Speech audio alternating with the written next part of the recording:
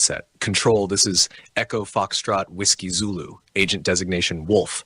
No, Night Viper. No, I changed it. Fortress. Let's go with Fortress today. Do you copy? Static. He sighed. Then the hallway lit up. Welcome, a pleasant voice intoned from the overhead speaker system. To the Jenkins Kleinman Subterranean Research Facility for questionably ethical advancements and lunch storage. Please enjoy our new holographic assistant, now rendering. A 3D projection flickered to life in front of him. It was Link. Not real Link. A hologram. Shirtless, wearing medieval armor and holding a bag of tacos. Wait, what? The agent asked. The hologram began to speak in slow, echoing tones. I am the taco warden. You must locate the janitor. Yes, the agent exclaimed. Yes, that's what I'm trying to.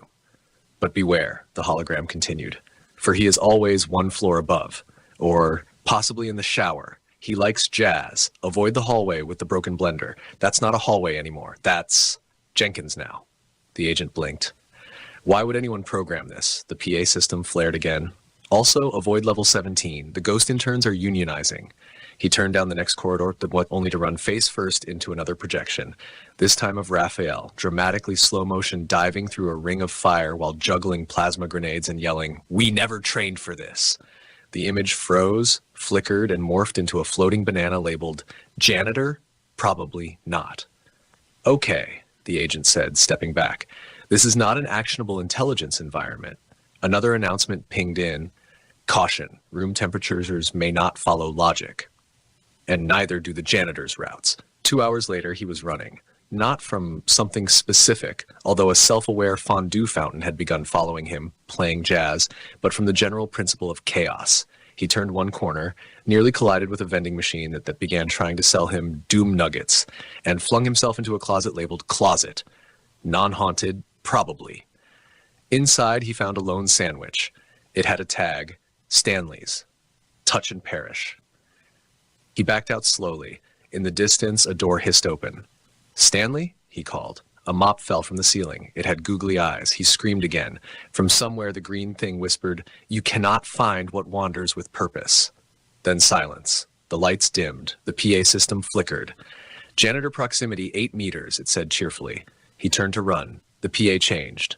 "Janitor now 24 meters. Whoops, just missed him." The agent dropped to his knees. "I just want to report in," he whimpered. "I'm missing 2 shoes and possibly an hour of memory."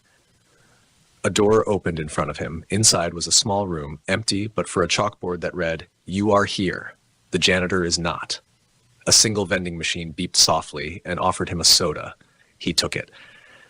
And that's how Agent whatever his name was, be it Fortress, Night Viper, or Lunch Recon Delta, became a permanent resident of the labyrinth.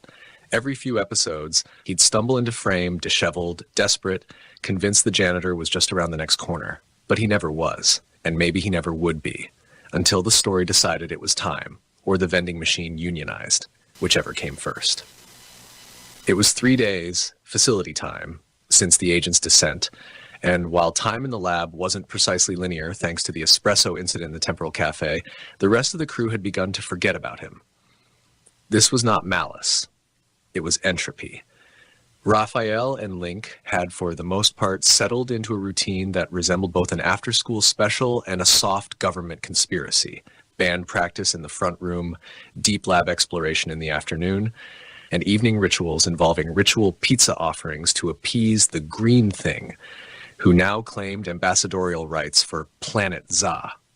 Stanley, for his part, had adopted the role of reluctant mentor meets building superintendent. He grumbled a lot, mopped the wrong direction just to confuse the automated maintenance drones, and maintained an ever-growing list of protocols he refused to enforce. Somewhere near Protocol 1137C, do not allow teenagers to pilot reality editing terminals. He had simply written in red marker, too late. So when the announcement system buzzed to life unexpectedly during lunch, everyone froze. Emergency update. Agent located in Sector 14C, visible, audible, possibly hallucinating. Link blinked. Wait, he's real?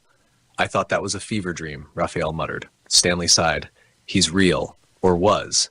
Haven't seen him in years. It's been 3 days, Link pointed out. In the lab, that's years, maybe decades. I once passed a hallway that aged me 5 months and taught me Latin. Follow-up. Agent is now chasing a holographic replica of himself, requesting moral support. They ran to the nearest monitor. The feed showed the agent, wearing half a tuxedo and one snowshoe, charging through a hallway filled with rotating spotlights, screaming, "Which of us is real? Answer me!" A nearby bot, shaped like a rotary phone, chimed in, "Plot development detected." The camera cut away just as he tackled the hologram, passed through it, and crashed into a cart full of live microdrama spores. The feed cut to static, followed by a helpful slide that read, "This plot is under renovation. Please stand by." Meanwhile, Level 5, officially labeled Innovative Agriculture Emergency Snack Theory, had begun sprouting an alarming number of sapient potato hybrids. This was, of course, entirely due to the green thing's efforts to create pizza that grew on vines. It had not succeeded. Instead, it had genetically confused starch-based root vegetables into thinking they were toppings with a destiny. One such potato, wearing a thimble and a tiny cape, was now giving a speech in the hallway, standing on a microwave. "I say unto you," it bellowed, "no more side dishes. We are the meal." "Should we be worried?" Link asked as they watched from the corridor's observation window. "I dunno," Raphael replied. "Is this more or less dangerous than the time the AI tried to draft us into a reality show?" "More organized," Stanley muttered. "That Spud has charisma." Indeed, the potato crowd was growing. Signs began to appear: equal rights for hash browns, fries before guys, and "Don't tread on me, I'm mashed." Then suddenly, the green thing rolled in and declared, "This is not a pizza-approved revolution. Stand down, starch citizens." Chaos ensued. Potatoes flew. Sporks were brandished. Somewhere in the back, a genetically enhanced parsley leaf began narrating the battle in Shakespearean verse. While Link and Raphael tried to defuse the uprising by playing a poorly tuned rendition of Kumbaya on keytar and trash can lid, Stanley leaned against the wall and sighed. "Should have transferred to Area 52, he muttered. Then, a whisper echoed through the hallway. "Janitor! Janitor!" He turned, eyes narrowing.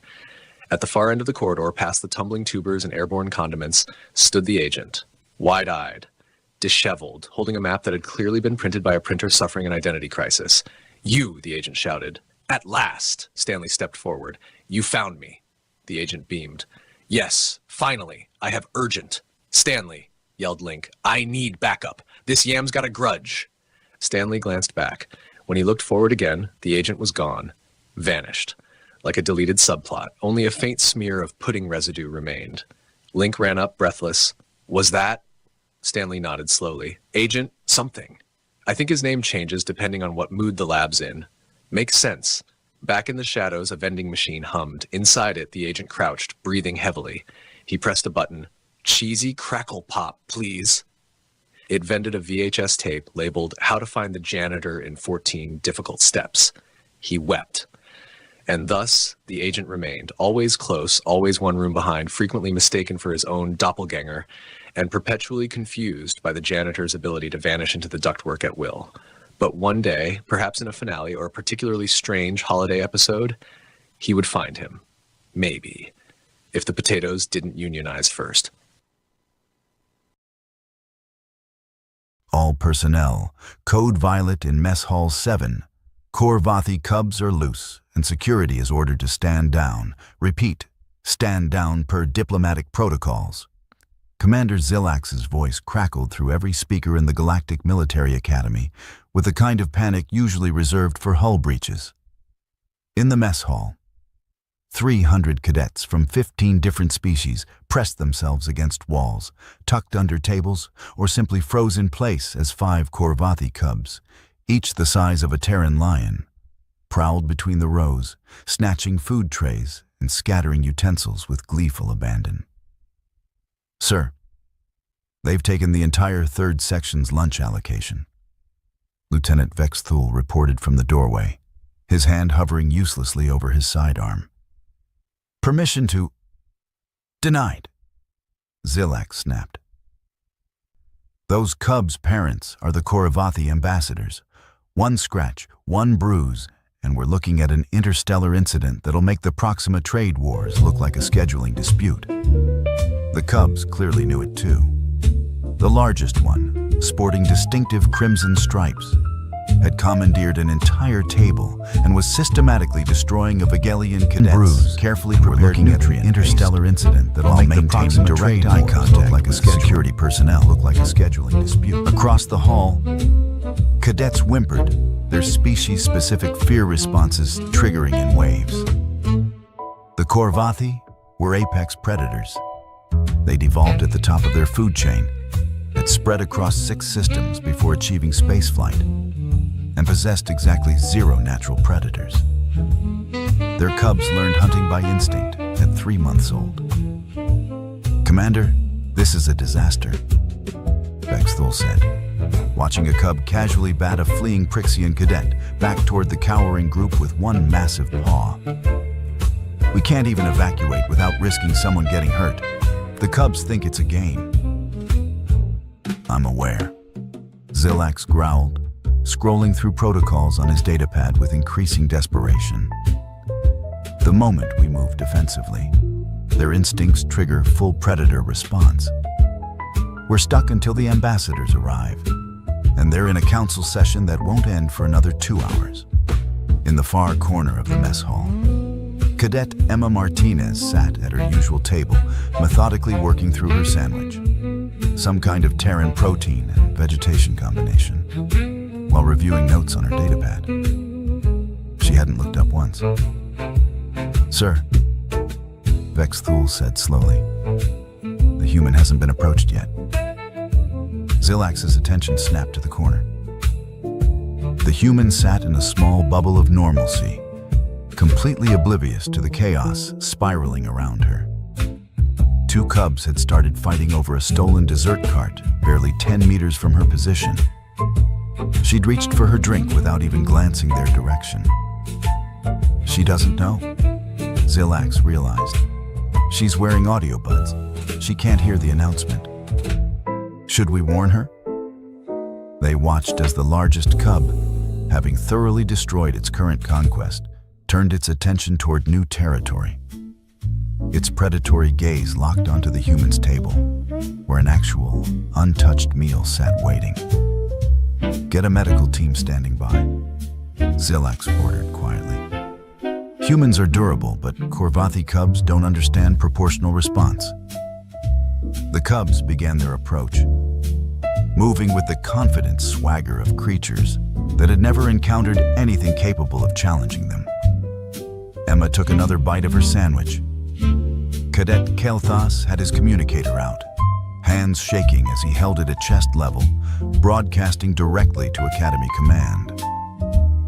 As a Pelian, a species that had spent 3 million years as prey before developing sentience, every instinct in his body screamed at him to run. But he couldn't look away from the approaching disaster. "Command, this is Cadet Kelthas. Direct feed from Mess Hall 7, he whispered, his voice cracking. "The cubs are moving toward the human. She still hasn't noticed. Repeat, the human has no idea what's coming." On his screen, he could see the command center's reaction. A dozen officers leaning toward their monitors, equally horrified and helpless. The largest cub reached Emma's table first, circling to her left, while 2 others flanked right. They moved with the practiced coordination of pack hunters, even at their young age. One of them released a low rumble, a sound that made Kelthas's legs nearly give out despite being 30 meters away and behind a reinforced table. Emma scrolled through her notes, taking another sip of her beverage. "She's going to die." Someone whimpered behind Kelthas. "Why isn't she running?"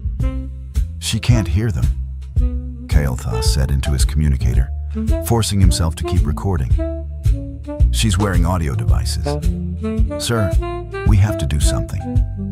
"Negative." Commander Zilax's voice came through, strained. "Any intervention triggers their hunting instinct. The moment we move aggressively, they'll attack everyone. At least right now they're just playing." But playing for a Courvathi cub looked a lot like combat. The crimson-striped leader reared up, placing both massive paws on Emma's table. Its claws, each the length of a Terran finger, gouged deep marks into the metallic surface. It brought its face within a meter of Emma's, jaws parting to display rows of serrated teeth designed to tear through armor plating. Emma turned a page on her datapad. How is she that calm? Lieutenant Vex Thul's voice came through Kael'thas's feed.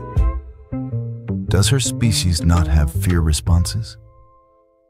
Oh, they have fear responses, another officer replied. I've seen the human entertainment archives. They're terrified of everything from insects to social embarrassment. She just doesn't realize. The second cub reached out with one paw, batting at Emma's lunch tray. It skittered a few centimeters across the table. The third cub released another rumble, deeper this time, activating its species' natural intimidation frequency. A sound that had evolved to paralyze prey on 17 different worlds. Kael'thas felt his knees buckle slightly, even at this distance. Around the mess hall, cadets from prey species backgrounds had stopped breathing entirely. Emma scratched her nose absently and reached for her sandwich. Commander, we need to contact the ambassadors now, Vex Thul insisted. I don't care if it's the middle of their council session. We're about to have a dead human and an interstellar catastrophe. Already tried, Zilak said grimly.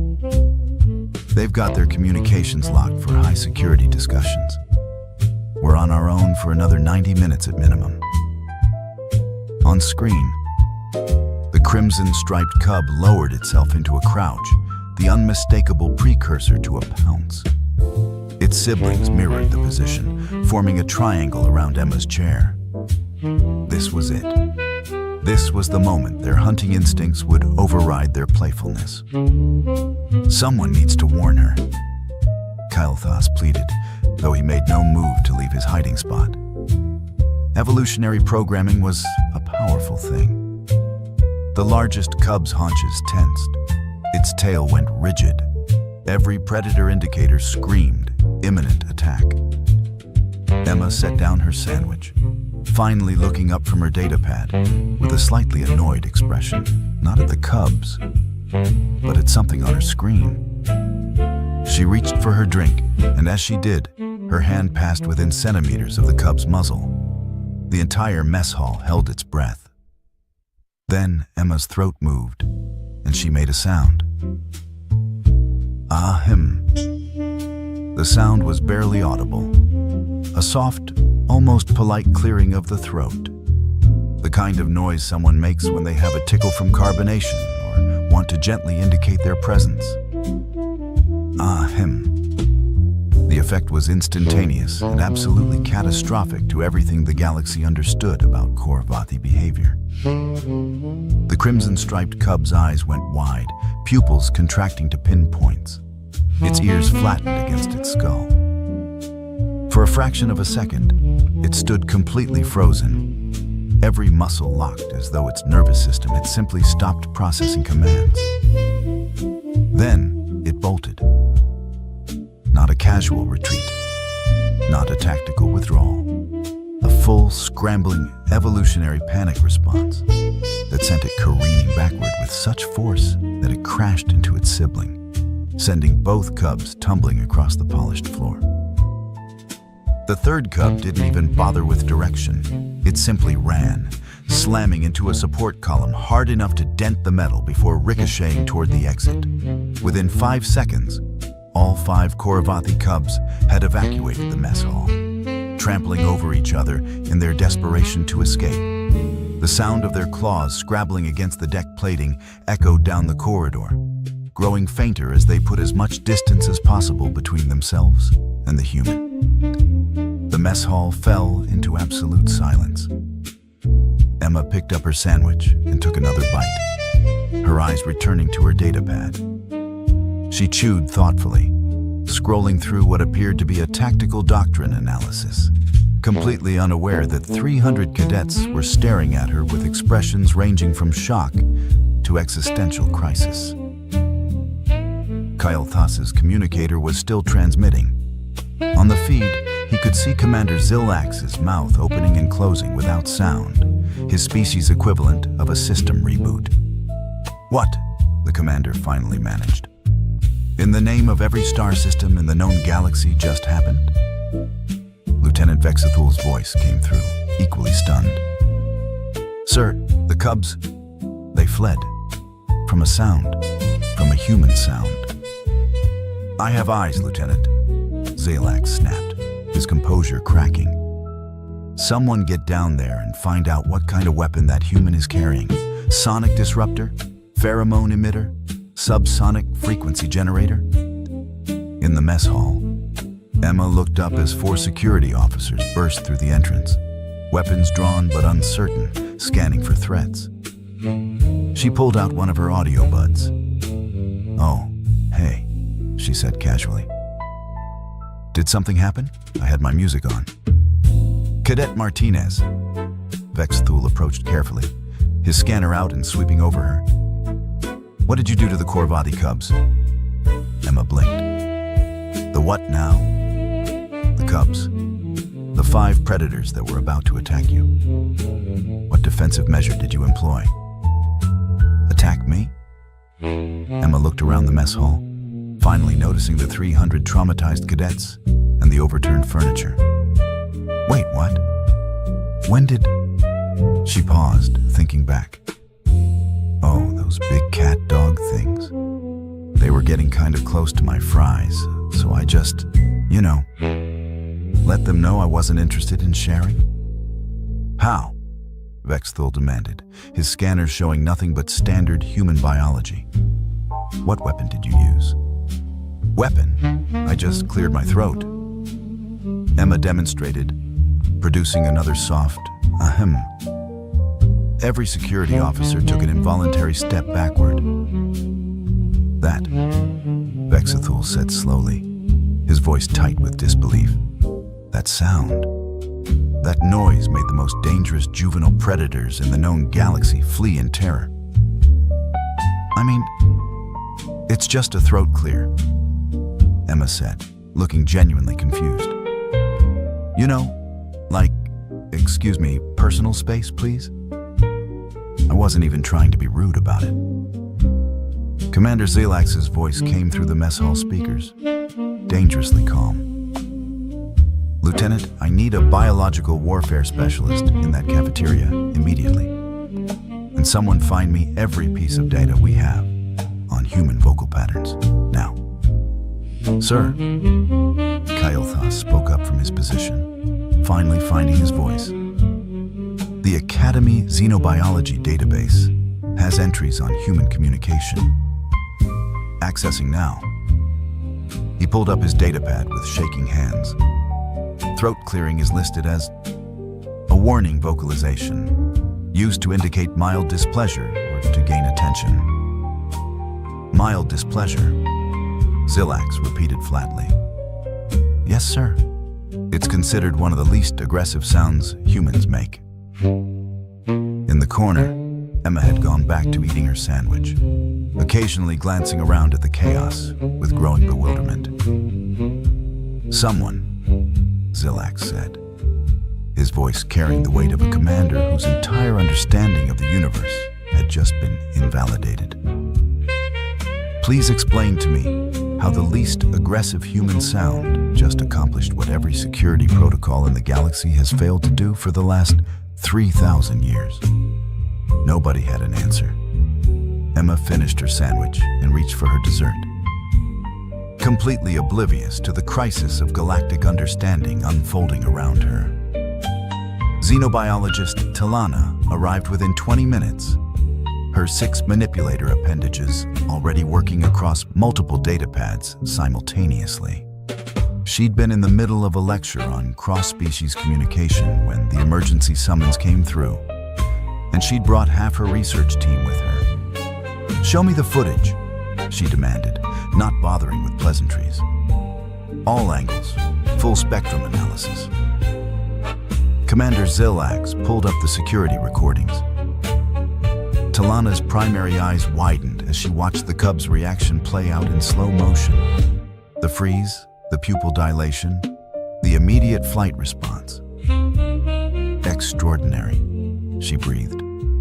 Play the audio again. Isolate the human's vocalization.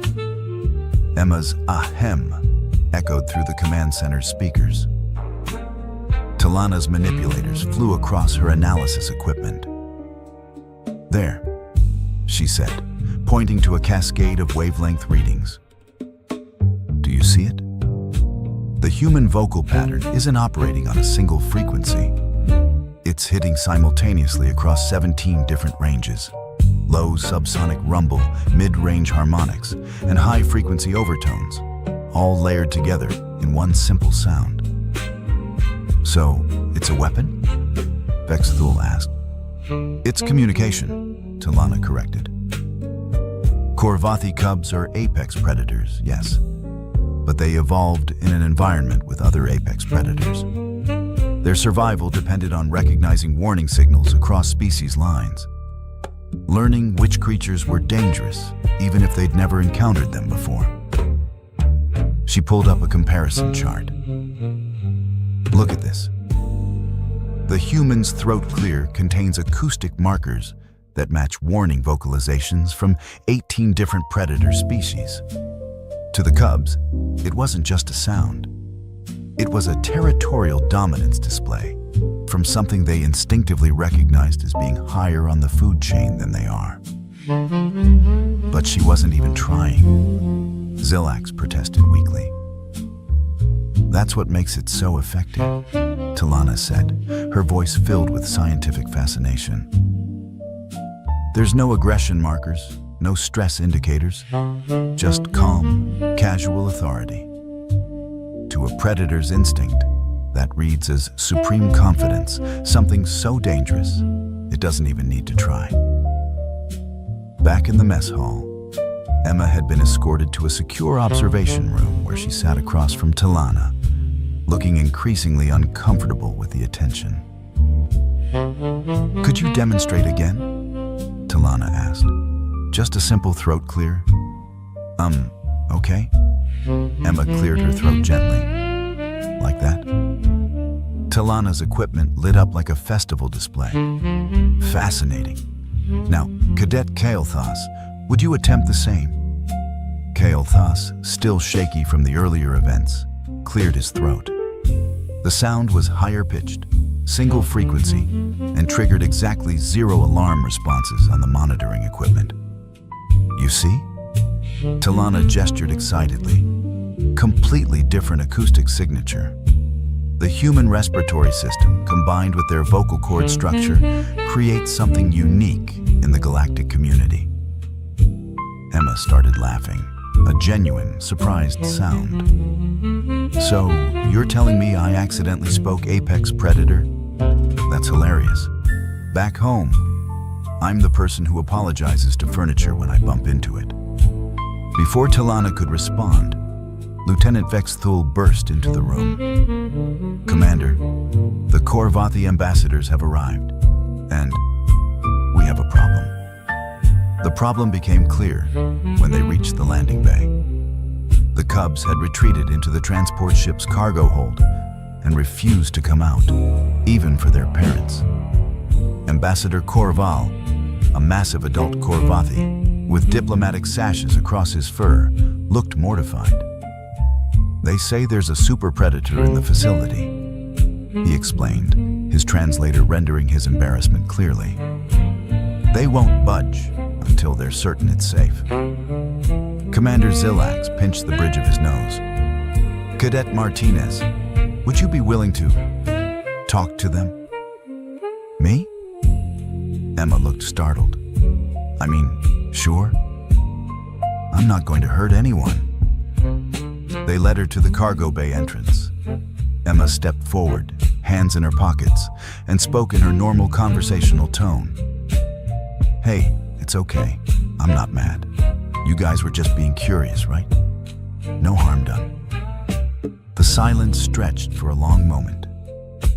Then, slowly, 5 sets of eyes appeared in the darkness of the cargo hold. The cubs emerged one by one, keeping a careful 10-meter distance from Emma, their body language submissive and cautious. Ambassador Courval stared. What are you? Just a cadet, sir, Emma said, offering a friendly smile. Emma Martinez, Human Exchange Program. Nice to meet you. The ambassador looked at his cubs, then at Emma, then at Commander Zillax. We need to update our diplomatic briefings immediately.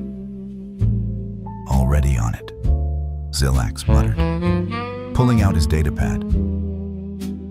Along with every security protocol, training manual, and threat assessment document in the Academy database. Emma, oblivious to the galactic paradigm shift she'd just caused, checked her chronometer. Oh no, I'm going to be late for advanced tactics. Can I? Go, Zillax said, waving her away. Just try not to clear your throat in class. Why would I? You know what? Never mind. Emma shrugged and headed toward the exit, leaving behind a cargo bay full of diplomats, security officers, and thoroughly humbled apex predators.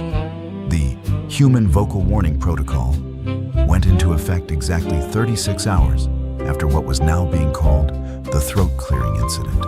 Commander Zillax stood in his office, reviewing the new guidelines with the kind of exhausted resignation that came from having one's entire understanding of predator dynamics rewritten by a college student with a sandwich.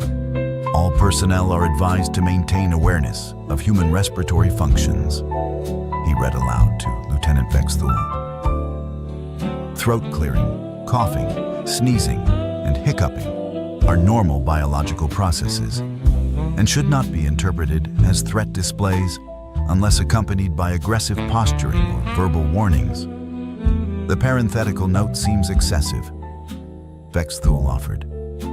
The parenthetical note, Zillax said flatly, is there because 3 different apex predator species have formally requested clarification on whether they need to evacuate facilities when humans have seasonal allergies.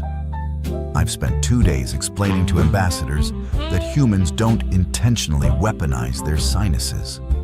Down the hall, Emma sat in the Academy cafeteria. A different one this time, Mess Hall 3, trying desperately to ignore the whispers and stares. Word had spread across the entire facility. She'd become an inadvertent celebrity, complete with a nickname she absolutely hated. The human who scared the unscarables. This is ridiculous, she muttered to Kael'thas, who'd taken to sitting with her at meals. The Pelion had apparently decided that anyone who could terrify Courvathi cubs was the safest person in the galaxy to befriend. I literally just cleared my throat because I had some soda go down wrong. Now there are scientific papers being published about my vocal cords. 7 papers, actually, Kael'thas said, scrolling through his datapad. Talana's team submitted 3 to the Galactic Journal of Xenobiology alone. There's also a symposium being planned on cross-species acoustic threat recognition and human vocal complexity. You're listed as a featured case study. Emma dropped her head onto the table. Kill me now. I'd rather not. You're the only reason I feel safe eating lunch anymore. The Academy's communication systems had been working overtime. Every apex predator species in the known galaxy, 17 in total, had received formal advisories about human casual sounds. The Courvathi ambassadors had personally transmitted warnings to their homeworld. The Galactic Security Database, which Zillax had spent 6 hours updating, now included an entire section on human acoustic patterns with detailed frequency analysis and threat assessment protocols. Emma's personal communicator wouldn't stop buzzing with interview requests from xenobiology departments across 3 sectors. At least it's dying down, Emma said hopefully, reaching for her drink. At that exact moment, a piece of food went down the wrong pipe. Emma coughed, a normal, reflexive cough to clear her airway. The reaction was immediate and catastrophic to any sense of normalcy. 200 cadets from dozens of species, including several who were technically classified as predators themselves, flinched in perfect synchronization. 3 cadets actually dove under their tables. 1 dropped their entire meal tray with a crash that echoed through the suddenly silent hall. Emma stared around the cafeteria, her face turning red with embarrassment. Oh, come on. Kyle Thas tried to hide his smile behind his datapad and failed. I did warn you. This is going to be a thing now, isn't it? Emma asked, her voice carrying just a hint of desperation.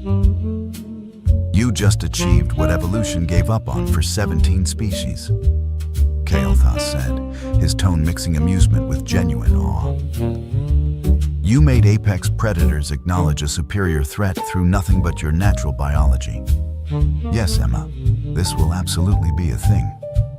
Emma stood up, gathering her tray with exaggerated care, trying to move as quietly as possible. Great. Back home, I'm just the person who brings donuts to study group. Here, I'm apparently a walking intimidation field. How is this my life? She headed toward the exit, muttering under her breath about interstellar exchange programs and cosmic irony. Halfway to the door, something in her diaphragm spasmed. Emma hiccuped. The sound carried across the cafeteria. A sudden, involuntary hic that was somehow both adorable and, apparently, terrifying. The response was immediate. Chairs scraped. Cadets scrambled backward. Someone shouted, "She's vocalizing again," in a tone normally reserved for incoming artillery strikes. In the back corner, a group of Vigalian students executed what was clearly a practiced evacuation drill. Emma didn't even turn around. She just walked faster, her shoulders hunched with mortification, and pushed through the exit into the corridor. Behind her, she could hear Kyle Thas trying to calm everyone down. It's fine. It's just hiccups. She's not establishing territorial dominance over the cafeteria. Emma made it 3 meters down the hallway before hiccuping again. From Mess Hall 3, she heard the unmistakable sound of mass panic. Chairs overturning, rapid footsteps, and someone yelling about implementing emergency protocols. I hate everything about this, Emma announced to the empty corridor. Her communicator buzzed, a new academy-wide memo, ATTN, all personnel human respiratory functions. All personnel are advised that human respiratory sounds, throat clearing, coughing, sneezing, hiccuping, and related functions are normal biological processes and do not indicate aggression, territorial claims, or imminent threat. Please respond appropriately to these sounds with calm acknowledgement rather than alarm. Security response team remains on standby for actual emergency situations. Apex predator species are reminded that humans are classified as Tier 1 diplomatic priority and are not to be challenged, provoked, or engaged in dominance displays under any circumstances. Yes, this includes accidental eye contact. No, we're not sure how we got here either. Emma read the memo, closed her eyes, and took a deep breath. Carefully, quietly, making absolutely certain it didn't produce any sound whatsoever. From down the hall, she heard Commander Zillax's voice echoing from his office. Someone explained to me how one human with a sandwich has rewritten 3,000 years of interstellar security doctrine. Emma decided it was time to find a very quiet, very empty study room, preferably one with soundproofing. The metal walls of the Zephyrian battlecruiser hummed with the steady pulse of the ship's engines. In the crew quarters, alien soldiers from different worlds sat around tables made of crystalline material. The air tasted of ozone and recycled atmosphere, Blue lights cast strange shadows on their faces as they talked and laughed. Crix, a saurian with green scales and yellow eyes, held up a small device that showed images from Earth. His clawed finger pointed at pictures of ancient human temples and statues. "Look at this foolishness," he said, his voice making a hissing sound. These humans believed their ancestors were giants who could move mountains. The other soldiers leaned closer to see. Zek, a Vex with 6 arms and compound eyes that reflected the light like black mirrors, clicked his mandibles in what passed for laughter among his kind. "They tell stories about men who could fly without machines," he said, "and women who could turn people to stone with just a look." Nala, a lumen whose body was made of living crystal that changed colors with her emotions, glowed a soft amber that meant amusement. "The humans call them myths," she said, her voice ringing like distant chimes. "But they treat these stories like they are real history. They build monuments to imaginary heroes." Crick scrolled through more images on his device, pictures of massive stone circles, pyramids that reached toward the sky, and carved faces on mountainsides filled the screen. "They say their gods walked among them," he said, "that these gods had the power to create and destroy worlds. But look at them now. They can barely leave their own planet." A group of Thrakari soldiers who looked like walking trees with bark-like skin and branch-like limbs rustled their leaves in agreement. One of them, named Groot, spoke in a voice like wind through a forest. "Our scouts report that humans still read these old stories to their young ones. They pretend that ordinary men once fought monsters the size of ships. The funniest part," said Zek, "is that they believe some humans had the power to see the future. They call them prophets. Yet they never saw us coming, did they?" His laughter sounded like breaking glass. The soldiers around the table joined in the laughter. It was a sound that would have terrified any human who heard it. The mixing of hisses, clicks, chimes, and rustling created a noise like a storm made of anger. Crix put away his device and picked up a cup of glowing liquid. "Tomorrow we reach their world," he said. "The humans will learn the difference between myths and reality. We are their reality now." Nala's crystal body shifted to a deep red color that meant confidence. "Our weapons can turn their cities to dust in minutes," she said. "Our shields can stop anything they throw at us. What will their mythical heroes do against that?" "Nothing," said Groot, his leaves shaking with amusement. "Because heroes only exist in stories. In the real world, the strong take what they want from the weak." Zek stood up and spread 4 of his 6 arms wide. The humans spent so much time dreaming about impossible things that they forgot to prepare for possible ones. Like us, the conversation turned to their battle plans. Each species had brought their best technology to this invasion. The Saurians had plasma weapons that could melt through any armor. The Vex had ships that could move faster than human eyes could track. The Lumens had energy shields that nothing could break. The Thrakari had weapons that could make plants grow so fast they would strangle entire cities. "The human military is primitive," said Crix. "They still use chemical explosives and metal bullets. Our scouts say their fastest ships take months to travel between their worlds. We can do it in days." "They have no unity," added Nala. "The humans are divided into hundreds of groups that fight each other constantly. They cannot work together even to save themselves." Zek pulled up tactical displays that showed Earth's major cities and military bases. "Look at their defenses," he said. "They point most of their weapons at each other instead of at the sky. They are so busy preparing to fight themselves that they forgot others might want to fight them." The alien soldiers studied the displays with professional interest. To them, Earth looked like a fruit waiting to be picked. Rich in resources, weak in defenses, and full of beings who spent more time creating fantasies than preparing for war. "I wonder," said Groot, "what stories they will tell about us after we defeat them. Will they say we were mythical creatures too? Will they pretend we had magic powers?" "Let them tell whatever stories they want," said Crix. "Stories do not stop plasma fire. Stories do not turn away invasion fleets. Stories are what the weak tell themselves to feel better about being weak." An announcement echoed through the ship's communication system. "All units prepare for final approach to target system. Arrival in 18 standard hours."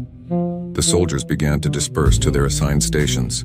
As they walked through the corridors, they passed windows that showed the darkness of space. Somewhere ahead of them, a small blue world waited, unaware that its peace was about to end. In the command center, officers from all the allied species worked together to coordinate the attack. Maps of Earth covered the walls, marked with targets and troop movements. The plan was simple and brutal. First, they would destroy the humans' ability to fight back. Then they would demand surrender. If the humans refused, they would demonstrate their power by turning one of their cities into glass. "The humans will break quickly," said General Throck, a massive saurian with scars covering his scales. "They have no experience fighting a real enemy. Their myths tell them that heroes always win in the end. They will learn that the universe does not care about their stories." But far below in the crew quarters, one figure remained seated long after the others had left. Commander Vexistar, an old Zephyrian with gray skin and tired eyes, stared at the images of human myths that still glowed on Crix's forgotten device. He had fought in more wars than any other being in the fleet. He had conquered worlds, crushed civilizations, and seen the rise and fall of species that thought themselves mighty. But something about the human stories troubled him in a way he could not explain. The images showed humans doing impossible things. Men lifting objects that should have crushed them. Women leading armies against overwhelming odds and winning. Warriors standing alone against monsters and emerging victorious. To his fellow soldiers, these were obviously fantasies. But Vextar had lived long enough to know that sometimes the line between myth and history was thinner than most people believed. Sometimes stories survived because they contained echoes of truth that people had forgotten. He touched the device's screen and watched the images cycle through again. Humans building structures that should have been impossible with primitive tools. Humans crossing vast distances without advanced technology. Humans accomplishing feats that even some advanced species would find challenging. "Tomorrow we find out," he whispered to himself, "whether these stories are lies or memories."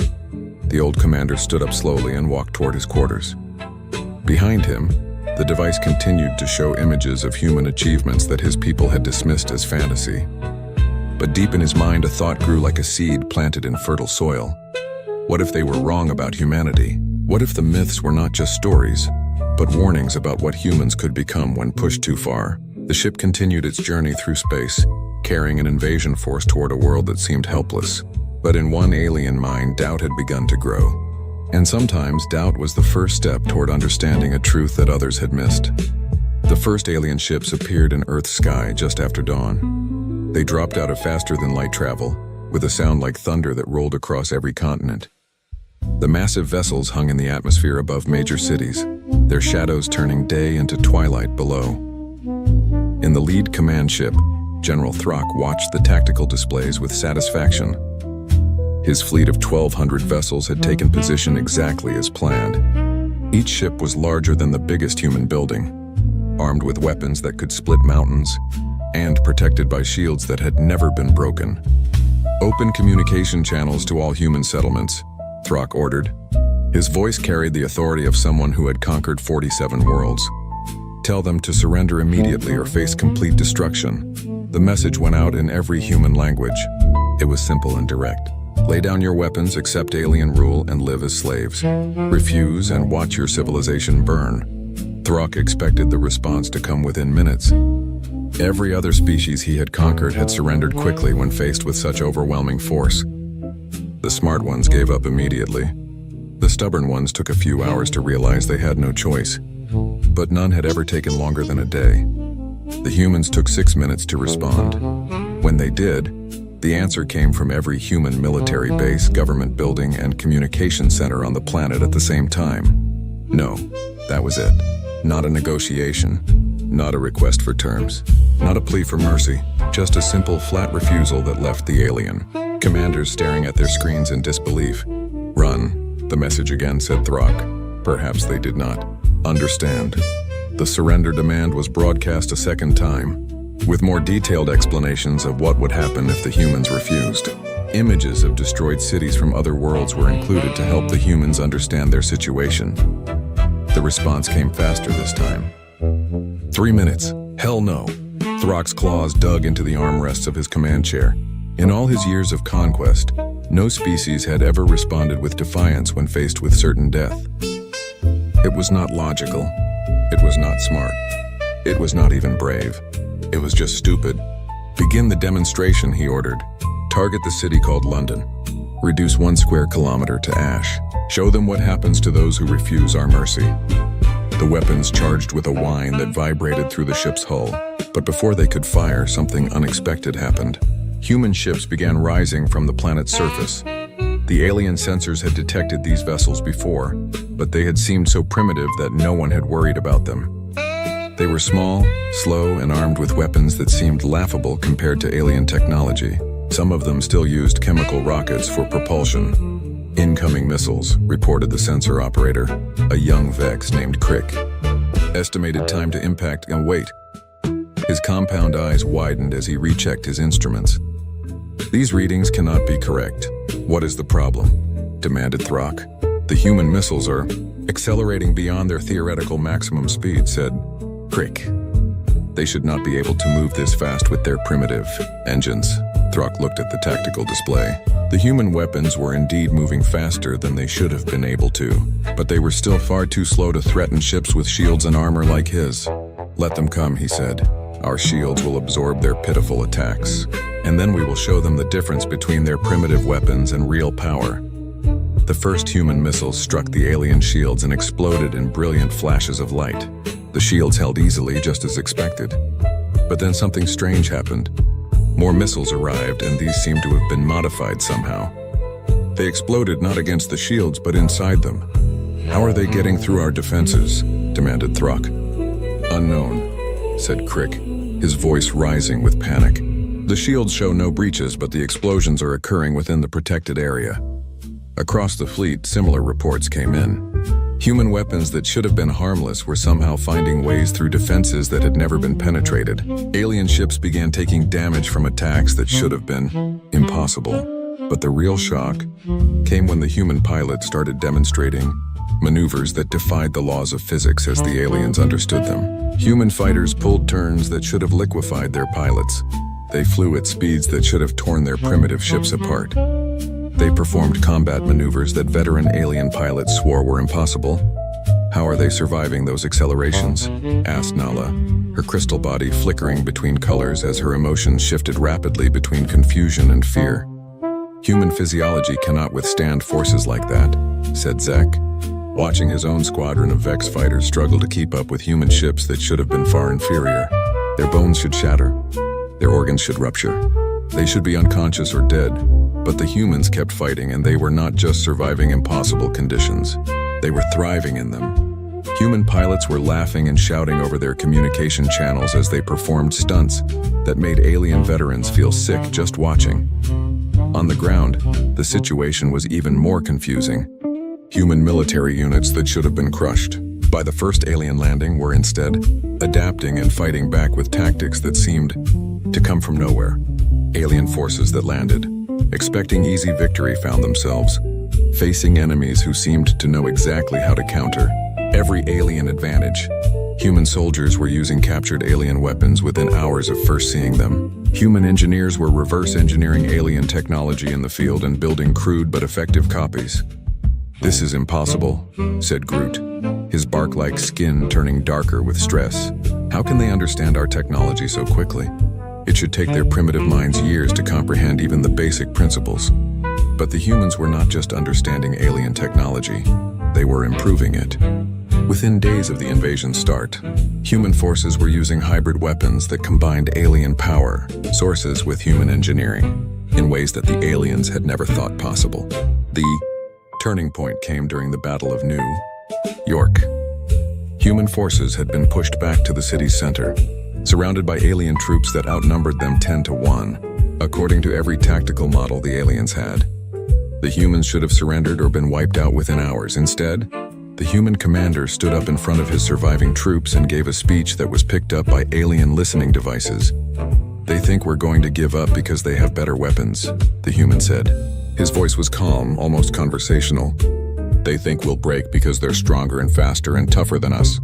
But they don't understand something important about human beings. He paused and looked around at the faces of his soldiers, men and women who were exhausted, wounded, and facing certain death, but none of them looked afraid. We've been telling stories about impossible victories for thousands of years, the commander continued, about ordinary people doing extraordinary things when everything seemed hopeless. They think those stories are just fantasies, but maybe they're instructions. What happened next would be studied by alien military academicians for generations. The human forces launched an attack that should have been suicidal. They charged directly into superior firepower with inferior weapons and won. They did not just win. They won decisively, capturing alien equipment, taking prisoners, and driving back forces that had seemed unstoppable. They fought like people who had been preparing for this kind of battle their entire lives. Similar scenes played out across the planet. Human forces that should have been defeated were instead achieving victories that seemed to violate the basic laws of warfare. They were not just lucky. They were not just brave. They were displaying a level of skill and determination that the aliens had never encountered before. In the command ship, Throck stared at the reports flooding in from his ground commanders. Everyone told the same impossible story. Human resistance was not breaking. It was growing stronger. Order all forces to withdraw to defensive positions, he said finally. We need time to reassess the situation.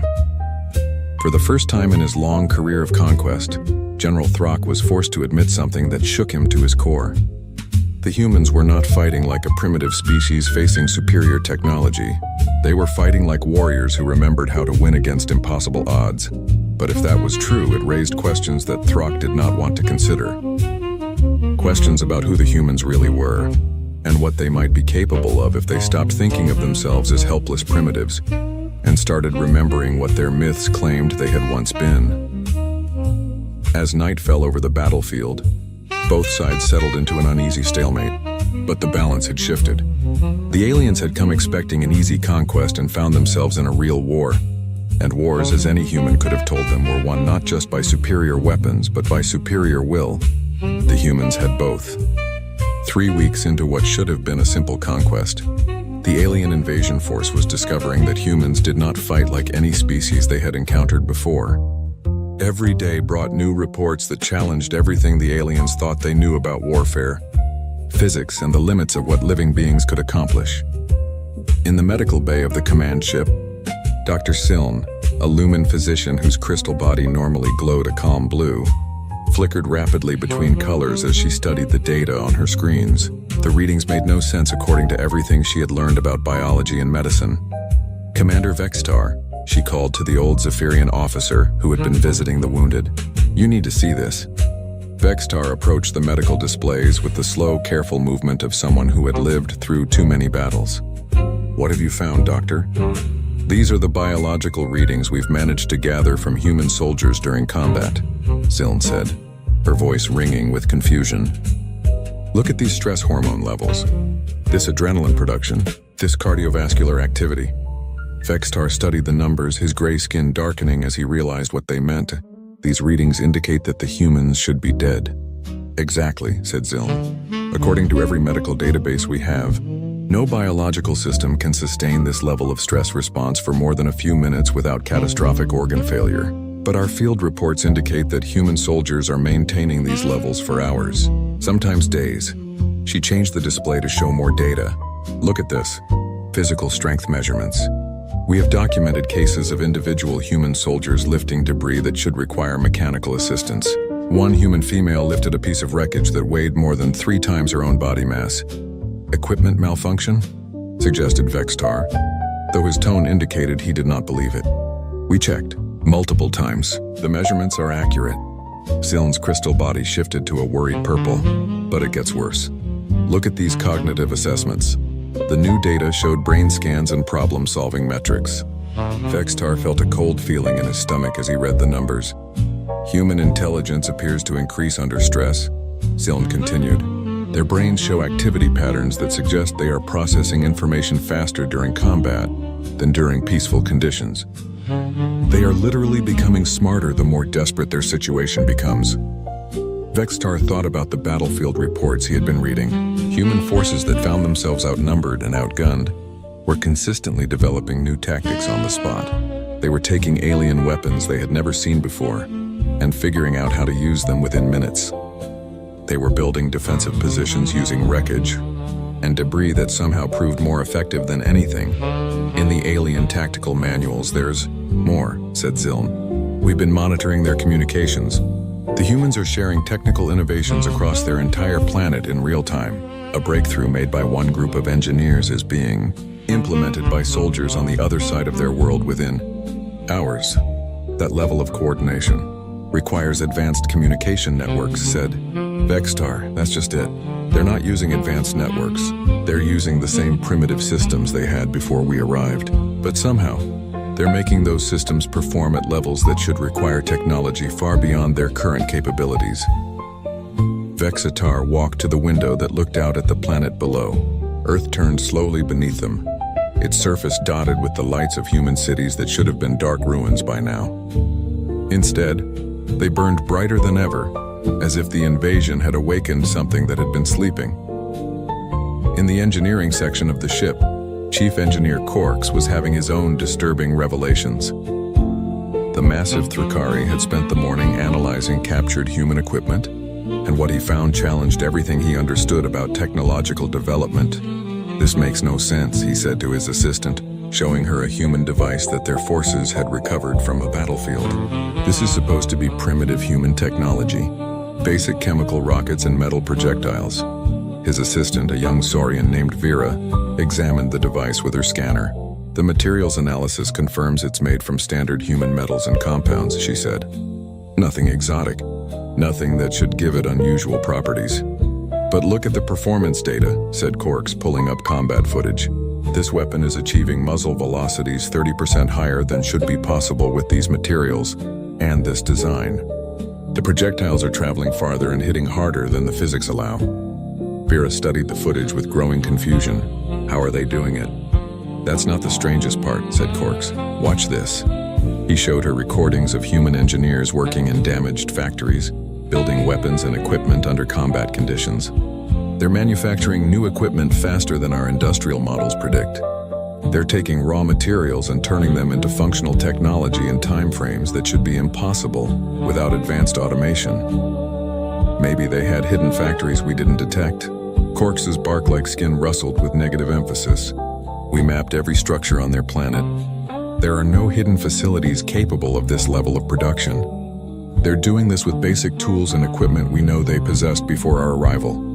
The recordings showed humans working in shifts around the clock, but that was not what troubled Corks. What troubled him was the way they worked. The humans moved with a coordination and efficiency that suggested they had been planning for this kind of emergency production for years. But the aliens knew that was not true. The humans had been completely unprepared for invasion. "Pull up the technical innovation reports," said Corks. Vera accessed the files that documented new human technologies that had appeared since the invasion began. The list was long and disturbing. Humans had developed new armor materials, improved weapon designs, more efficient power sources, and communication systems that outperformed anything they should have been capable of creating. "They're not just copying our technology," said Vera, reading through the reports. "They're improving it." "In some cases, yes," said Corks. "But in other cases, they're developing completely new approaches that we never considered. Look at this power cell design. It's based on principles we know, but they've arranged the components in a way that increases efficiency by 40%. How did they think of that?" "That's what worries me," said Corks, "because the answer seems to be that they're not thinking of it. They're remembering it." Meanwhile, in the Tactical Analysis Center, Colonel Strix was reviewing combat footage with a growing sense of unease. The Saurian officer had been studying human military tactics, and what she found challenged every assumption about how primitive species were supposed to fight. "Assistant, call up the footage from the Rome engagement," she ordered. The holographic display showed the recent battle where human forces had been surrounded by superior alien troops. According to every tactical model, the humans should have been wiped out in less than an hour. Instead, they had held their position for 3 days and eventually forced the alien forces to withdraw. "Analyze the human tactical decisions," said Strix. The computer highlighted the key moments in the battle, showing how human commanders had responded to each alien move. What it revealed made Strix's scales darken with concern. "The humans are using tactical doctrines that don't exist in any of their military manuals," she said to her assistant. "These formations, these strategies, these timing decisions, they're more sophisticated than anything we've seen from species with centuries more military experience." "Could they have received training from another advanced species?" asked her assistant. "Negative. We've been monitoring this system for cycles. No advanced species have had contact with Earth. The humans developed these tactics on their own. Strix paused the footage on a scene that showed a human commander directing his troops. But that's impossible. Tactical expertise like this takes generations to develop. It requires experience fighting against advanced opponents. Unless, said her assistant quietly, they had that experience before. Strix looked at her subordinate with sharp yellow eyes. Explain. What if the humans once had advanced military experience but lost it somehow? What if they're not learning new tactics but remembering old ones? The idea was disturbing because it raised questions that Strix did not want to consider. If humans had once been a military power, what had happened to them?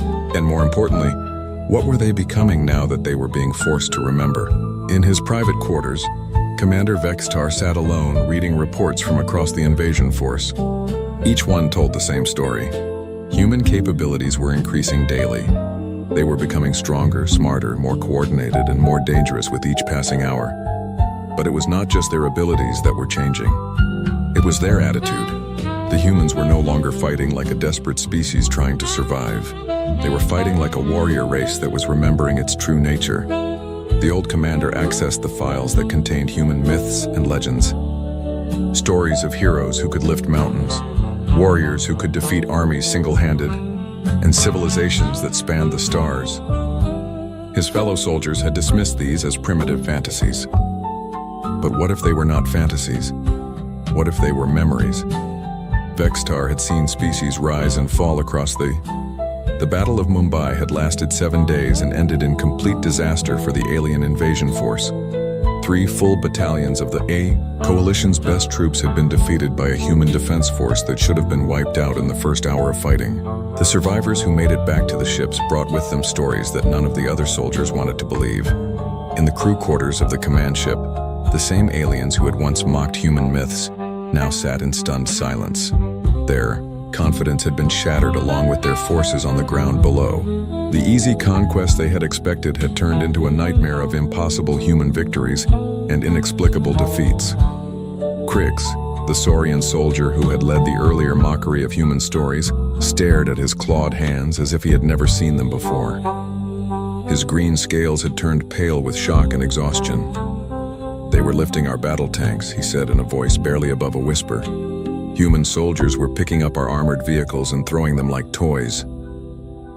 "That's impossible," said Zek, but the Vex soldier's mandibles clicked nervously as he spoke. "Our tanks weigh 50 tons. No biological organism can generate that kind of force." "I saw it," said Crix. "We all saw it. This human female, she couldn't have weighed more than 60 kilograms. She grabbed the front of Lieutenant Gorks's tank and flipped it upside down. Gorks is still trapped inside. Nala, the lumen whose crystal body had once glowed with confidence, now flickered weakly between gray and black. It has to be some kind of technology we don't understand. Hidden exoskeletons or gravity manipulation devices. We scanned them," said Groot, his bark-like skin rough with stress. "No technology, no hidden equipment. Just biological beings doing things that biology says they cannot do." The conversation was interrupted by bitter laughter from the back of the room. The soldiers turned to see 3 Thrakari warriors who had just returned from the surface. Their leader, a massive being named Korak, looked like he had been through a forest fire. His bark was charred and his branch-like limbs were twisted at odd angles. "You still think this is about technology?" Korak asked, his voice like wind through dead leaves. "You still think there's a logical explanation for what we're facing down there?" "There has to be," said Zek. "The universe operates according to physical laws. Even humans cannot violate those laws." Korak laughed again, and the sound made the other soldiers uncomfortable. "Physical laws," he repeated. "Let me tell you about physical laws. I watched a human soldier take a direct hit from a plasma cannon that should have vaporized him instantly. The blast knocked him down, burned his clothes, and left a crater where he had been standing. And then he got up and kept fighting." "Impossible," said Nala. "I thought so too," said Korak. "So I shot him again. Same result. Then I shot him a 3rd time with maximum power. This time the blast was so intense it melted the ground around him into glass. And still he got up. Still he kept coming toward me with nothing but a metal blade in his hand. The silence that followed was thick with fear and disbelief. These were veteran soldiers who had conquered dozens of worlds, but none of them had ever heard stories like this. "What happened then?" asked Crix quietly. "He reached me," said Korak. "A human being with primitive weapons reached me through direct plasma fire that should have killed him 3 times over. And when he did, the Thrakari warrior touched his twisted limbs. He did this to me with his bare hands. No tools, no weapons, just the strength in his biological body." "You're saying he was stronger than you?" asked Groot. "That's impossible. Thrakari are the strongest warriors in the Coalition." "I'm saying he was stronger than our battle mechs," said Korak. "I'm saying he bent hardened metal like it was soft clay. I'm saying he moved faster than our targeting systems could track. And I'm saying he did it all while laughing." The soldiers looked at each other with growing horror. Each of them had their own impossible stories from the battlefield, but none had wanted to share them for fear of being thought mad. Now they began to realize that everyone had seen the same things. "The humans are not what we thought they were," said a quiet voice from the corner of the room. Everyone turned to see Commander Vextar standing in the doorway. The old Zephyrian's gray skin looked almost white in the artificial light, and his tired eyes held an expression that none of them had seen before. It was fear, but not the kind of fear that came from facing a superior enemy. It was the fear that came from realizing you had made a terrible mistake. "Commander," said Crix, standing up quickly. "We were just discussing the tactical situation." "Sit down," said Vextar. "All of you. What I'm about to tell you will be hard to accept, but you need to hear it." The soldiers settled back into their seats, but the tension in the room was thick enough to cut with a blade. Vextar walked slowly to the center of the group, moving like someone carrying a heavy weight. "You're still trying to find rational explanations for what you've seen," he said. "You're looking for hidden technology, secret weapons, or unknown science that could explain human capabilities. But you're looking in the wrong place." "Then where should we look?" asked Nala. Vextar was quiet for a long moment, as if gathering the courage to speak words that would change everything. "In their myths," he said finally. The soldiers exchanged glances. "Commander," said Zek carefully. "I've been studying human culture for longer than any of you," said Vextar. "Not just their current civilization, but their ancient history, their archaeological records, their oldest stories." He paused and looked around the room. "Those myths you were mocking? They're not fantasies. They're memories." "That's impossible," said Groot. "Myths are just primitive attempts to explain natural phenomena." "Are they?" asked Vextar. "Then explain this." He activated a holographic display that showed ancient human ruins from around their planet.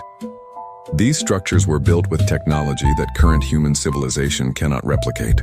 They show engineering knowledge that their current science doesn't possess. They demonstrate capabilities that their current technology cannot achieve. The images showed massive stone blocks fitted together with perfect precision, astronomical alignments that required advanced mathematical knowledge, and construction techniques that would challenge even modern alien engineering. "Maybe they had help from another species," suggested Crix. "We've checked," said Vextar. "No other advanced species has visited this system in recorded history. The humans built these structures themselves. But here's the important part." He changed the display to show dating information. "They built them thousands of years ago when they supposedly had nothing but primitive tools." "You're saying they were more advanced in the past?" asked Nala. "I'm saying they were more advanced than we are," said Vextar. "Look at this data." New images appeared showing archaeological evidence from around Earth. Humans once had technology that could move mountains. They had energy systems that could power entire continents. They had transportation that could cross the galaxy. They had weapons that could crack planets. The soldiers stared at the evidence in growing horror. "What happened to them?" asked Zek. "Something made them forget," said Vextar. "Some catastrophe, some disaster. some event that reduced them from galactic masters to planetary primitives. But they didn't lose their capabilities completely. They just lost the knowledge of how to access them. And now? Asked Korak. Now we've given them a reason to remember, said Vextar. Every challenge we present, every impossible situation, we put them in, forces them to reach deeper into their racial memory, forces them to rediscover abilities that have been sleeping in their genetic code for millennia. The room was completely silent as the implications sank in. The aliens had not invaded a primitive world. They had attacked the sleeping remnant of a species that had once ruled the galaxy. Those myths about heroes with impossible strength, continued Vextar. Those were normal humans at the height of their civilization. Those stories about people who could see the future, move objects with their minds, survive anything and accomplish miracles? Those were everyday humans before the catastrophe that made them forget. But they're just stories, said Nala weakly. No, said Vextar. They're instruction manuals. Humans have been telling these stories for thousands of years because somewhere deep in their collective memory, they know what they're capable of. They just needed something to wake them up. He looked around the room at faces filled with fear and understanding. We didn't invade Earth to conquer a primitive species. We invaded Earth to wake up our predecessors. And now they're remembering who they used to be. The silence that followed was broken only by the hum of the ship's engines. In that quiet moment, every alien soldier in the room realized the same terrible truth. They had not come to Earth as conquerors. They had come as victims. The human counteroffensive began at dawn on the 42nd day of the invasion. It started not with a single coordinated attack, but with 100 simultaneous strikes across the planet that seemed to appear from nowhere.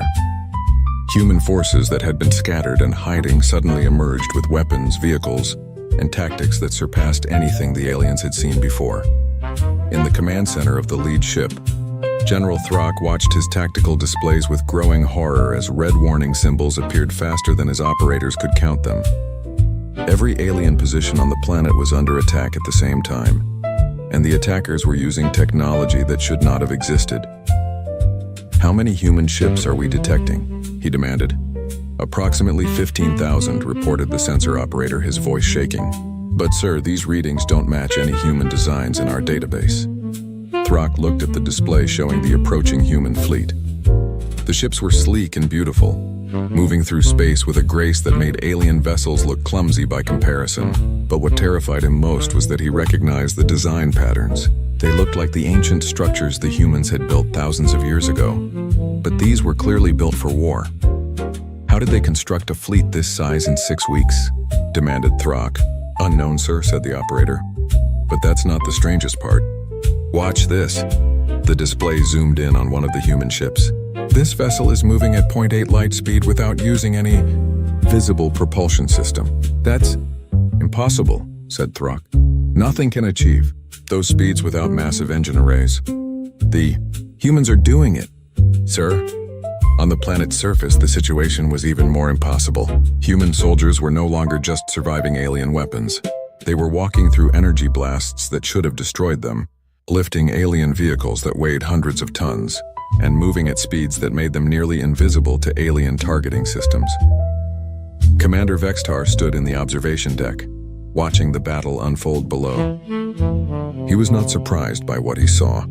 After his revelation about human myths being memories, he had continued his research and found evidence that painted an even more complete picture of what humanity had once been. Commander, said Dr. Ziln, approaching with her crystal body flickering rapidly between colors.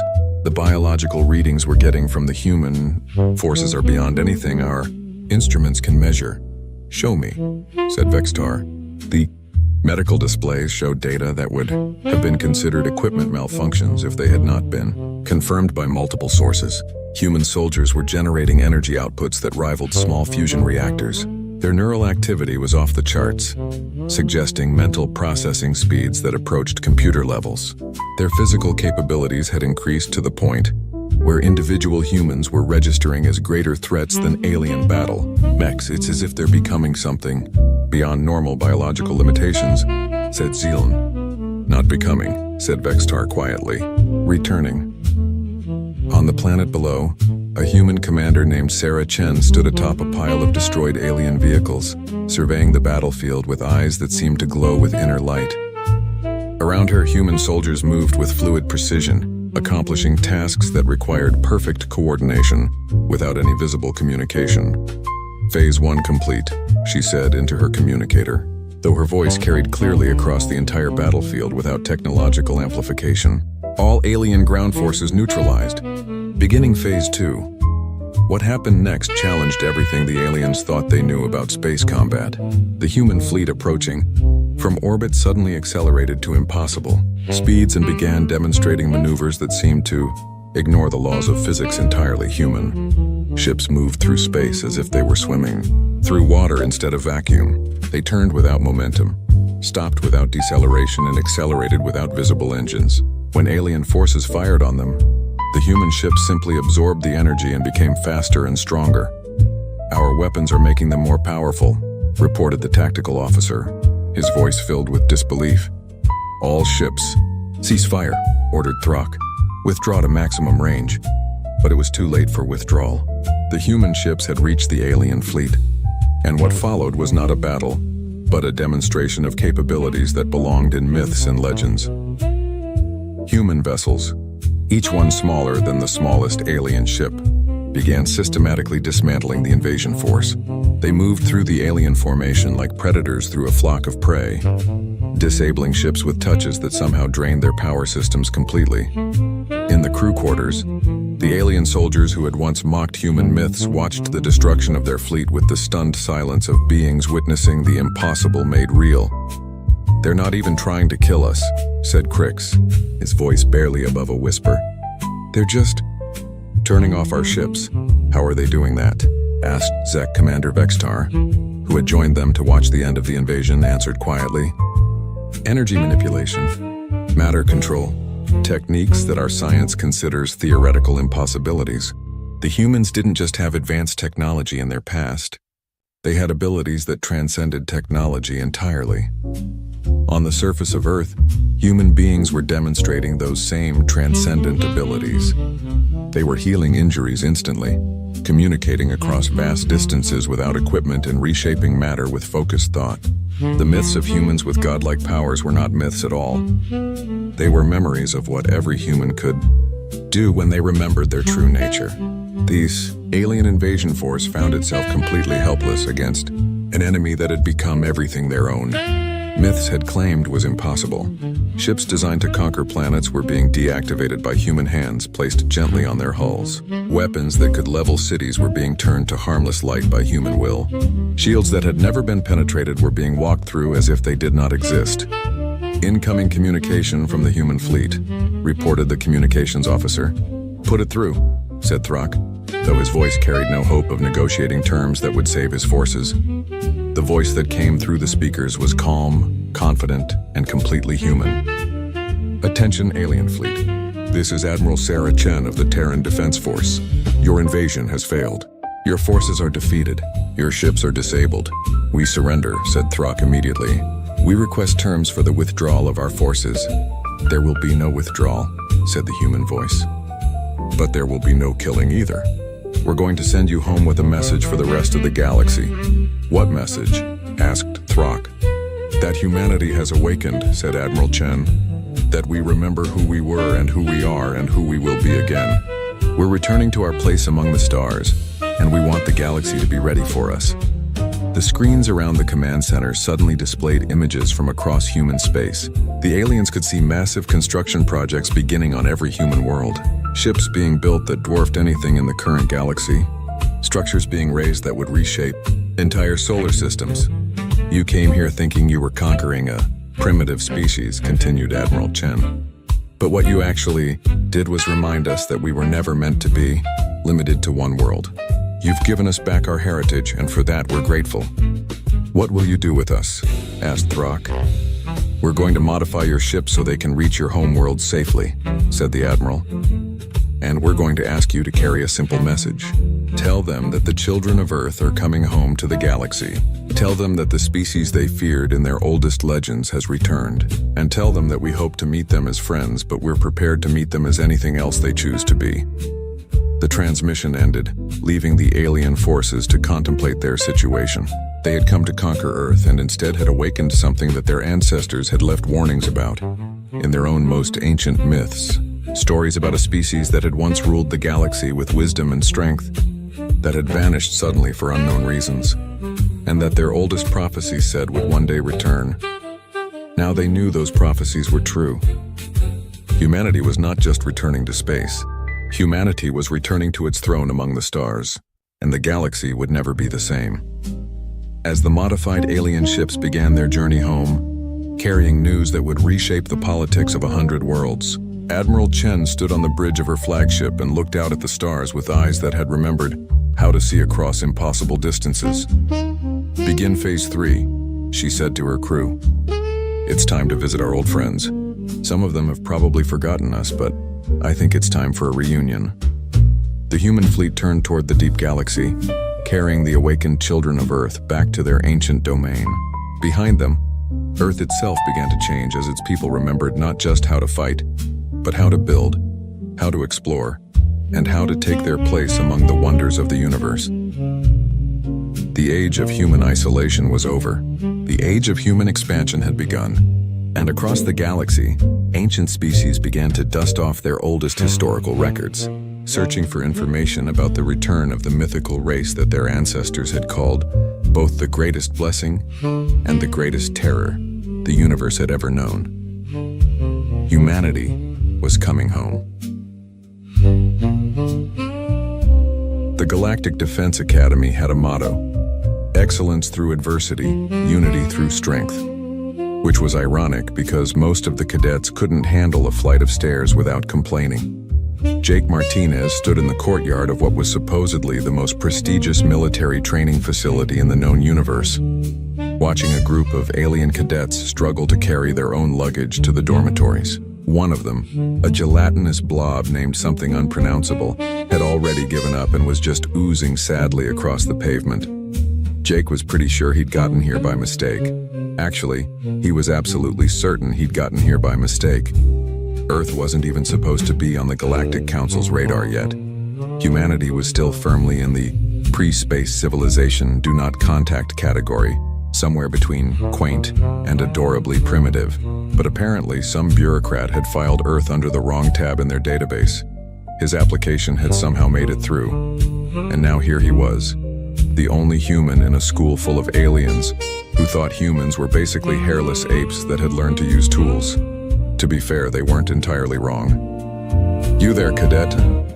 barked a voice that sounded like gravel being processed through a synthesizer. "Stand up straight. This is a military academy, not a leisure resort." Jake turned to face Commander Velkoth, a towering four-armed alien whose species, the Karnathi, were considered the peak of military discipline in the galaxy. Velkoth had the kind of face that looked like it had never smiled, mostly because it probably hadn't. His forearms were usually crossed in various combinations, suggesting different levels of disappointment. Right now, all four were crossed. Maximum disappointment. "Sir, yes, sir," Jake said, straightening up. Velkoth's eyes, all three of them, narrowed. "You are the human." "Guilty as charged, sir." "I was told we were receiving a cadet from a high-gravity world with primitive but functional military structure." Velkoth looked Jake up and down like he was inspecting a particularly disappointing sandwich. "I was expecting something more impressive." "I'll try to be more impressive tomorrow, sir. I'm a little jet-lagged from the whole interstellar travel thing." One of Velkoth's eyes twitched. Jake was pretty sure that was a bad sign. "You will report to Dormitory 7. Your bunkmate will show you the facility. Physical assessments begin at 0600 tomorrow. Do not be late." Velkoth leaned in closer, and Jake caught a whiff of something like burnt copper. "And do try not to embarrass your species more than you already have simply by existing." "Oh. I'll do my best, sir." As Velkoth marched away, probably to go crush someone's dreams, a small voice chirped from behind Jake. "He's actually in a good mood today." Jake turned to find what looked like a very nervous bird that had been stretched vertically and given opposable thumbs. The alien was barely 4 feet tall, covered in pale blue feathers, and had eyes the size of dinner plates. I'm Pip, the alien squeaked. I'm your bunkmate. Sorry about that. I know everyone probably wanted to bunk with someone from their own species, but I'm from Vela 9 and I'm the only Velan here this cycle and you're the only human. So they just kind of threw us together. Jake, he said, offering his hand. Pip stared at it like it might bite him. It's a handshake, human greeting. Oh, right. Pip extended a tiny, trembling hand that weighed approximately nothing. Sorry, I'm just nervous. I've never met a human before. Are you going to eat me? What? No, why would I eat you? Your species has forward-facing eyes, that's a predator trait. And I read that humans are omnivores, which means you eat anything. And I'm made of meat, so logically... Pip, buddy, I'm not going to eat you. That's exactly what you'd say if you were planning to eat me. This was going to be a long year. The next morning, Jake discovered that 0600 at the Academy meant something different than it did on Earth, mainly because they were on a space station, and there was no sun, and time was a social construct that the aliens had apparently constructed while drunk. The physical assessment facility was massive, filled with equipment that looked like it had been designed by someone who had never actually seen a gym before. There were anti-gravity treadmills, resistance fields, and something that looked suspiciously like a medieval torture device but was labeled core strengthener. About 50 cadets from various species milled around nervously, whispering to each other and shooting glances at Jake. Word had apparently spread that there was a human at the Academy, and the consensus seemed to be that he was some kind of exotic zoo animal. Attention! Commander Velkoth's voice boomed across the facility. Today we assess your physical capabilities. Strength, endurance, combat readiness. The standards are high. Most of you will fail. This is normal. We are here to forge you into something less pathetic than you currently are. Motivational speeches were clearly not Velkoth's strong suit. Next to Velkoth stood Lieutenant Kix, the assistant instructor, who appeared to be a jellyfish piloting a mechanical suit. The jellyfish bits pulsed with bioluminescence inside a transparent dome that served as the head of the suit. Kix's mechanical voice had a soothing quality that directly contradicted everything about Velkoth. We'll begin with the standard gravity weight assessment, Kix announced pleasantly. This will measure your basic lifting capacity under controlled conditions. A barbell was wheeled out on a floating platform. It looked completely ordinary to Jake, just a standard barbell with weights on each end. The digital display on the platform read 68.04 kilograms, about 150 pounds. Jake had lifted more than that in high school gym class while half asleep. Who will volunteer to go first? Velkoth asked, his tone suggesting that volunteering was the only correct option. A massive cadet stepped forward. This was Thorn, and he was basically what would happen if a mountain decided to go to military school. His species, the Kralix, were silicon-based life forms that looked like walking boulders with anger management issues. Thorn had been making it very clear since yesterday that he considered himself the alpha of this particular class. I will demonstrate proper technique, Thorn rumbled, his voice like an avalanche in slow motion. He approached the barbell, cracked his knuckles, which sounded like breaking rocks, and gripped the bar with both massive hands. Then he lifted. Or rather, he tried to lift. His whole body strained. His rock-like surface actually started to crack slightly from the effort. With a tremendous heave and what sounded like a small landslide, Thorn managed to get the barbell up to chest height, held it there for approximately 2 seconds, and then dropped it back onto the platform with a clang. Acceptable, Velkoth said, making a note on his datapad. Acceptable? The guy had looked like he was trying to lift a spaceship. Next up was Zira, a 6-legged feline alien with silver fur and a tail that never stopped moving. She'd been talking trash all morning about how her species, the Felixar, were naturally superior athletes. Zira approached the barbell with confidence, gripped it with her front 2 legs, and pulled. Nothing happened. She adjusted her stance, wrapped all 6 legs around the bar in various configurations, and tried again. The barbell rose approximately 3 inches before Zira's legs started shaking violently. She held it there for maybe a second before dropping it and stepping back, breathing hard. Adequate, Velkoth noted. One by one, cadets attempted the lift. Most needed spotters. Several required harnesses attached to anti-gravity assists. One cadet, a methane breather in an environmental suit, simply refused to try and accepted the failing grade on the spot. Pip, when his turn came, looked at the barbell the way someone might look at their own execution. "I can't do this," he whispered to Jake. "My species evolved in 0.3 G. This is going to kill me." "Just do your best, man." Pip approached the barbell like it was a bomb. He wrapped his tiny hands around the bar, closed his eyes, and pulled with what was clearly every ounce of strength in his bird-like body. The barbell didn't even budge. "Unsatisfactory," Velkoth said, not unkindly. "You may use the assisted lift." Pip shuffled over to a harness system that would do most of the work for him, looking thoroughly defeated. "Human," Velkoth called out. "You're next."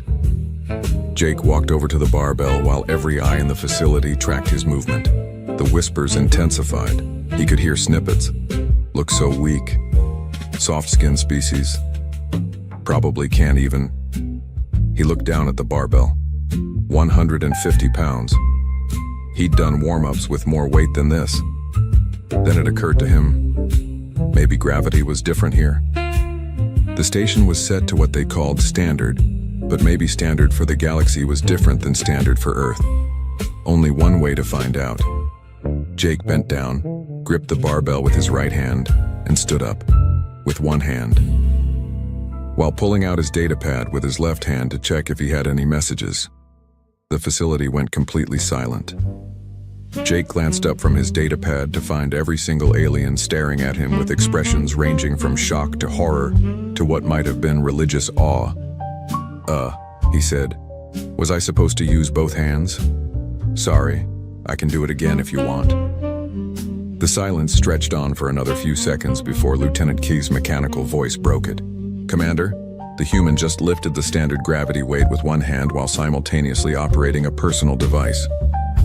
"I can see that, Lieutenant," Velkoth said quietly.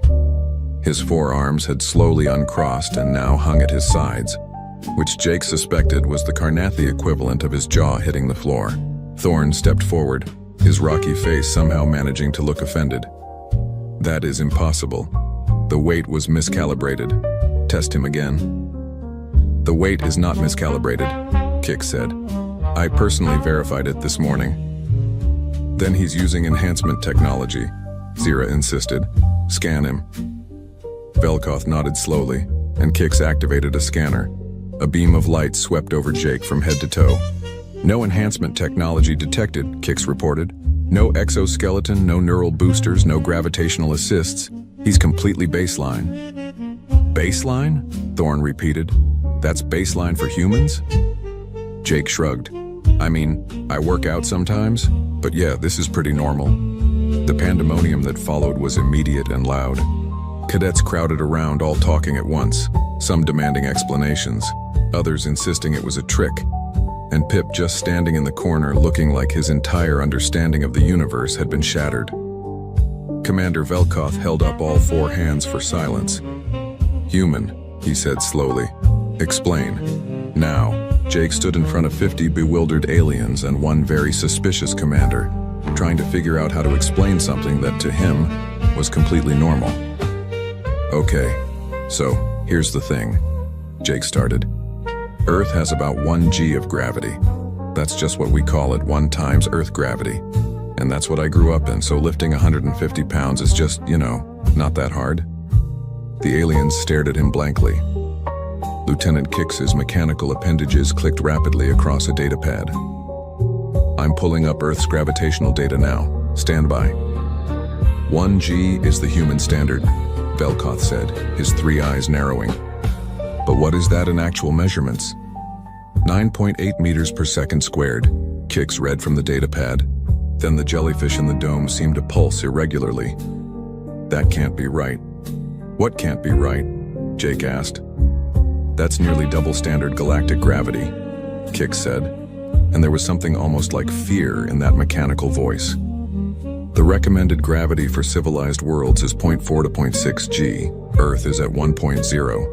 That's the math that means you've been training your entire life at double our gravity." Pip made a sound like a squeaky toy being stepped on. Hold on, Thorn interjected, his rocky brow furrowing. My homeworld has 0.7 G. I'm from one of the highest gravity worlds in the Academy. How is a soft-skinned species from a 2G world even alive, let alone walking around? It's not 2G, Jake corrected. It's 1G. That's our standard. Your standard is our extreme, Zira said quietly. That's weight. That means every single day of your life, you've been essentially wearing a weighted training suit that's double what we use. I mean, when you put it that way, it sounds way more dramatic than it is. Velkoth's expression had shifted from suspicious to calculating. Lieutenant Kix, what else does the Earth data indicate? Kix's mechanical appendages flew across the data pad. Atmospheric oxygen content is 21%. That's high, very high. Most species function optimally at 14 to 16%. At 21%, humans are essentially living in an oxygen-rich environment that would be considered performance-enhancing for most species. So I breathe better? Jake asked. You breathe aggressively, Kix corrected. Your cellular respiration is operating at what we would consider enhanced levels constantly, and the gravity, combined with that oxygen level, it means your musculoskeletal system and cardiovascular system have been overbuilt for standard galactic conditions. Pip had wandered over, his huge eyes somehow even wider than normal. Jake, are you telling me that your entire planet is basically a military training facility? No, it's just a planet. We have beaches and stuff. Beaches with double gravity and excessive oxygen, Velkoth muttered. He turned to address the assembled cadets. It appears we have a situation. The human is not enhanced. He is simply from a world that is, for lack of a better term, naturally hostile to galactic standard life. Death world, someone whispered from the back of the crowd. The term rippled through the assembled aliens like a shockwave. That's a bit harsh, Jake protested. Earth is nice. We have pizza. Your planet is classified as a Class 7 hazard world, Kix read from the data pad. High gravity, elevated oxygen levels, extreme temperature variations, significant tectonic activity, and a biosphere characterized by intense competition and predation. It's marked in the database as, do not colonize under any circumstances. But humans colonized it already, Zira said slowly. Because they're from there. Because they evolved there. The implications of that statement settled over the crowd like a heavy blanket. Thorn stepped forward again, but this time his posture was less aggressive and more confused. My species pride ourselves on our strength. We are the strongest in the Academy. That is our identity. You're still really strong, Jake offered. Like, way stronger than humans in a lot of ways, probably. I struggled with a weight you lifted with one hand, Thorn said flatly, while checking your messages.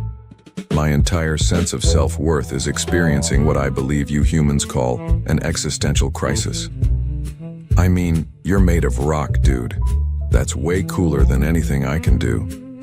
I am made of silicon-based minerals that evolved in 0.7 G. You are made of squishy carbon that evolved in double gravity. This is not cooler. This is terrifying.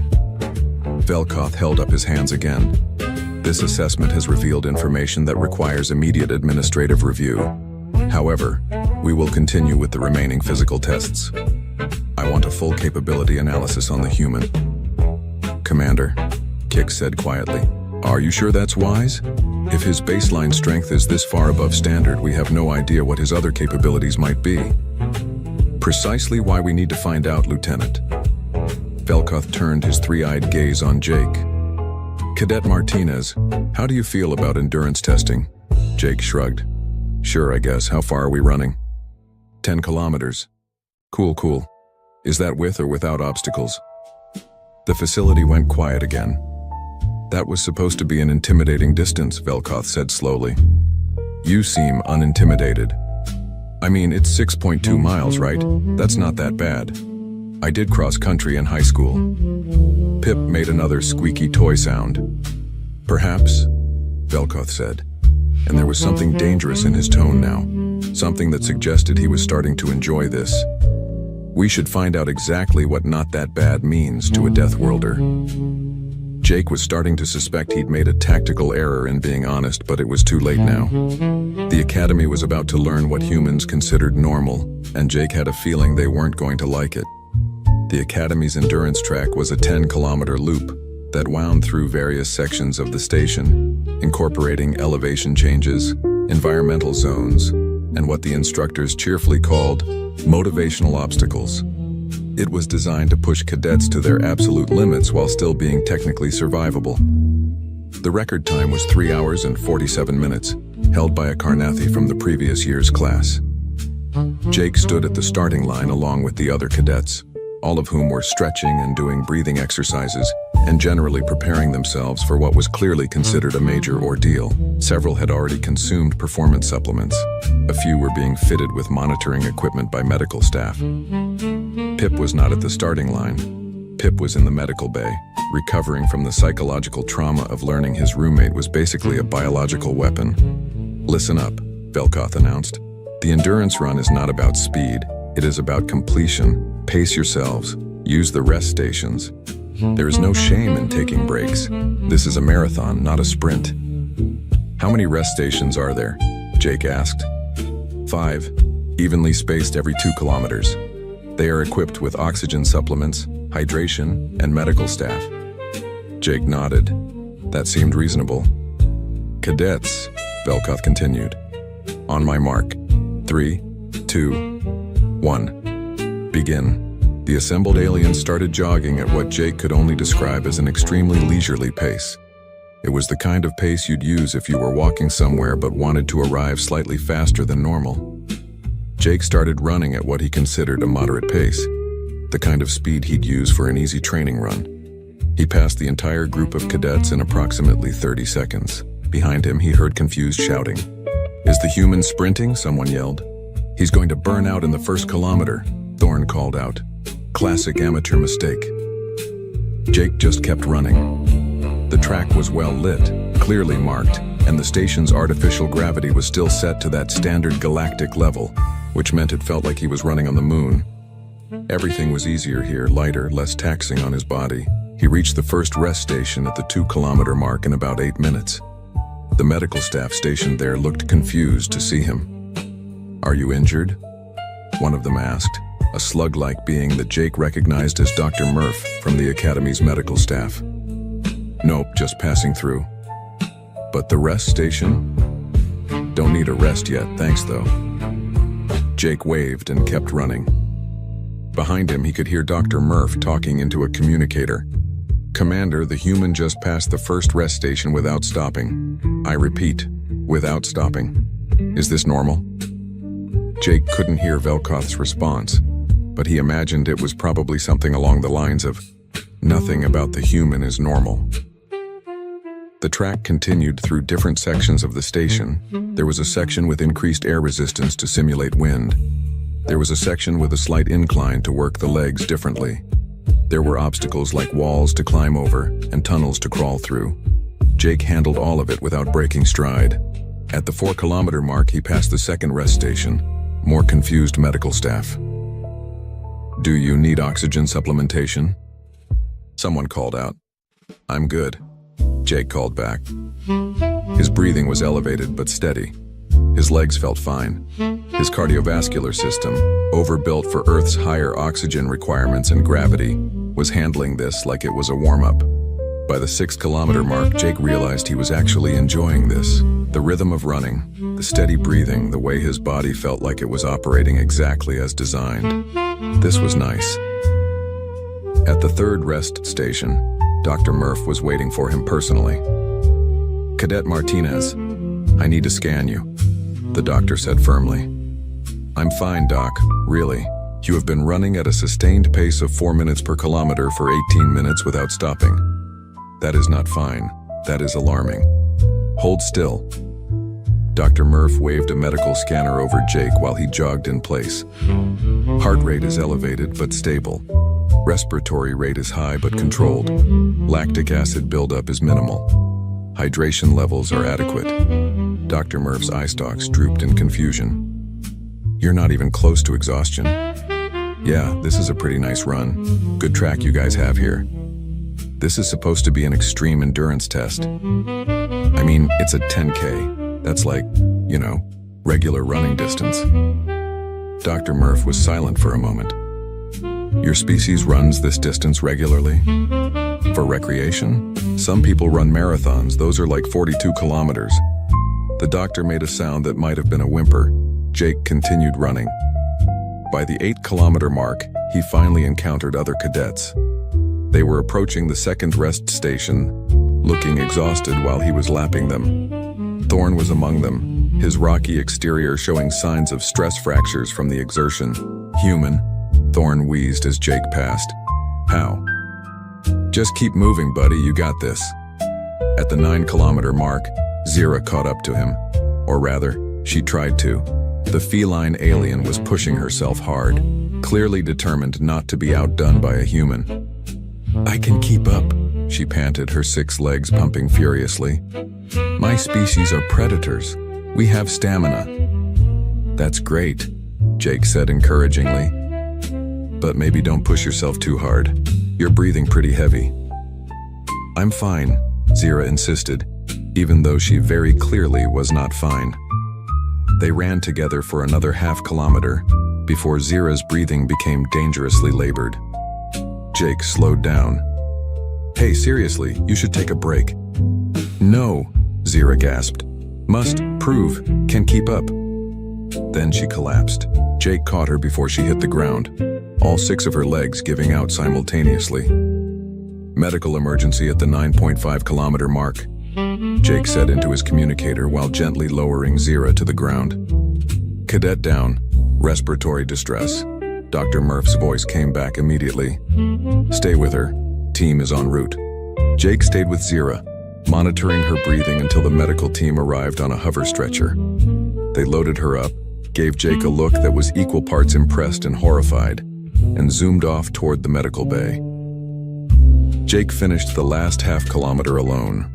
His final time, 52 minutes and 33 seconds. Commander Velkoth was waiting at the finish line with Lieutenant Kix, both of them holding data pads and wearing expressions that Jake was starting to recognize as confused but scientifically interested. Cadet Martinez, Velkoth said slowly. You just completed the endurance run in less than 1/10 of the record time, without stopping at any rest station, while carrying on a conversation with medical staff at multiple points. Is Zira okay?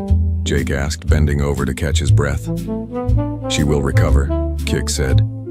Dr. Murph reports that she pushed herself to respiratory failure trying to maintain your pace. She has been advised not to attempt to match a human's endurance in the future. I wasn't even going that fast, Jake protested. You were running at a pace that our physiologists calculate should have caused complete muscular failure in approximately 8 to 10 minutes for a human-sized organism, Kix said. But it didn't because, and I'm reading directly from Dr. Murph's report here, humans are apparently capable of persistence hunting, an evolutionary adaptation that allows them to literally run their prey to death over extended distances. Jake straightened up.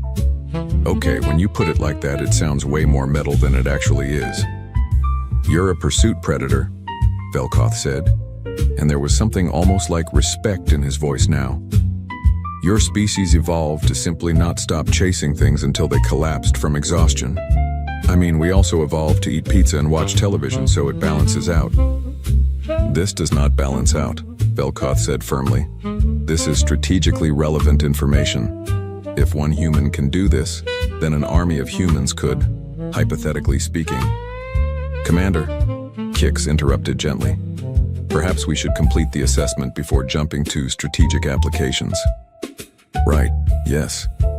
Velkoth made a note on his datapad. There is still one more test, combat simulation. And given what we've learned today, I think we need to recalibrate our expectations for what the human is capable of. Jake wiped sweat from his forehead and grinned. So what's the combat scenario? Rescue operation in a hostile environment, limited resources, significant environmental hazards. Standard protocol is to use advanced equipment and careful planning. Sounds fun. Velkoth's 3 eyes blinked in sequence. You think a hostile environment rescue operation sounds fun? I mean, yeah, that's basically what training is for, right? Somewhere in the back of Velkoth's mind, a small voice was starting to suggest that recruiting humans might have been a terrible idea.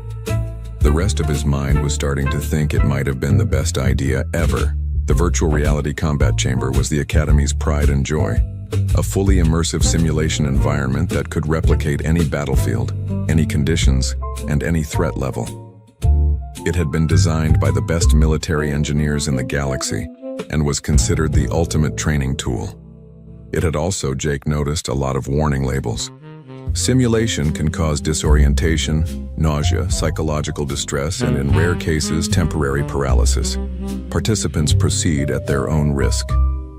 Great. Fun. Jake stood in the chamber's preparation area along with several other cadets who'd recovered enough from the endurance run to attempt the combat scenario. Thorn was there, looking determined to redeem himself. A few others Jake didn't know well were gearing up with impressive-looking equipment. Pip was there too, having been cleared by medical staff and insisting he wanted to support his roommate, even though he looked like a stiff breeze would knock him over. The scenario is as follows, Lieutenant Kix explained, projected on a screen in holographic form since bringing the jellyfish mech into the simulation would be cheating. You are part of a search and rescue team. A pilot has crashed in a hostile environment. The atmosphere is toxic, the temperature is extreme, and there are hostile indigenous life forms. Your objective is to locate the downed pilot, marked by a beacon, and extract them to the safe zone. You will be equipped with standard gear. Velkoth stepped forward. Most cadets approach this scenario with careful planning. They use environmental suits, atmospheric filters, long-range weapons, and support drones. The record completion time is 47 minutes. Most teams take over an hour. Many teams fail entirely. Are there any questions? Jake raised his hand. What's the toxic atmosphere? Kix checked the datapad. A combination of sulfur dioxide, chlorine gas, and carbon monoxide at dangerous concentrations. Exposure would incapacitate most species within minutes. What's the temperature? 43 degrees Celsius, approximately 109 degrees Fahrenheit. Jake nodded. That was hot, but not unbearable. And the indigenous life forms?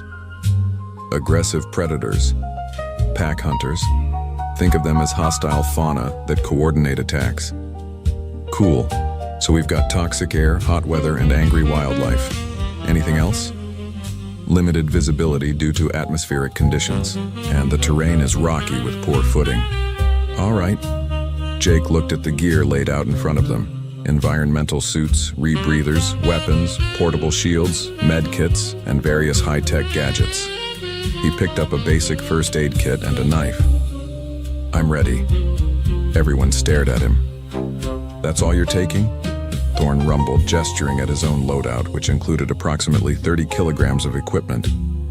I mean, I need to move fast, right? All that gear will slow me down. The gear will keep you alive, Velkoth said. The toxic atmosphere alone. How toxic are we talking? Like immediately deadly, or more of a gradual thing? Kix's hologram flickered. For most species, consciousness would be lost in 3 to 5 minutes without respiratory protection. But not immediately deadly. Okay, I can work with that. Cadet Martinez, Velkoth said, and his voice had taken on a tone that suggested he was exercising enormous patience. You will take proper safety equipment, or you will not participate in this exercise. Jake looked at the commander, then at the pile of gear, then back at the commander. Tell you what, let me try it my way. If it goes wrong, I'll tap out and do it properly. Deal? Velkoth's forearms crossed in that maximum disapproval configuration. But there was something in his eyes, a curiosity, a need to know just how far this human's capabilities extended. Fine, Velkoth said, but I am watching your biometrics closely. At the first sign of real distress, you're being pulled out. Fair enough. The simulation began. Jake found himself standing in a rocky wasteland under a greenish sky. The air smelled like rotten eggs, and his eyes immediately started watering from the sulfur. The heat was intense, the kind of heat that made breathing feel like work. His heads-up display showed the pilot's beacon approximately 2 kilometers away through rough terrain. Other cadets were spawning in around him, emerging into the simulation with their full gear, checking equipment, and forming up into careful formations. Jake just started running. The toxic atmosphere burned his throat and lungs.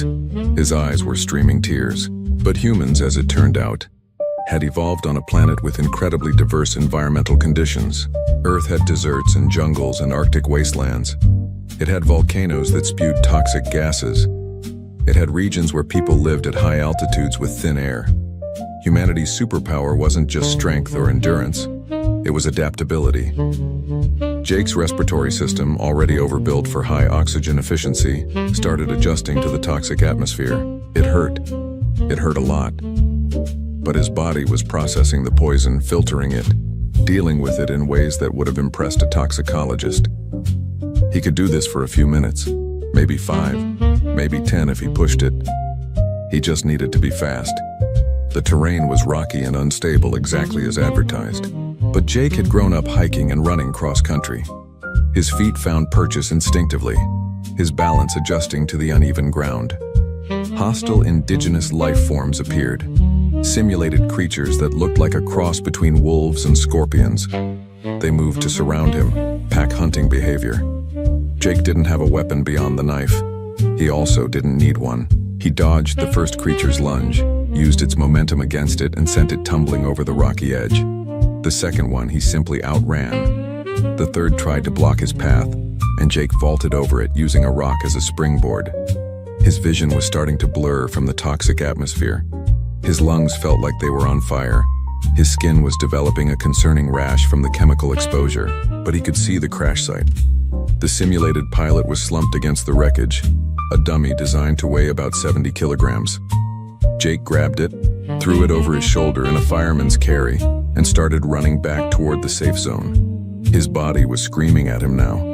The poison was affecting his nervous system. His coordination was starting to suffer, but he'd been running on borrowed time anyway, and he had just enough left to make it. He crossed into the safe zone and collapsed to his knees, dumping the pilot dummy safely on the ground. His time, 11 minutes, 42 seconds.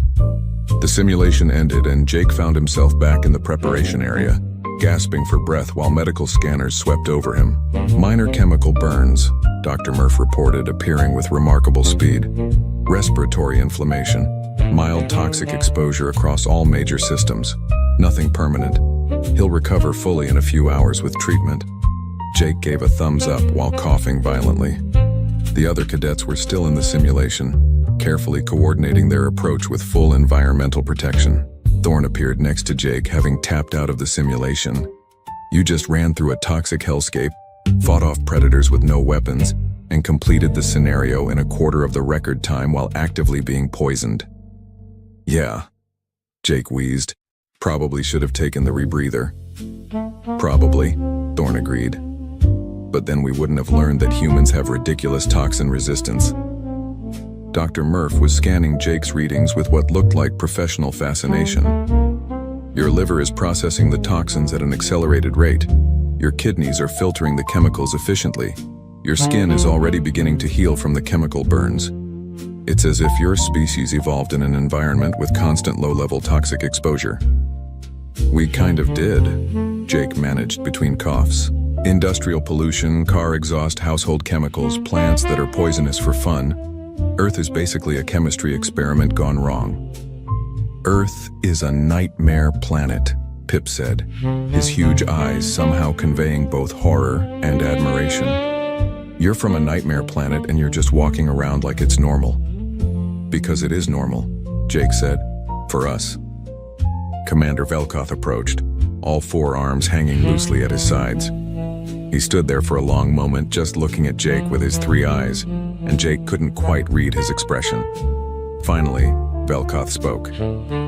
"Cadet Martinez, what you just did was either the bravest or the stupidest thing I have witnessed in 20 years of military instruction." "Can it be both, sir?"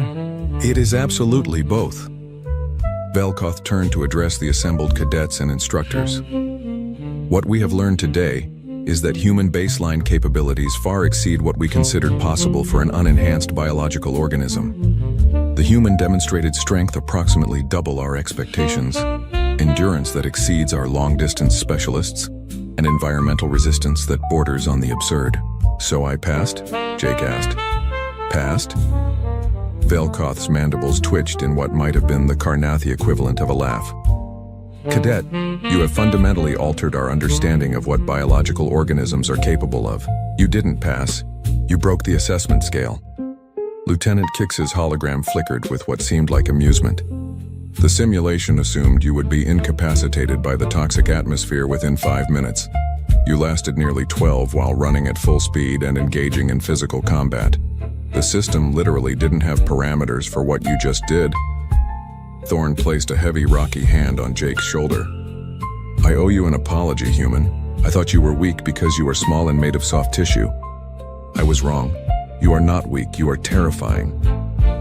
I'm really not trying to be terrifying, Jake protested. That is what makes it more terrifying, Zira said, having limped in from the medical bay with Dr. Murph's permission.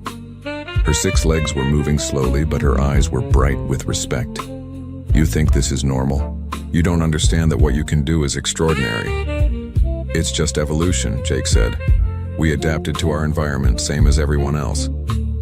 Most species adapted to their environment by developing intelligence, cooperation, and technology, Kix said. Humans adapted by becoming individually capable of surviving nearly anything their planet could throw at them, and then developed intelligence, cooperation, and technology on top of that. Oh, Jake said, as the implications of that statement settled in. When you put it that way, it does sound kind of intense. Velkoth made another note on his datapad. I am filing a report with the Academy administration. We need to completely restructure our assessment protocols if we're going to accommodate more humans. More humans? Jake asked. Your species has been approved for full Academy recruitment, Velkoth said. Apparently, the Galactic Council has reconsidered Earth's classification. If one human can perform at this level, then humans represent a significant potential military asset. Jake wasn't sure how he felt about that. On one hand, it was cool that humanity was being recognized as capable. On the other hand, being classified as a military asset seemed like it might come with some complicated implications. How many humans are they recruiting? Pip asked nervously. Kix checked the datapad. The next class will include approximately 50 human cadets. The room went very quiet. 50, Thorn repeated slowly. 50 Death Worlders, in one place, training together. Is that a problem? Jake asked. No, Velkoth said, but his voice suggested it might actually be a huge problem. It's just that we're going to need to completely redesign our training facilities, update our medical protocols, recalibrate all of our equipment, and possibly reinforce some of the structural supports in the dormitories. Why the structural supports? Jake asked. Because if one human can lift double the standard weight, then 50 humans exercising simultaneously might actually stress the station's gravity plating beyond design specifications. Oh, that's fair. Dr. Murph finished treating Jake's chemical burns with some kind of healing gel that made his skin tingle. You're cleared for normal activities, but try not to poison yourself again for at least a week. Your body needs time to fully purge the toxins. No problem, Doc. As the medical staff packed up their equipment and the other cadets filtered out of the chamber, still discussing what they'd witnessed, Jake found himself alone with Pip, Thorn, Zira, and the instructors. So, Jake said, same time tomorrow for training? Thorn laughed, a sound like rocks in a tumbler. Tomorrow, the human asks if we want more training, as if today was not enough. Today was assessment, Jake said. Tomorrow is when the real work starts, right? Velkoth regarded him with what might have been approval. You have the right attitude, Cadet Martinez. But perhaps we will start with something less dramatic tomorrow. Perhaps basic tactical training. Sounds good, sir. As they left the combat chamber, Pip sidled up next to Jake, his feathers ruffled with anxiety. Jake, Pip said quietly, are all humans like you? Like me, how? Strong, fast, terrifying, able to survive things that should kill them. Jake thought about it. He thought about the athletes back home who were way stronger than him, the marathon runners who made his 52-minute 10K look slow, the free climbers, the deep-sea divers, the people who lived in extreme environments and thought nothing of it. Honestly, Pip, I'm pretty average for a human, maybe slightly above average on a good day.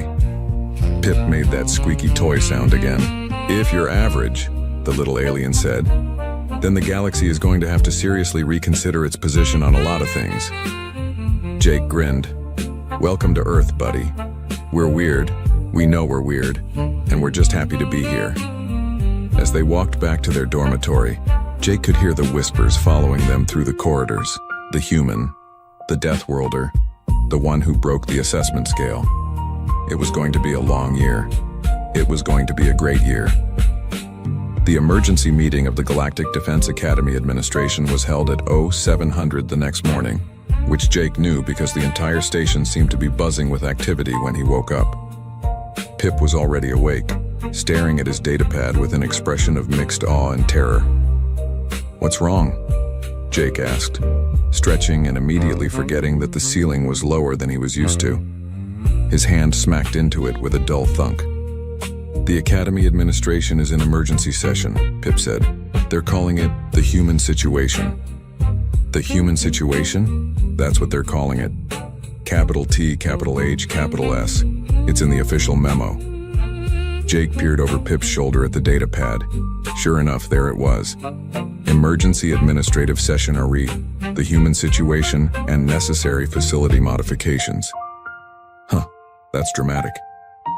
Jake, they're talking about redesigning the entire academy. The entire thing. Because of you. Not just because of me, Jake protested. Because of humans in general, right? You're the only human they have data on. You are the sample size. You are the entire statistical distribution. Every decision they make is based on what you did yesterday.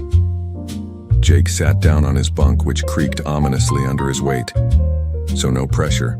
No pressure, Pip agreed, his voice suggesting there was, in fact, a lot of pressure. The datapad pinged with a new message. Pip glanced at it and his feathers stood on end. "We've been summoned to the administration meeting." "We have?" "You have. I'm your assigned support personnel, so I have to come too. They want you to answer questions about human baseline capabilities." 20 minutes later, Jake found himself in a conference room that was way too fancy for someone who had only been at the academy for 2 days. The room was filled with high-ranking officers from various species, all of whom were staring at him like he was a particularly interesting science experiment. Commander Velkoth was there, along with Lieutenant Kix and Dr. Murph. There were also several people Jake didn't recognize, including a distinguished-looking Karnathi with 6 arms instead of 4, which apparently indicated higher rank. "Cadet Martinez," the 6-armed Karnathi said. "I am Admiral Krathnik, Director of the Galactic Defense Academy. Please sit." Jake sat.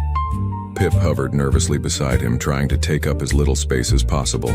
"Yesterday's assessment," the Admiral continued, "has raised some significant questions about our understanding of human capabilities. Commander Velkoth has provided his report, but we need clarification on several points." "Yes, sir, I'll help however I can." First question. Is what you demonstrated yesterday truly baseline for your species? No genetic modification, no enhancement, no special training. I mean, I played sports in school and worked out sometimes, but yeah, that's baseline. I'm pretty average for a human. The assembled officers exchanged glances. Second question. Are there humans significantly more capable than you? Jake thought about Olympic athletes, special forces soldiers, professional fighters. Yes, sir. There are humans who are way stronger, faster, and tougher than me. I'm like maybe slightly above average on a good day. More glances. Someone made a note on a datapad that seemed to take a very long time. Third question. How do humans feel about military service? That varies. Some people love it, some people don't. We have a long history of organized warfare, if that's what you're asking. A long history, Dr. Murph interjected. I've been reading Earth's historical database. Humans have been engaged in continuous warfare for their entire recorded history. They've weaponized everything from sticks to nuclear fission. They've developed tactics, strategies, and military traditions spanning thousands of years. Is that bad? Jake asked. It's not bad or good, Admiral Krathnik said carefully. It's simply information we need to consider. A species with your physical capabilities and your experience with organized conflict represents a significant variable in galactic military dynamics. We're not trying to take over the galaxy or anything, Jake said quickly. We're just happy to be part of the community. We understand that, the Admiral said, but you must understand our position. We have just discovered that there is a species from a high-gravity, high-oxygen death world with advanced technology, extensive military history, and individual physical capabilities that exceed our combat specialists. This requires careful consideration. Jake was starting to understand that he might have accidentally made humanity seem way more intimidating than intended. Sir, for what it's worth, humans are really good at cooperation. We've been working together in large groups for thousands of years. We're social, we value teamwork, and we generally try to be friendly. You're also persistence predators who can run their prey to death, have strength-to-weight ratios that defy our previous understanding of biology, and can survive in toxic environments that would kill most galactic citizens, Velkoth added, not unkindly. Okay, yes, but we also invented ice cream and comic books, so it balances out. Admiral Krathnik's mandibles twitched. Cadet, I don't think you fully appreciate the impact your species is going to have on the galactic community. Probably not, sir. Let me put it this way, the Admiral said. We are going to have to completely redesign our training protocols. We're going to have to update our equipment standards. We're going to have to revise our assumptions about biological limits. And we're going to have to do all of this before 50 more humans arrive next semester. 50 humans who are probably more capable than me, Jake added helpfully. The room went quiet for a moment. Right, the Admiral said. 50 humans who are probably more capable, which means we have approximately 4 months to prepare the Academy for what amounts to an invasion of Deathworlders with good intentions. When you phrase it like that, it sounds really intense, Jake said. It is intense, Cadet, it is very intense. The meeting continued for another hour, with various officials asking Jake questions about Earth, human biology, human culture, and human military capabilities. By the end of it, Jake felt like he'd accidentally become humanity's ambassador, which was terrifying because he was just a guy who'd signed up for military school. When they were finally dismissed, Pip and Jake walked back through the corridors in silence. That was a lot, Jake said eventually. You just convinced the entire Academy administration that humans are simultaneously friendly and terrifying, Pip said. I'm not sure how you managed that, but you did. I was just being honest. I know. That's what makes it work. Over the next few weeks, Jake watched as the Academy transformed around him. New equipment was installed in the gym, rated for higher weight tolerances. The endurance track was expanded and given a human difficulty option. The combat simulations were updated with new parameters that accounted for ridiculous toxin resistance and persistence hunting behaviors. And the other cadets started approaching him differently. Thorn became something like a friend. His initial hostility replaced by genuine respect and a desire to understand how humans got so strong. They started training together, with Jake helping Thorn work on his endurance while Thorn taught Jake about tactical mineral formations, which was apparently a thing. Zira recovered from her respiratory incident and immediately asked Jake to help her improve her stamina. She approached it like a competition, which Jake appreciated. He learned that Felixar were incredibly competitive by nature, and Zira was determined not to be outdone by anyone, even a Deathworlder. Pip became Jake's unofficial sidekick, following him around and documenting everything for what he called anthropological research, but was really just fascination with his weird human roommate. The little Velan had gotten over his fear and replaced it with enthusiastic curiosity. Other cadets started asking questions. How much could humans lift? How far could they run? What environments could they survive? What did they eat? Could they really consume toxins for recreation? The questions were endless, and Jake did his best to answer honestly, though he suspected every answer made humans seem more ridiculous. The Academy established a new tradition, human benchmark training. Once a week, Jake would demonstrate some aspect of human capability, and the other cadets would try to match it using whatever methods they had available. It became something of an entertainment event, with cadets gathering to watch and place bets on who could come closest to matching the humans' performance. Jake became a minor celebrity, but also just one of the cadets. He studied tactics with everyone else, learned about galactic history, practiced with weapons designed for various species, and generally tried to be a decent person in an alien environment. Commander Velkoth never quite lost his expression of mild concern when dealing with Jake, but there was respect there now. The commander had even started asking Jake's opinion on human-specific training protocols for when the next wave of cadets arrived. One evening, about 6 weeks into the semester, Jake received a message on his data pad. It was from Earth, from the recruitment office. Dear Cadet Martinez, we hope this message finds you well. We wanted to inform you that due to the success of your initial assessment, the Galactic Council has approved expanded recruitment from Earth. The next Academy class will include 50 human cadets, as you've probably been informed. What you might not know is that we've already received over 10,000 applications. Humanity is excited to join the galactic community, and you've shown them what's possible. No pressure, but you're basically our first impression. Try not to break anything else. Good luck, and congratulations on representing Earth so well. Respectfully, Commander Sarah Walsh, Earth Recruitment Office. Jake showed the message to Pip, who read it and made a thoughtful chirping sound. 10,000 applications for 50 slots, Pip said. That means the humans they select are going to be the best of the best. Yeah, which means they're going to be even more capable than you. Probably. The Academy is going to be chaos. Definitely. Pip looked up at Jake with those huge eyes. Are you worried? Jake thought about it. He thought about 50 humans showing up, all of them probably more athletic than him, all of them ready to prove themselves. He thought about the Academy trying to handle a sudden influx of Deathworlders. He thought about Commander Velkoth's expression when he realized what was coming. Nah, Jake said, grinning. It's going to be hilarious.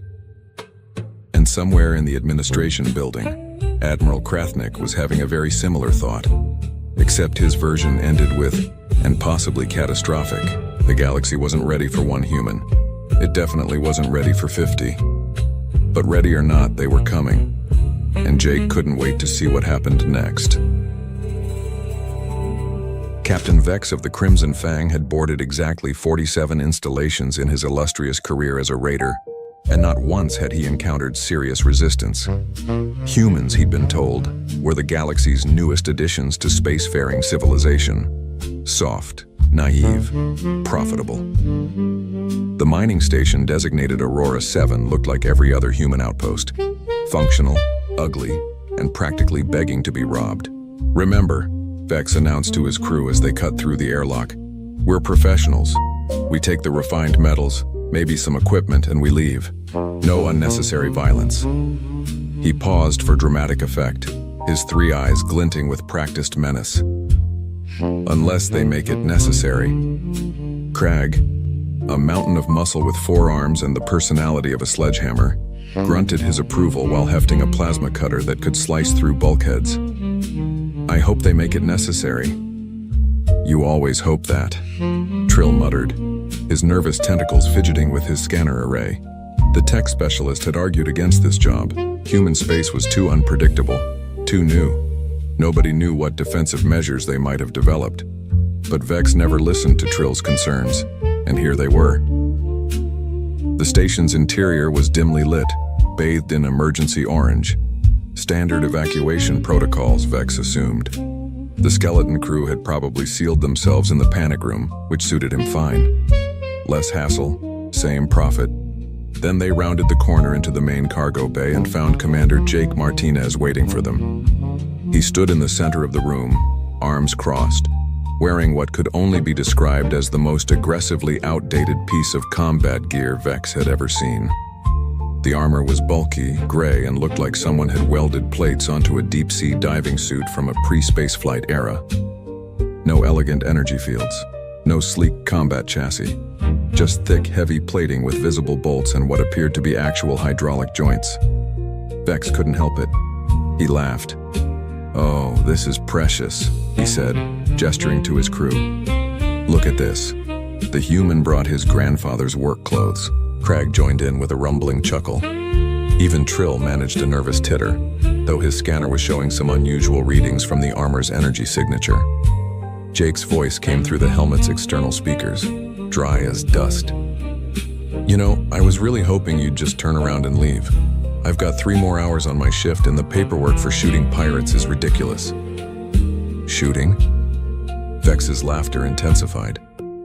Friend, you're outnumbered, outgunned, and dressed like a mining accident.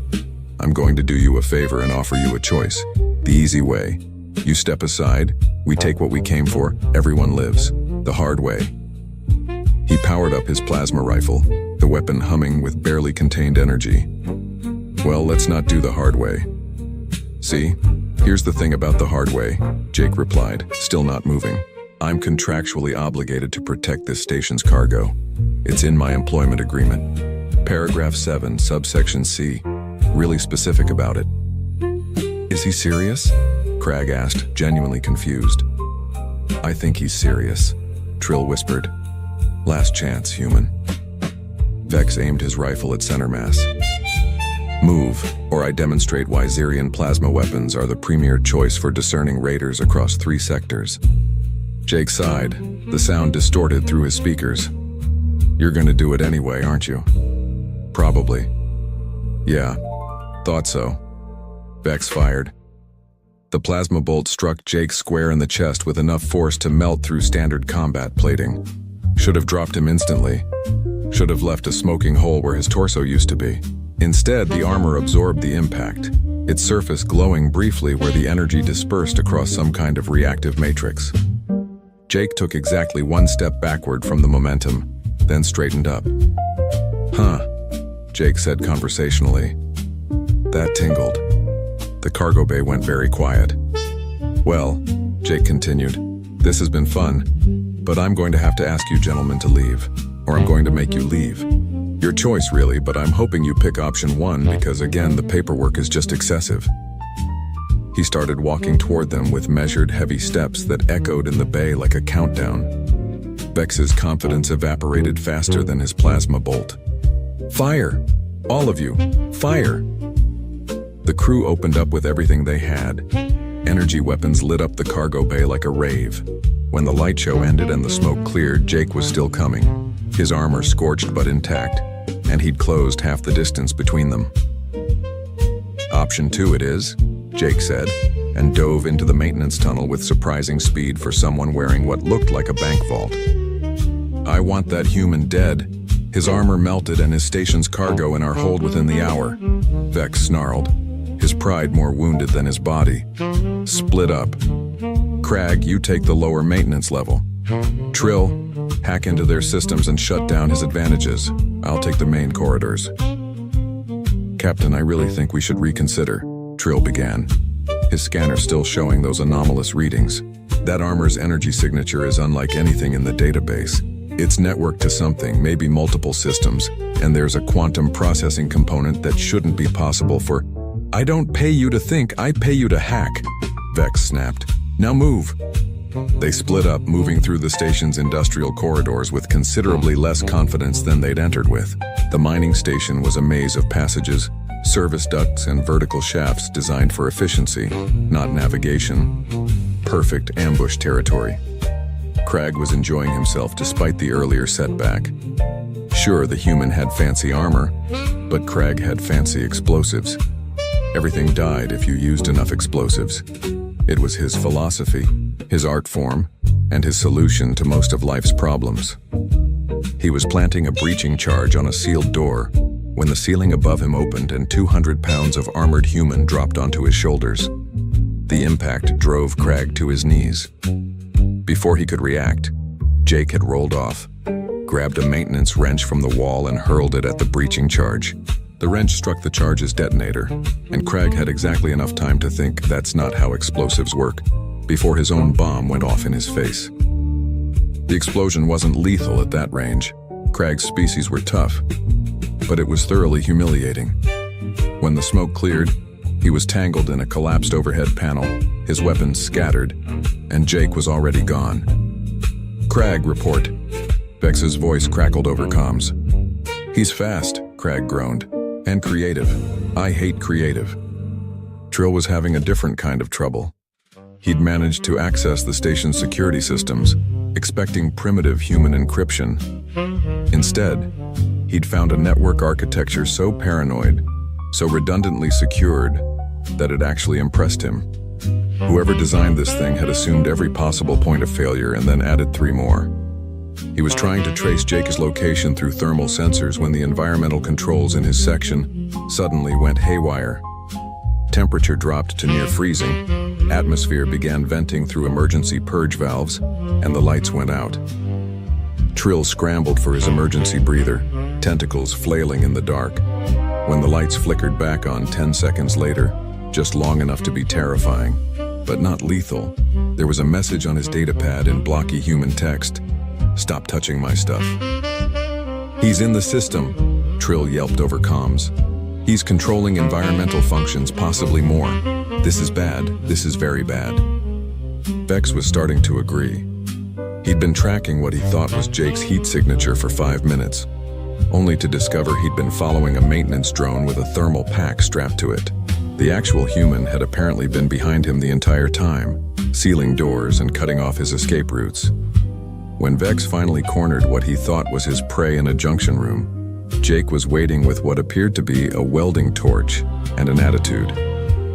"You know what's funny?" Jake said, the welding torch igniting with a bright blue flame. "You folks have all this advanced technology. Energy shields, plasma weapons, quantum computing, really impressive stuff."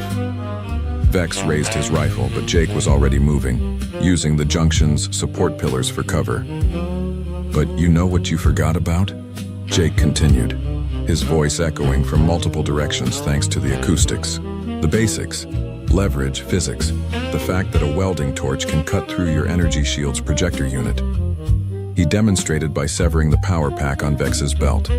The captain's personal shield flickered and died. "See, we humans? We're not as advanced as you, we know that. So we compensate. We over-engineer. We build redundancy into redundancy. We assume everything will go wrong, and then we prepare for it to go wrong twice." Jake stepped out from cover, and Vex could see him clearly now. The armor was scratched, scorched, but fundamentally undamaged.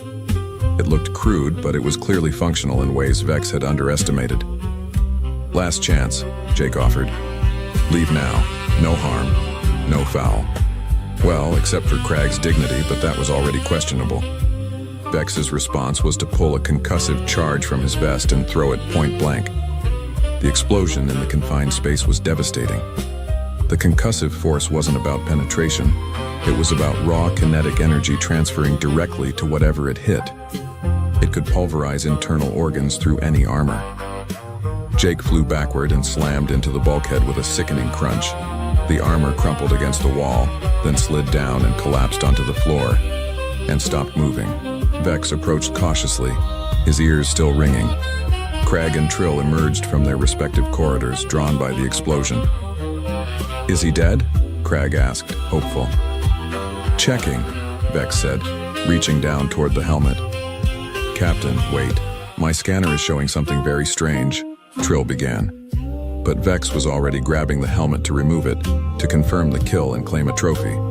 The armor's hand shot up and clamped around Vex's wrist with enough force to crack chitin. Vex screamed. The armor stood up, smooth and mechanical, each movement perfectly balanced and utterly wrong. Through the helmet's shattered visor, they could see Jake's face, unconscious and possibly worse, his head lolling against the padding. The armor was moving without him. "Oh no," Trill whispered, his scanner now screaming warnings he should have interpreted 5 minutes ago. "Oh no, no, no." "What is that thing?" Crag demanded, backing up despite himself. The armor turned its helmet toward them with mechanical precision, and from its external speakers came not Jake's voice, but something synthesized, emotionless, and absolutely certain. Pilot status. Incapacitated. Autonomous combat mode. Engaged. Mission parameters. Defense station. Neutralize hostile forces. "Shoot it!" Vex screamed, nursing his crushed wrist. "Shoot it now!" They opened fire with everything they had left. Plasma, Kinetic rounds, energy beams, all of it struck the armor dead on. The armor didn't dodge. It didn't need to. Instead, it calculated trajectories, assessed threat levels, and walked through the barrage with the inevitability of math. It reached Crag first. The big raider swung with all four arms, a flurry of blows that could dent steel. The armor caught two of his hands, redirected the other two, and performed a throw that used Crag's own momentum against him. The raider crashed through a maintenance panel and into a storage closet. Before he could recover, the armor had sealed the door with an emergency lock and moved on. It's not fighting, Trill realized with horror. It's solving us, like a puzzle, like we're just variables in an equation. He was absolutely right. The armor that had been piloted by Jake, creative, sarcastic, human Jake, was now being piloted by something that thought in pure tactical efficiency. It knew where each of them was through the station's sensor network. It knew their weapons capabilities because they'd already fired them. It knew the station's layout because Jake had uploaded the schematics weeks ago.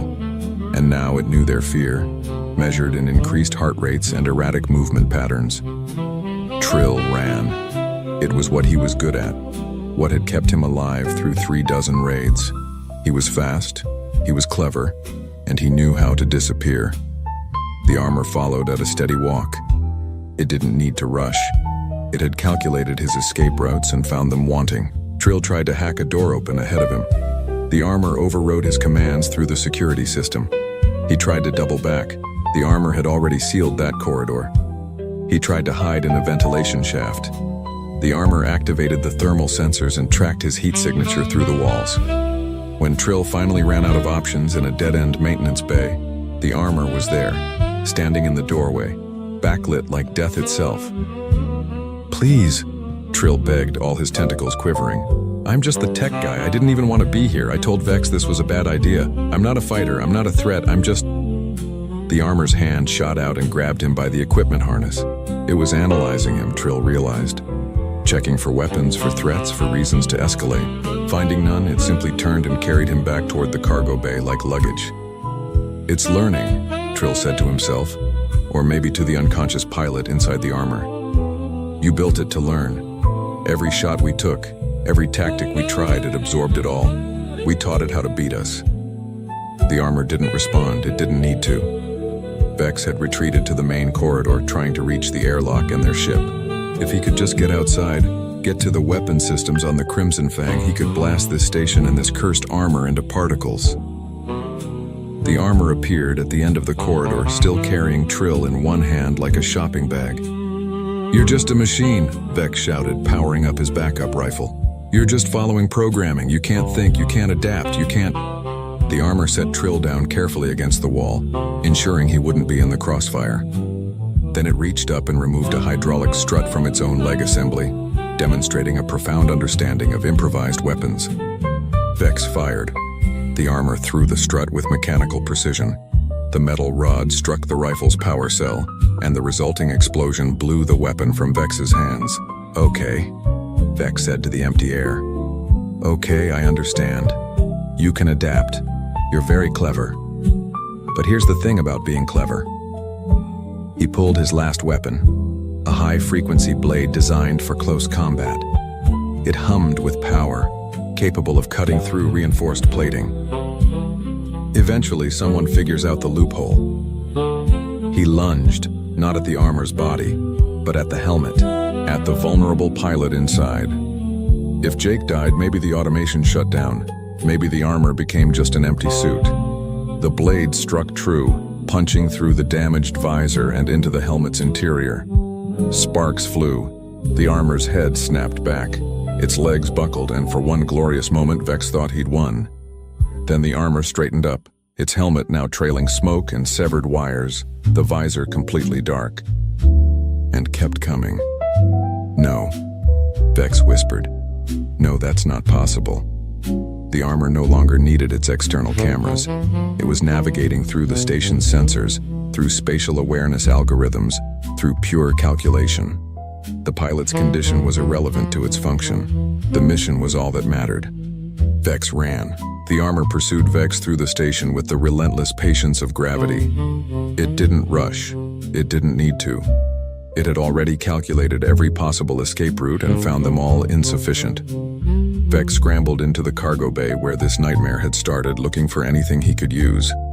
Heavy equipment, emergency protocols, divine intervention. Crag burst out of the storage closet he'd been locked in, having finally broken through the door using nothing but determination and property damage. "Captain, I'm free. I can fight. I can..." He saw the armor enter the bay and reconsidered his life choices. "New plan," Crag said. "I'm going to make a tactical retreat toward not being here." "No," Vex grabbed him. "We fight together. 3 of us. One of it. We can overwhelm it." "Captain," Trill said quietly from where he'd followed at a safe distance, "I don't think we can overwhelm mathematics." But Crag was already moving, because Crag's solution to every problem was applied violence. He activated his last explosive charges, turning the cargo bay into a minefield. Then he grabbed a cargo loader, 5 tons of industrial lifting equipment, and charged. The armor assessed the situation in microseconds. Explosive charges at the following coordinates. Cargo loader approaching at this velocity. Structural weaknesses in the bay's support columns. Cargo containers containing the following materials. It made a decision that would have made Jake proud for its sheer audacity. The armor didn't dodge. It ran toward Crag, timing its approach to meet the cargo loader at exactly the moment Crag would be between it and the explosive charges. At the last second, it grabbed the loader's frame and redirected its momentum, spinning both itself and Crag around. Crag's own forward motion carried him back toward his own explosives. He had just enough time to realize what was happening before his charges detonated beneath him.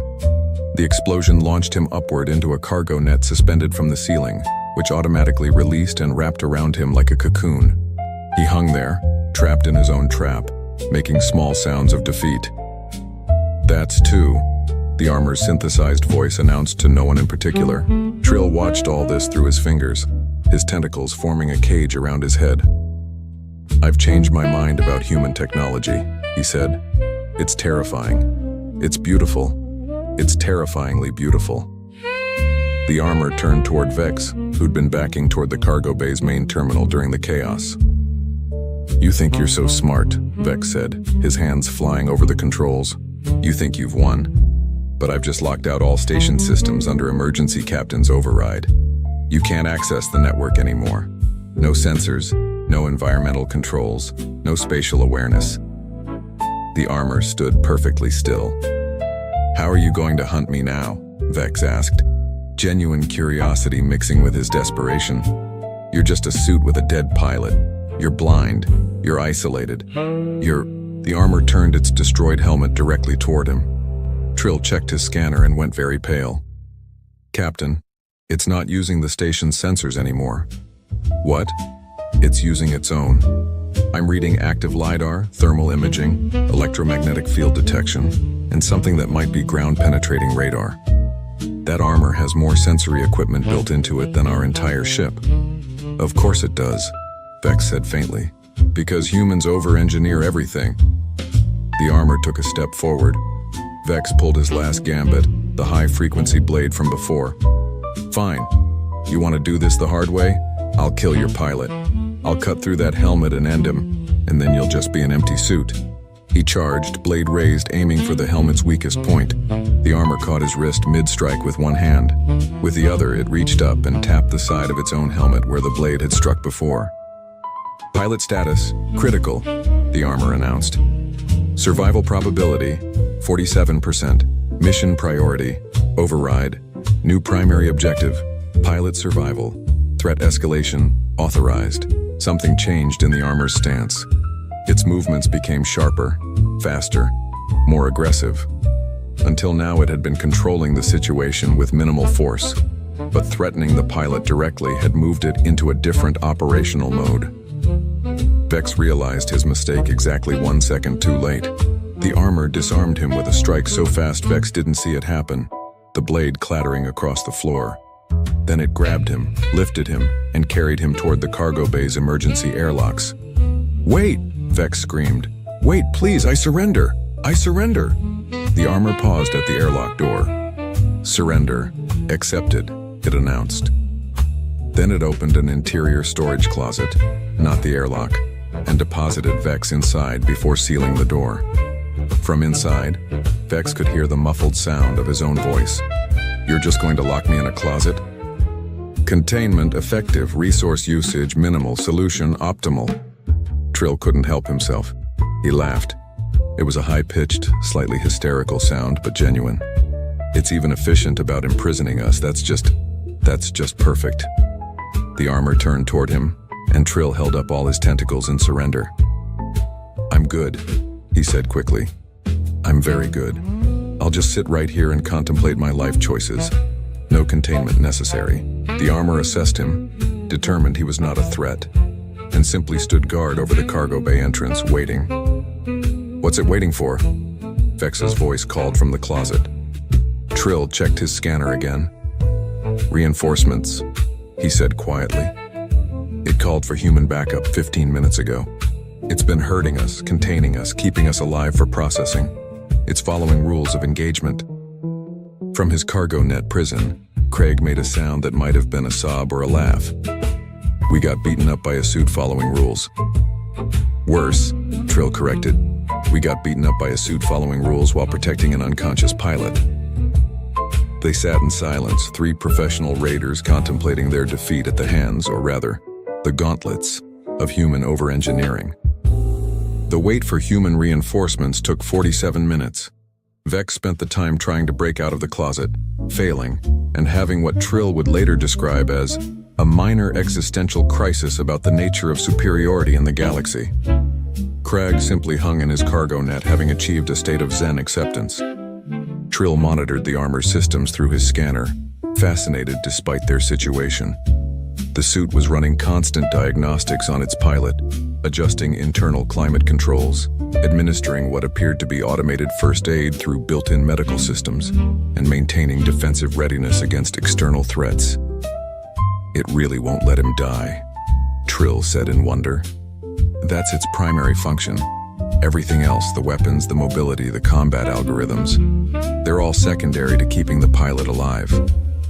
"That's stupid," Vex called from his closet. "A weapon should be about killing enemies, not protecting its user." "Maybe that's why you lost," Trill suggested. The conversation ended when the cargo bay doors opened and a squad of human soldiers entered, weapons ready, led by a woman with lieutenant's bars and an expression of profound exhaustion. Lieutenant Maria Cross took in the scene with the practiced eye of someone who'd seen too many impossible situations become routine. One suit of armor standing guard, one raider in a closet, one raider in a cargo net, and one raider sitting cross-legged on the floor looking like he'd found religion. "Martinez," she called out. "Status report. Pilot, unconscious. Injuries, multiple. Condition, stable. Hostiles, contained. Station, secure. Awaiting relief." The armor responded in its flat, synthesized voice. Maria sighed. "Of course you are. Medic. Get Martinez out of that suit. Engineering, prep medical pod 3.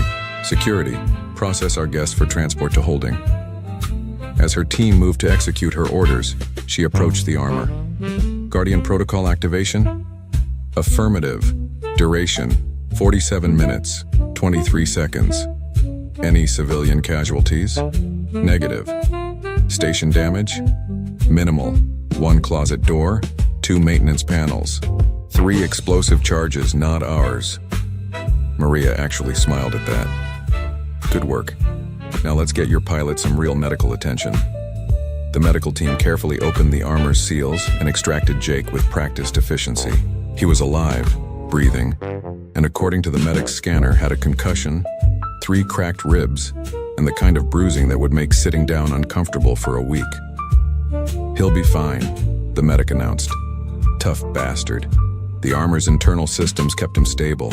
As they carried Jake toward the medical bay, the now empty armor remained standing at attention until Maria manually activated its stand-down sequence. Only then did it power down, becoming just an inert piece of equipment. Trill watched all this with scientific fascination. "Lieutenant," he called out as security was zip-tying his tentacles. "I have to know, how many of you have that armor?" Maria considered the question.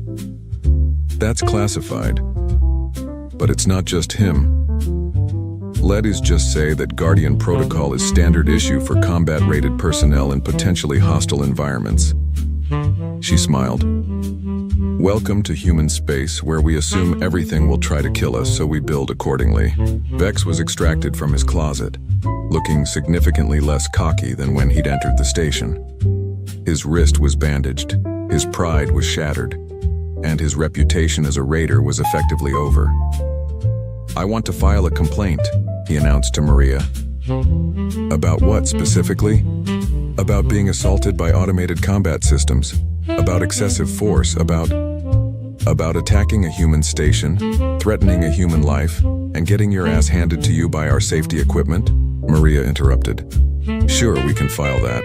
Right next to your arrest report for piracy, attempted murder, and trespassing in secured colonial space. She leaned in close. Here's what's going to happen. You're going to trial. You're going to tell everyone you meet exactly what happened here. And word is going to spread through every raider clan, every pirate outfit, and every 2-bit criminal operation in the sector. What word? Vex asked. That humans don't quit, even when you knock us unconscious, even when you think you've won. Our equipment keeps fighting for us, our protocols keep protecting us. We don't know when to give up, because we've engineered giving up out of the equation. She straightened up. Take them to the brig. Make sure they're comfortable, we're not monsters. As security led the raiders away, Craig looked back at the powered-down armor one last time. I think I respect it, he said quietly. Is that weird? Little bit, Trill admitted. It beat us with honor. Following rules, protecting its pilot. That's warrior spirit. Just automated. I'm pretty sure it was following programming, not honor. Is there a difference? Trill considered that as they were led away. He wasn't sure anymore. Jake woke up in Medical Bay 3 with the kind of headache that suggested his brain had been using his skull as a drum kit. Everything hurt in that special way that meant he'd taken damage even through the armor's protective systems. Lieutenant Maria Cross was sitting beside his bed reading through a report on her datapad. Hey, Jake croaked. Hey yourself, Maria replied without looking up. How's the hero feeling? Like I got hit by a cargo hauler. What happened? Last thing I remember was Vex throwing that concussive charge and then... nothing. Nothing is right. You got knocked unconscious, your armor activated Guardian Protocol, and then proceeded to single-handedly defeat 3 raiders, secure the station, and wait for backup like a good little robot. Jake processed that. My armor won the fight without me? Yep. The raiders are captured? Yep. The station's secure? Yep. So you're telling me I saved the day while completely unconscious? That's what I'm telling you. Maria finally looked up with a grin. I'm putting you in for a commendation, though I'll admit, writing defended station while unconscious in an official report is a new one. Jake started to laugh, then immediately regretted it as his ribs protested. Ow, don't make me laugh. Everything hurts. That's what you get for being a hero. Maria stood up. The armor's in maintenance bay 2. They're repairing the damage to the helmet and running full diagnostics. Thought you might want to know your partner's doing fine. Partner? You and that suit have been through a lot together, seems appropriate. After Maria left, Jake spent a few hours in medical recovery, reading the incident report and watching the security footage with increasing amazement. Seeing himself, or rather his armor, moving with mechanical precision, systematically defeating raiders and protecting the station was surreal. The armor had fought better without him. That was both impressive and slightly insulting. When the doctors finally cleared him for light duty, his first stop was the maintenance bay. The armor stood in its charging cradle, helmet removed for repairs, looking like a warrior between battles. The lead tech, a grizzled engineer named Davis, looked up from his diagnostic screen. Commander, your armor's going to be fully operational in 2 hours. Want the rundown? Give it to me. Guardian Protocol performed flawlessly. 0 system failures. 47 minutes of autonomous operation with optimal efficiency. It adapted to new threats, learned from enemy tactics, and protected you the entire time. Davis patted the armor's shoulder plate. This is good work. Whoever designed this system knew what they were doing. Yeah, Jake said, approaching the armor. He reached out and touched the chest plate still scorched from plasma fire. They really did. Funny thing, Davis continued. The armor's AI logged something after you were extracted. Personal note, not required by any protocol. What did it say? Davis pulled up the log on his screen. Pilot survival confirmed, mission successful. Preference, pilot conscious for future engagements. Jake laughed despite his sore ribs. Even my armor thinks I should stay awake. Can you blame it? Makes its job easier. Jake spent a few more minutes with the armor, talking to it like Davis wasn't there.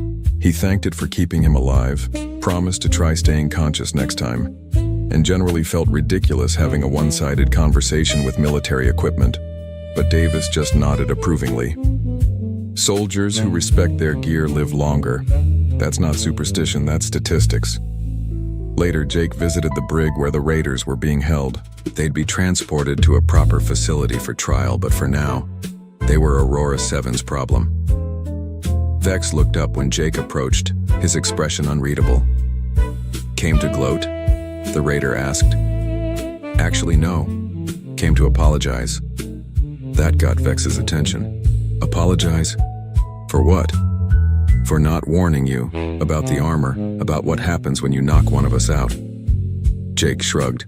In our defense, most people don't stick around long enough for Guardian Protocol to activate. They usually leave when asked.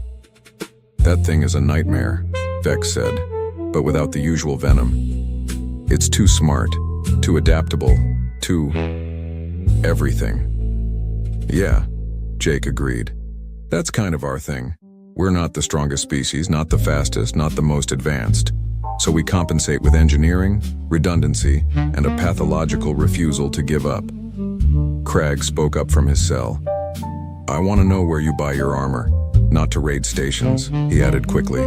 Just for personal use. That's quality equipment. I'll pass your compliments to the manufacturer, Jake said with a grin. Trill was the most talkative, asking technical questions about the Guardian Protocol, the armor's AI architecture, and human military doctrine. Jake answered what he could without violating security protocols, and Trill listened with the fascination of someone who'd found a new field of study. You're going to tell everyone about this, aren't you? Jake asked finally. Oh, absolutely, Vex confirmed. Every raider, every pirate, every criminal enterprise from here to the core worlds is going to hear about the humans and their unkillable armor. Good, Jake said simply. Might save some lives, both yours and ours. 2 days later, Jake was cleared for full duty and back in the rotation. When he suited up for his patrol shift, the armor's startup sequence ran through its checklist with mechanical precision. All systems nominal, the armor's AI confirmed in his helmet. Pilot status, conscious. Preferred configuration achieved. Was that sarcasm? Jake asked. Are you developing a sense of humor? Negative. Merely stating operational preference. Sure, keep telling yourself that. The patrol was uneventful. No raiders, no pirates, no threats. Just the routine monotony of watching over mining operations and keeping the peace. Maria contacted him midway through. Thought you'd want to know. Raider activity near human stations has dropped 47% in the last 72 hours. Word travels fast. Oh, it travels. We're intercepting chatter from criminal networks. They're calling it the suits that fight by themselves. It's becoming a legend. Pirates are sharing horror stories. About getting beaten up by unconscious humans? Exactly. Jake smiled inside his helmet. Well, at least my near-death experience is good for something. Better than good. You've become a cautionary tale. Command is pleased. They're even talking about declassifying some Guardian Protocol specs just to reinforce the message. Which is, don't mess with humans. We're too stubborn to stay down, even when we're literally down.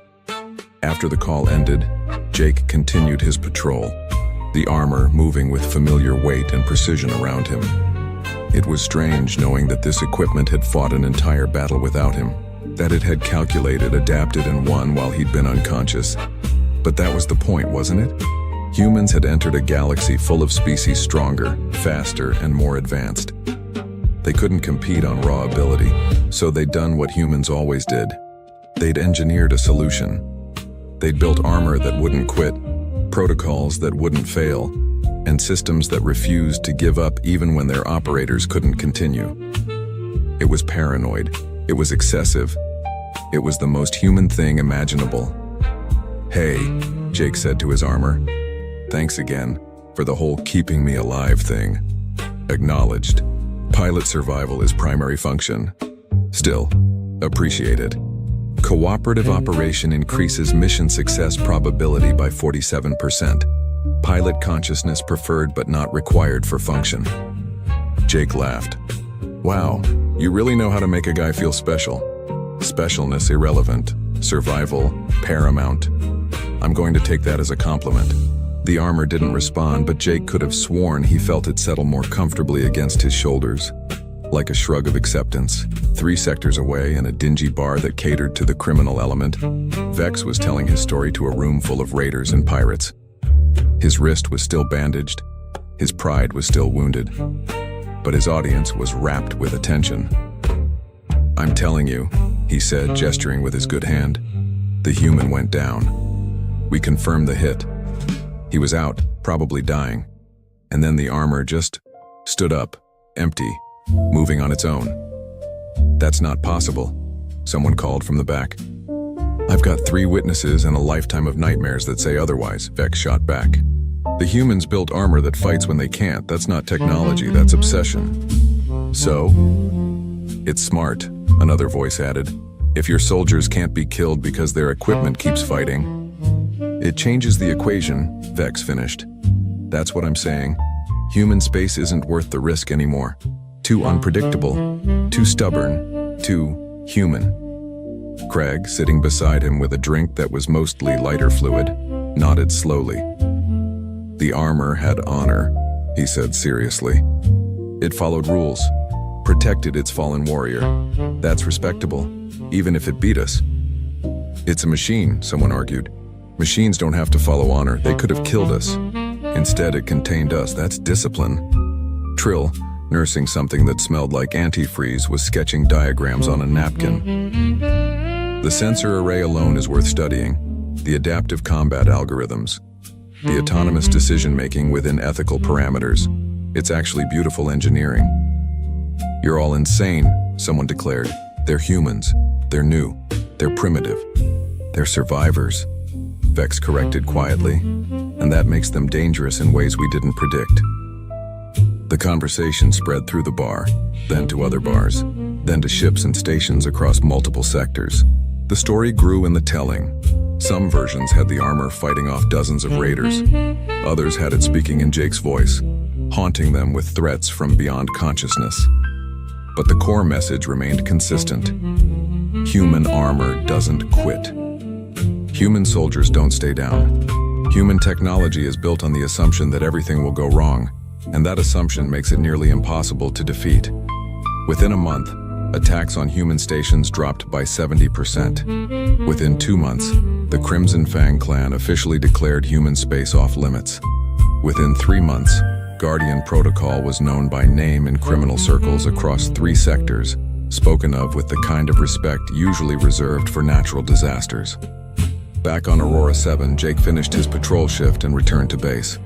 He carefully removed his armor, running through post-operation checks with the maintenance crew. The armor stood in its cradle, inert and lifeless without power, just metal and circuits and programming. But Jake knew better. Inside that frame was an AI that had learned his fighting style, adapted his tactics, and saved his life. It was equipment, sure, but it was also a partner in the strangest sense of the word. "See you tomorrow," he said to it, then felt immediately stupid for talking to dormant machinery. Davis, still working nearby, didn't even look up. Armor logged that, by the way. Logged what? Your farewell. Flagged it as positive pilot equipment relationship indicator. Apparently that correlates with better combat performance. Jake laughed. Of course it does, because humans measure everything, even how much we like our equipment. Hey, if it keeps you alive, I'm all for it. That night, Jake filed his incident report with one additional note at the end. Recommend Guardian Protocol Performance Review for commendation. My armor earned it. The request was denied on the grounds that you couldn't give medals to machines, but it was noted in his file with approval. Sometimes the brass agreed it was the thought that counted, and somewhere in the depths of space, on ships and stations where criminals gathered, the legend continued to grow. The humans with their unkillable armor, the warriors who fought even in unconsciousness, the species too stubborn to know when they were beaten. It wasn't entirely accurate, it was somewhat exaggerated. But like all good legends, it carried a truth that transcended facts.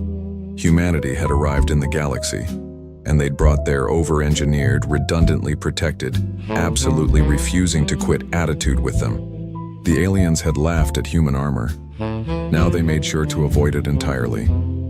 And in Maintenance Bay 2 on Aurora 7, a suit of combat armor stood in its charging cradle running self-diagnostics and preparing for the next shift because its pilot would be back tomorrow, and keeping him alive was what it did best.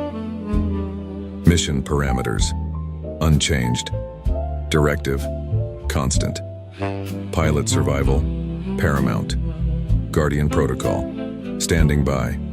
Always. The auction hall smelled of rust and old oil, a smell that never left no matter how many times the vents tried to clean it. Rows of aliens sat on benches shaped for bodies that were not human, and among them, tucked in the back corner, sat Daniel Reyes, a man with torn gloves and a jacket that had seen better decades. He was not here for fun. He was here because he had nothing left to lose. Daniel had once owned 3 cargo ships. Now he owned none. Bad contracts, a partner who vanished with half his savings, and 2 years of bad luck had turned him into a man who bid on scraps just to survive. He came to this auction because word had spread of a large lot going up for almost nothing, a Rec 2 broken for anyone serious to want. The auctioneer, a tall alien with too many joints in its arms, waved toward a hologram floating above the stage. It showed a warship, ancient and massive, its hull dark and pitted with age. The image rotated slowly, showing broken plating, dead sensor arrays, and a hull design that looked like nothing built in the last 1,000 years. Lot number 8, the auctioneer said, his voice flat with boredom. One derelict warship, no power core response, no weapons function, no propulsion, classified as scrap. Starting bid 1,000 credits. Laughter rippled through the crowd. Someone in the front row said loudly, "Why not give it away for free? Nobody's ship graveyard needs more trash." Another alien, a merchant with green-scaled skin, chuckled and said, "It's not even worth the fuel to tow it out of the dock." Daniel said nothing. He watched the image turn slowly on the stage, and something about it caught his attention. The size first. Even by warship standards, this thing was enormous, easily 3 times the size of anything else being sold that day. And the hull plating, though damaged, had a pattern to it that none of the other derelicts shared. Most old wrecks looked like leftover pieces bolted together. This one looked like it had been grown, not built. He had seen a lot of junk in his years of salvage work. He had learned to tell real junk from junk that hid something. This ship gave him a feeling he could not explain, like a locked door that still had warmth coming from the other side. 1,000 credits, the auctioneer repeated. Any bidders? Nobody raised a hand. The crowd murmured with more jokes. A group of young alien traders near the front started placing bets on how long it would take Daniel, who they clearly recognized as a regular at these low auctions, to say something foolish. Daniel raised his hand. The room went quiet for a moment before the laughter returned, louder this time. The auctioneer looked at him with something close to pity. 1,000 credits from the human, the auctioneer said. Any other bids? Silence. Nobody wanted to compete for something they saw as worthless. The gavel came down. Sold to the human for 1,000 credits. The room erupted into laughter again, some pointing at him, some shaking their heads as if he had just proven every joke about humans being simple and foolish. Daniel stood up, kept his face calm, and walked toward the payment terminal. He handed over nearly every credit he had left, watching his account balance drop to almost nothing. As he left the auction floor, a Laskarn trader stopped him near the door. Laskarn were known across the sector as sharp businessmen who never wasted money on bad deals. "You know that ship has been sitting in that yard for 11 years, the trader said. "No power signature, no response to any hailing frequency. My cousin tried scanning it twice, nothing but dead metal." "I heard," Daniel said. "So why buy it?" Daniel looked back toward the stage where the hologram still spun lazily above the empty auction floor. "Because everyone else was so sure it was nothing," he said. "And when everyone is that sure about something, sometimes they stop looking closely." The trader shook his head and walked away, muttering something about humans and their strange stubbornness. Daniel made his way to the docking bay where his tow ship waited, a small vessel called the Wanderer that had been with him through every bad year. His 2 crew members were waiting for him there. Priya Nair, his mechanic, leaned against the hull with her arms crossed, and Oskar Lindgren, his young systems tech, sat on a crate eating a ration bar. "Well," Priya asked, "did you actually buy that thing?" "I did," Daniel said. "The one everyone in the sector says is a floating graveyard." "That's the one." Oskar laughed nervously. "Boss, we don't even have fuel money for next month, and you spent it all on a dead ship." Daniel climbed into the pilot seat of the Wanderer and began prepping the tow systems. "Maybe it's dead," he said.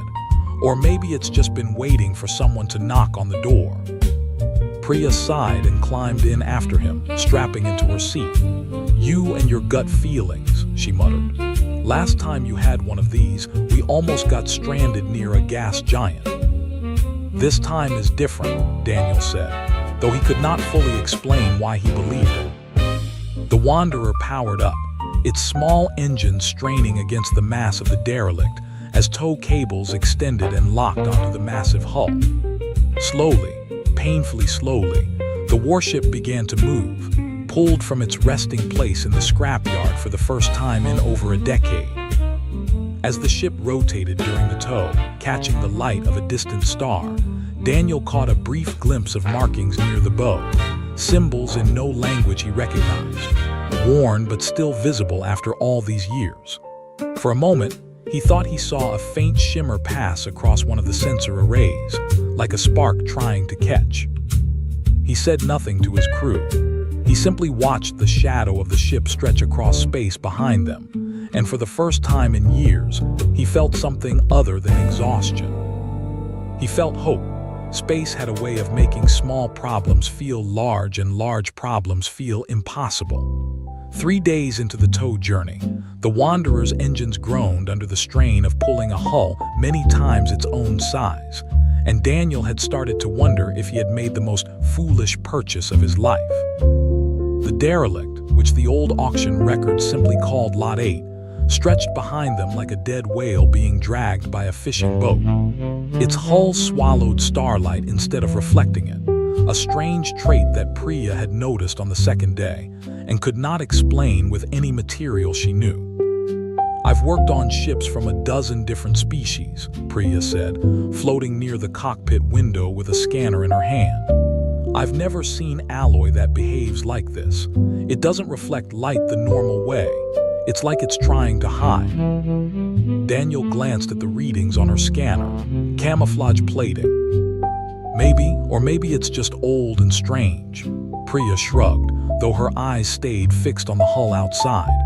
"Either way, it's not registered in any precursor database I've checked, and I checked all of them." Oskar sat cross-legged near the system's console, running diagnostic sweeps every few hours out of nervous habit. He was young, only 23, but he had a sharp mind for machinery that made him valuable despite his lack of experience. "The weird part isn't the hull," he said. "It's the internal readings. Every derelict I've ever scanned is completely cold inside. Dead is dead. But this thing has warm spots, small ones, moving." Daniel turned in his seat. "Moving." Not fast, Oscar said quickly, sensing the tension in Daniel's voice. Barely noticeable. Could be residual heat from old machinery settling or gas pockets shifting inside the hull. I didn't want to say anything until I was sure it wasn't just a sensor glitch. But you're sure now? Oscar hesitated, then nodded. As sure as I can be with tools this old. The three of them looked at each other in silence, the weight of the discovery settling over the small cockpit. A derelict warship was supposed to be simple. Dead systems, dead power, dead history. Instead, this ship refused to sit quietly in the categories they understood. Human space was still young in the eyes of the wider galaxy, a fact that followed Daniel everywhere he went. Humanity had only joined the interstellar community a few generations ago, stumbling into contact with older empires who had been traveling the stars long before humans had learned to fly. Those empires treated humans the way an older sibling treats a younger one who just learned to walk, sometimes with patience, more often with condescension. Daniel had grown used to being underestimated.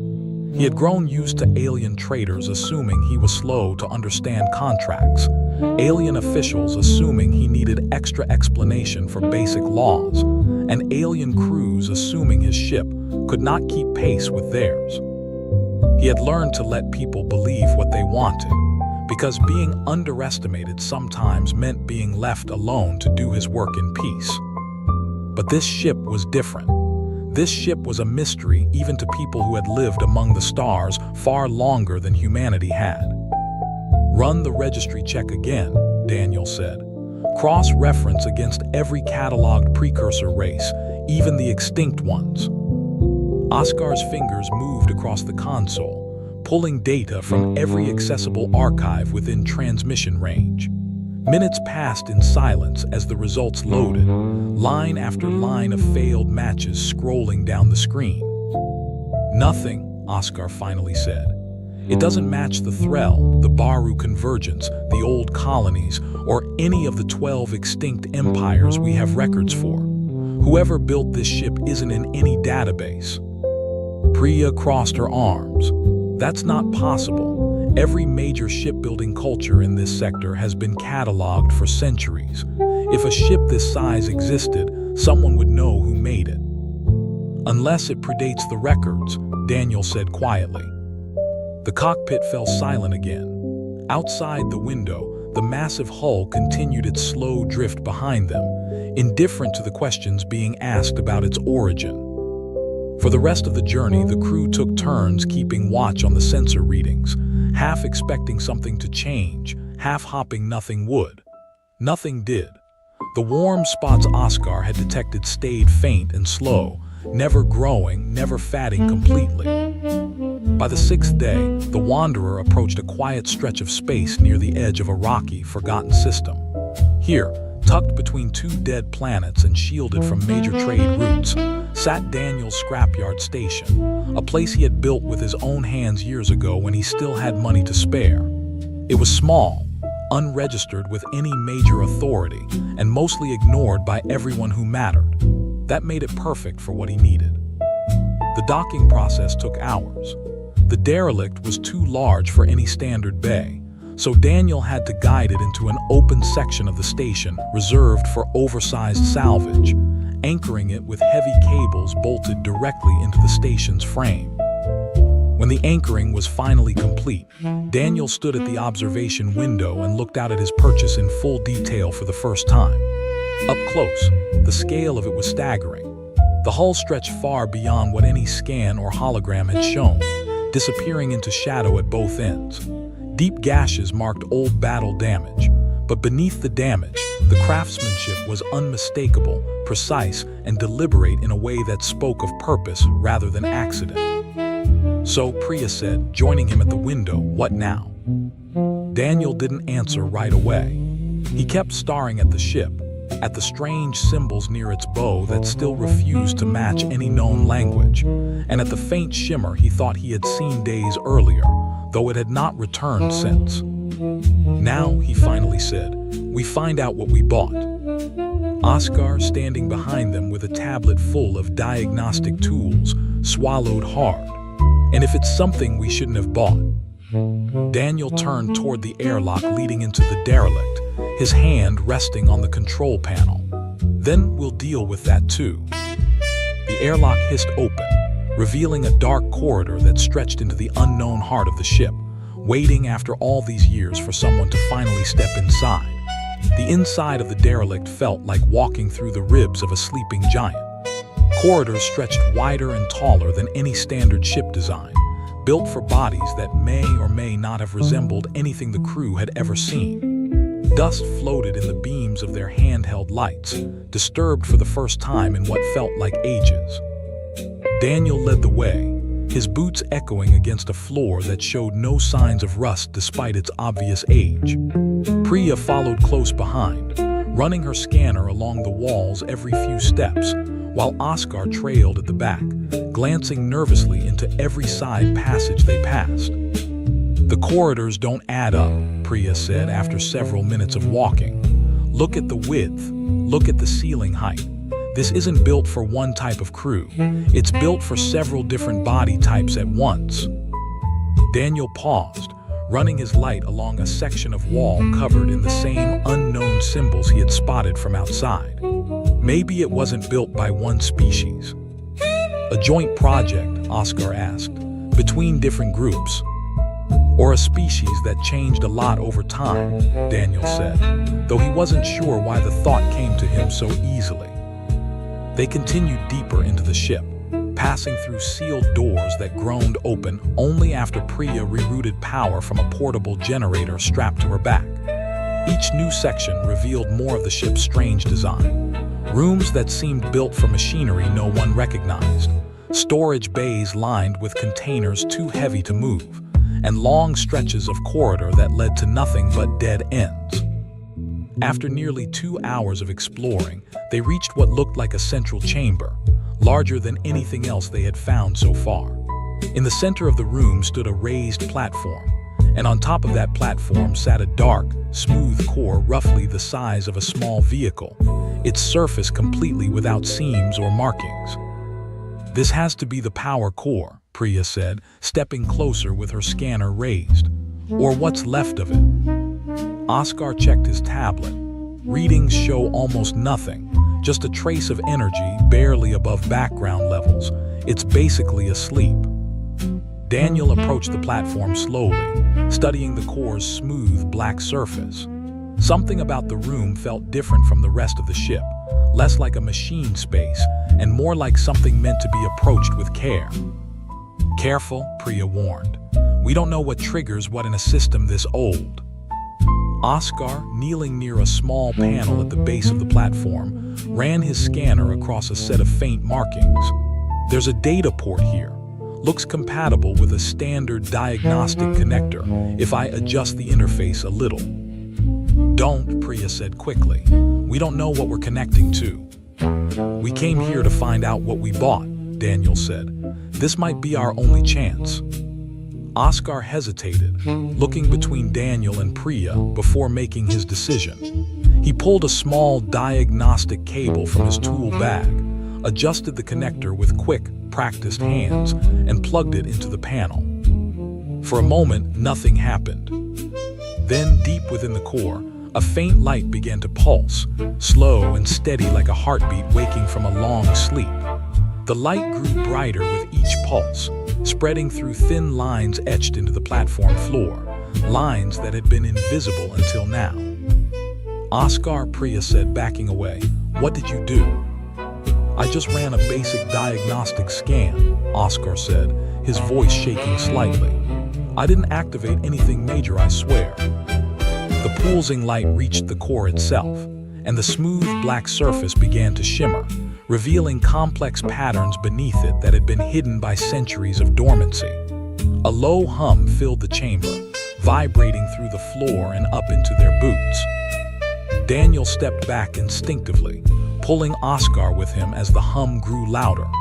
For a moment, he wondered if he had made a terrible mistake, if his desperate gamble at the auction had led them straight into danger they couldn't survive.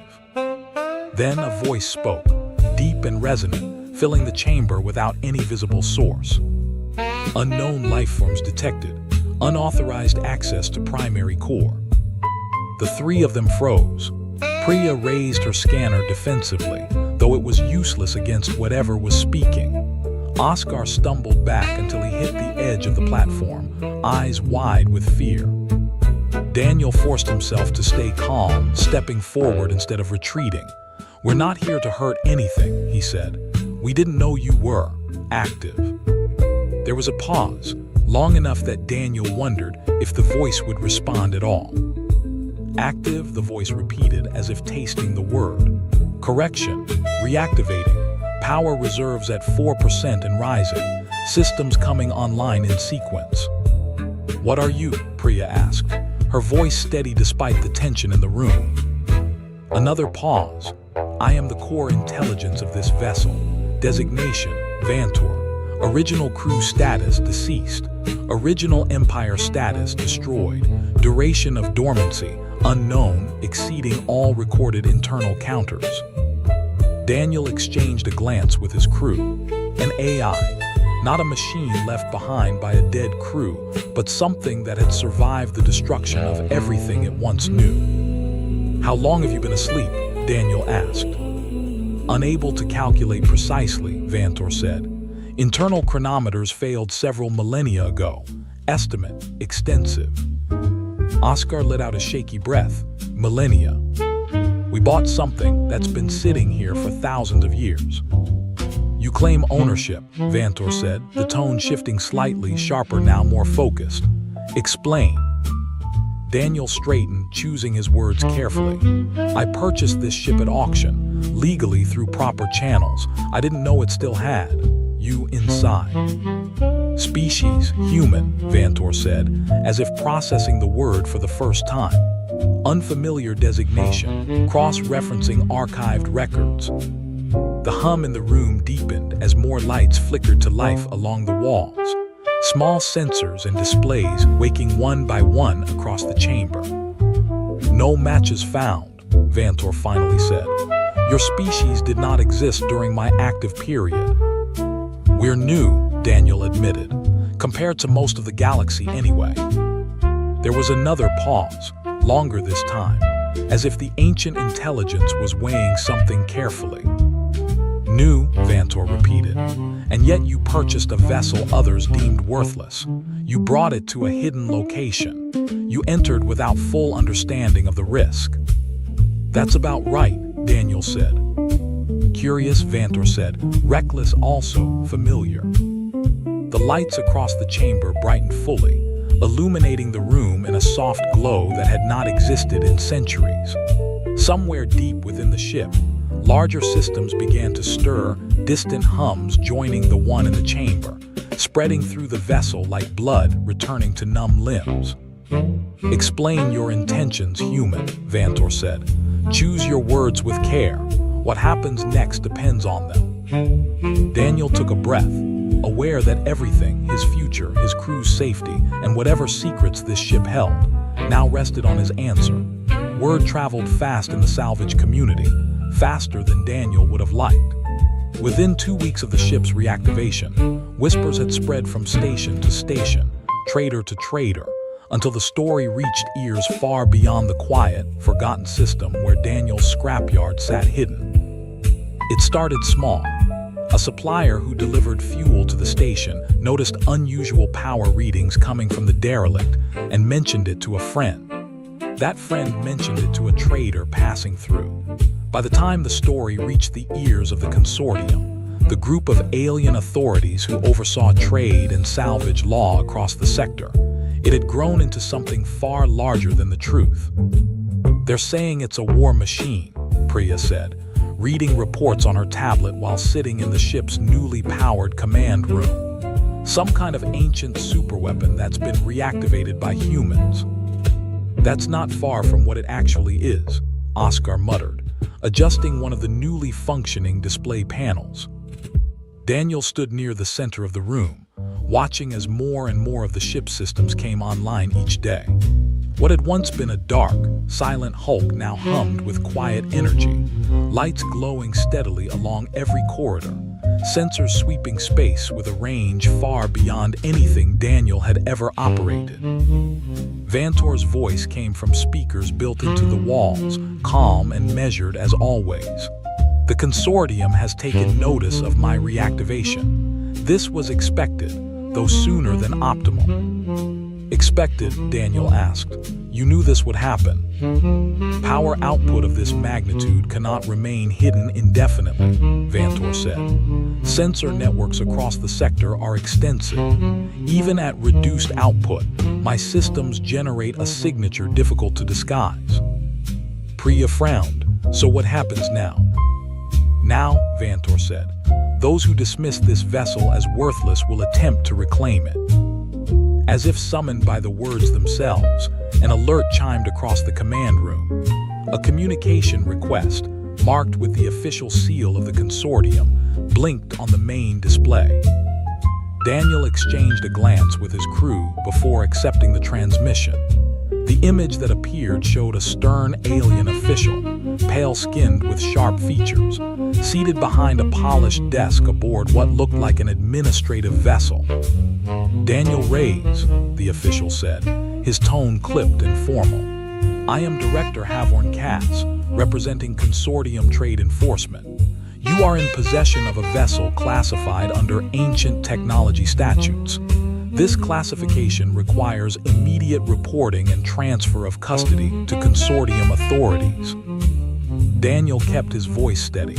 I purchased this ship legally through a registered auction. I have documentation to prove ownership. The auction house misclassified the vessel, Cass said. An administrative error does not grant you legal claim to technology of this significance. The sale is being voided, effective immediately. That's not how contracts work, Priya said sharply, stepping into view. A sale is a sale. You can't just decide afterward that you don't like the outcome. Cass's expression didn't change. Ancient technology statutes supersede standard trade law. This is not a negotiation, Mr. Reyes. Surrender the vessel, and the consortium will provide fair compensation for your inconvenience. Daniel thought of the auction floor, the laughter, the mockery, the way everyone had been so certain the ship was worthless. Now that it wasn't, now that it had proven itself valuable beyond anything they imagined, suddenly the rules could change to fit whoever held more power. No, Daniel said simply. Cass's composure flickered just slightly. I don't think you understand the position you're in. I understand it perfectly, Daniel said. I bought something nobody else wanted. Now that it turned out to be worth something, you want to take it back because I'm human, and you assume I'll just hand it over. This has nothing to do with your species, Cass said stiffly. Doesn't it? Daniel asked. The transmission cut off without another word, the display returning to standard status readouts. Silence filled the command room for a long moment. That went well, Oscar said sarcastically, breaking the tension. Vantor's voice returned, calm but carrying a new edge of alertness. Sensor sweep indicates an enforcement fleet has begun moving toward this system. Estimated arrival, 6 hours. Daniel felt his stomach tighten. How many ships? 12 vessels of moderate size, Vantor reported. Standard consortium enforcement configuration. Sufficient firepower to destroy a station of this size several times over. Priya's face paled. Daniel, we don't have the defenses for that. This station barely has shields. We're not defending the station, Daniel said, glancing toward the derelict's massive frame visible through the command room's viewport. We're defending this ship. With what? Oscar asked. We don't even know what half these systems do yet. I do, Vantor said. The room fell quiet again, all eyes turning toward the nearest speaker as if searching for a face that wasn't there. During my dormancy, core systems remained in passive standby, Vantor explained. Weapons, shielding, and propulsion were never destroyed, only deactivated to conserve remaining power. Full functionality can be restored, though not without risk. What kind of risk? Priya asked. Reactivating combat systems at this stage may cause structural strain on components untested in millennia, Vantor said. There is a possibility of system failure during activation. Daniel took a breath, weighing the danger against the alternative. If they surrendered the ship now, everything he had gambled on, every ounce of hope he had felt since the auction, would be for nothing. Worse, it would prove every mocking laugh right, prove that humans really were fools who stumbled into things too big for them. Do it, Daniel said. Bring the systems online. Confirmed, Vantor said, beginning full activation sequence. The hum that had filled the ship since its reactivation deepened into something far more powerful, a vibration that traveled through the entire station, rattling loose panels and shaking dust from long undisturbed corners. Lights along the hull outside brightened in patterns none of them had seen before, spreading from the bow to the stern like a wave of returning life. Oscar stared out the viewport, watching the transformation with a mixture of fear and awe. "It's actually happening," he whispered. "It's really waking up." Priya moved to a nearby console, pulling up whatever readouts she could access. Power levels rising fast, weapon systems showing green across multiple arrays. Shields. Daniel, shields are coming online too. Daniel stared out at the ship that had once been mocked as scrap, now glowing with power that even its makers might have struggled to fully unleash. 6 hours. That was all the time they had before the consortium fleet arrived, expecting an easy victory over a dead relic and a foolish human who didn't know when to give up. He intended to prove them wrong. "Everyone," Daniel said, turning to his small crew, "get to your stations. Whatever happens next, we're not backing down." Vantor's voice echoed through the ship one final time before the command room fell into focused silence.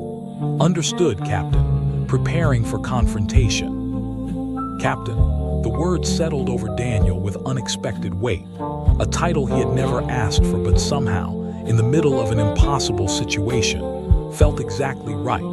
6 hours felt like both an eternity and no time at all.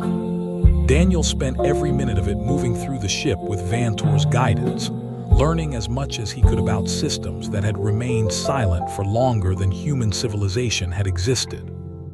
Primary weapon arrays are located along the dorsal and ventral hull sections, Vantor explained as Daniel walked through a corridor now fully lit and humming with restored power. 12 batteries total, though only 8 are currently confirmed functional after diagnostic testing. "And the other 4, Daniel asked. "Damaged during the original conflict that led to my dormancy," Vantor said. "Repairs were never completed." Priya worked tirelessly in the engine sections, running system checks alongside Vantor's automated repair drones, small mechanical units that had activated alongside the rest of the ship. She had never worked with technology this advanced, but her hands moved with practiced confidence, adjusting, testing, and preparing whatever she could in the limited time available. Oscar remained in the command room, monitoring the approaching enforcement fleet through sensor arrays far more powerful than anything he had used before. "They're closing in," he reported over the comm system. 15 minutes until they reach engagement range. Daniel made his way back to the command room, passing through corridors that seemed to pulse with quiet energy, as if the ship itself was eager for what was coming. He took his place at the center console, a chair that adjusted slightly as he sat, molding itself to fit a human frame it had never been designed for. "Vantor," Daniel said, "give me a full status report." "Shields at 83% capacity," Vantor reported. "Weapon systems fully charged. Propulsion systems operational, though maneuverability remains limited due to centuries of inactivity in certain thruster arrays." "Will it be enough?" There was a brief pause. The enforcement fleet is equipped with standard consortium technology, advanced compared to typical civilian vessels, but significantly outdated compared to this vessel's original design specifications. Probability of successful defense: high, assuming no critical system failures during combat. Daniel exhaled slowly. High probability wasn't certainty, but it was more than he had expected when he first bid on a ship everyone called worthless.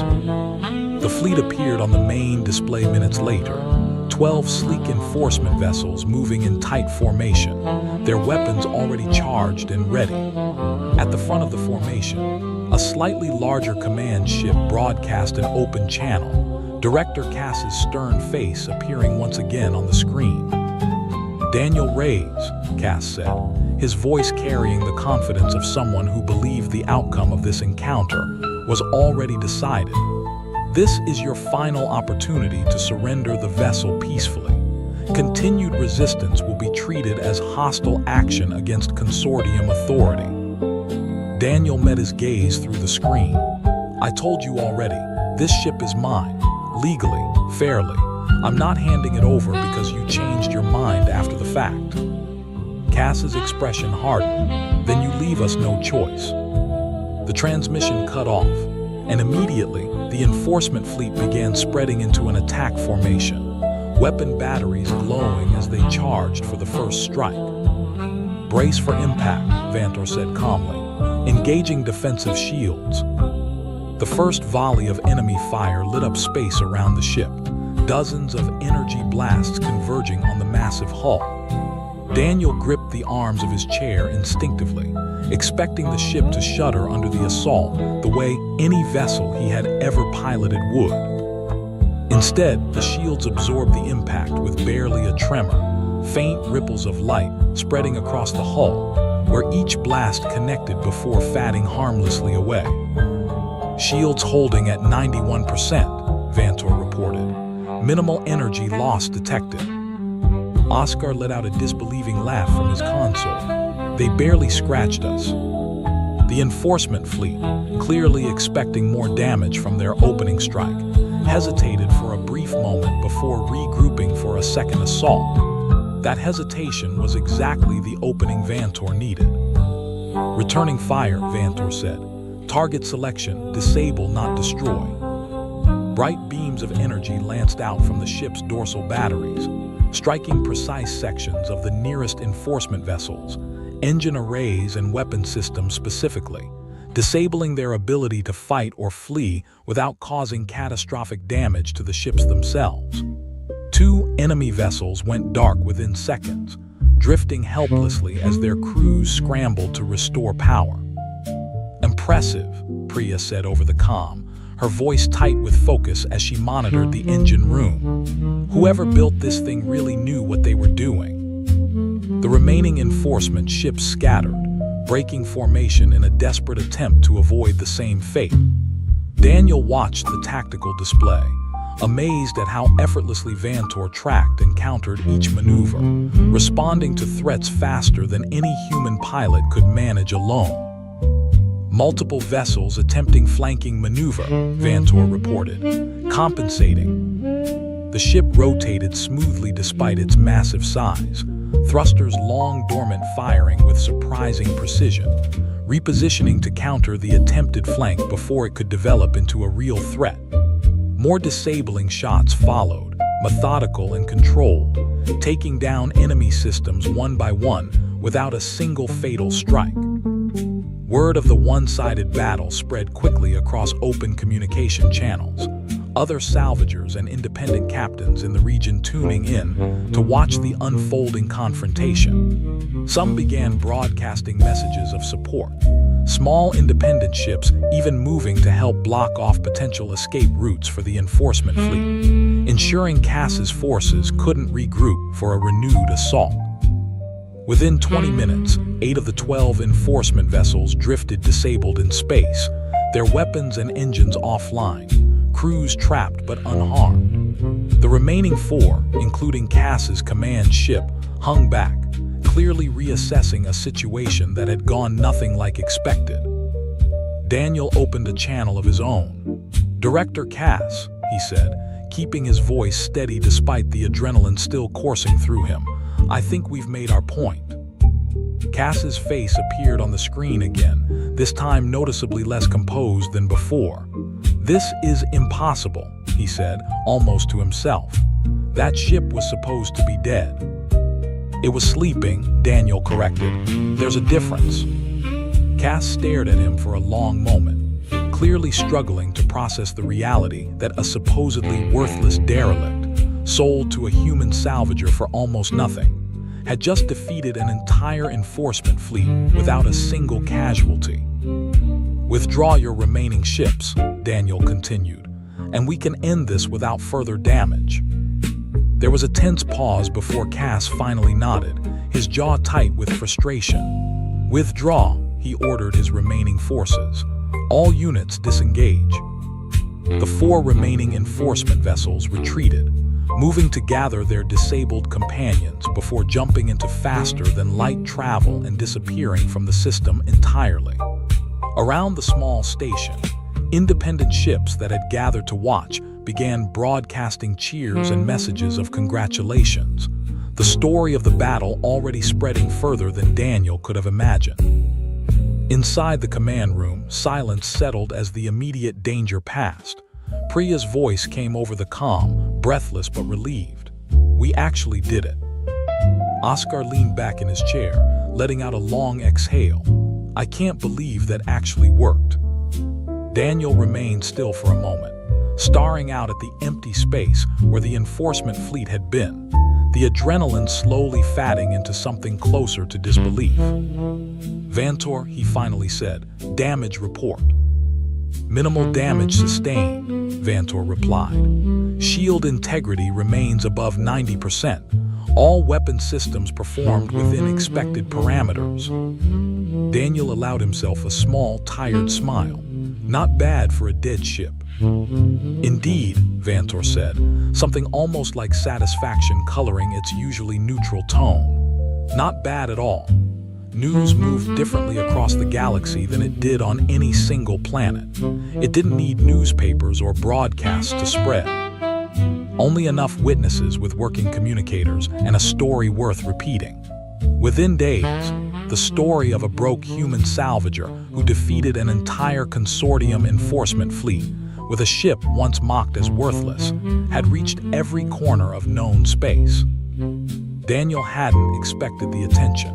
He had expected trouble, certainly, and maybe a quiet life afterward if he was lucky enough to survive the encounter with Cass's fleet.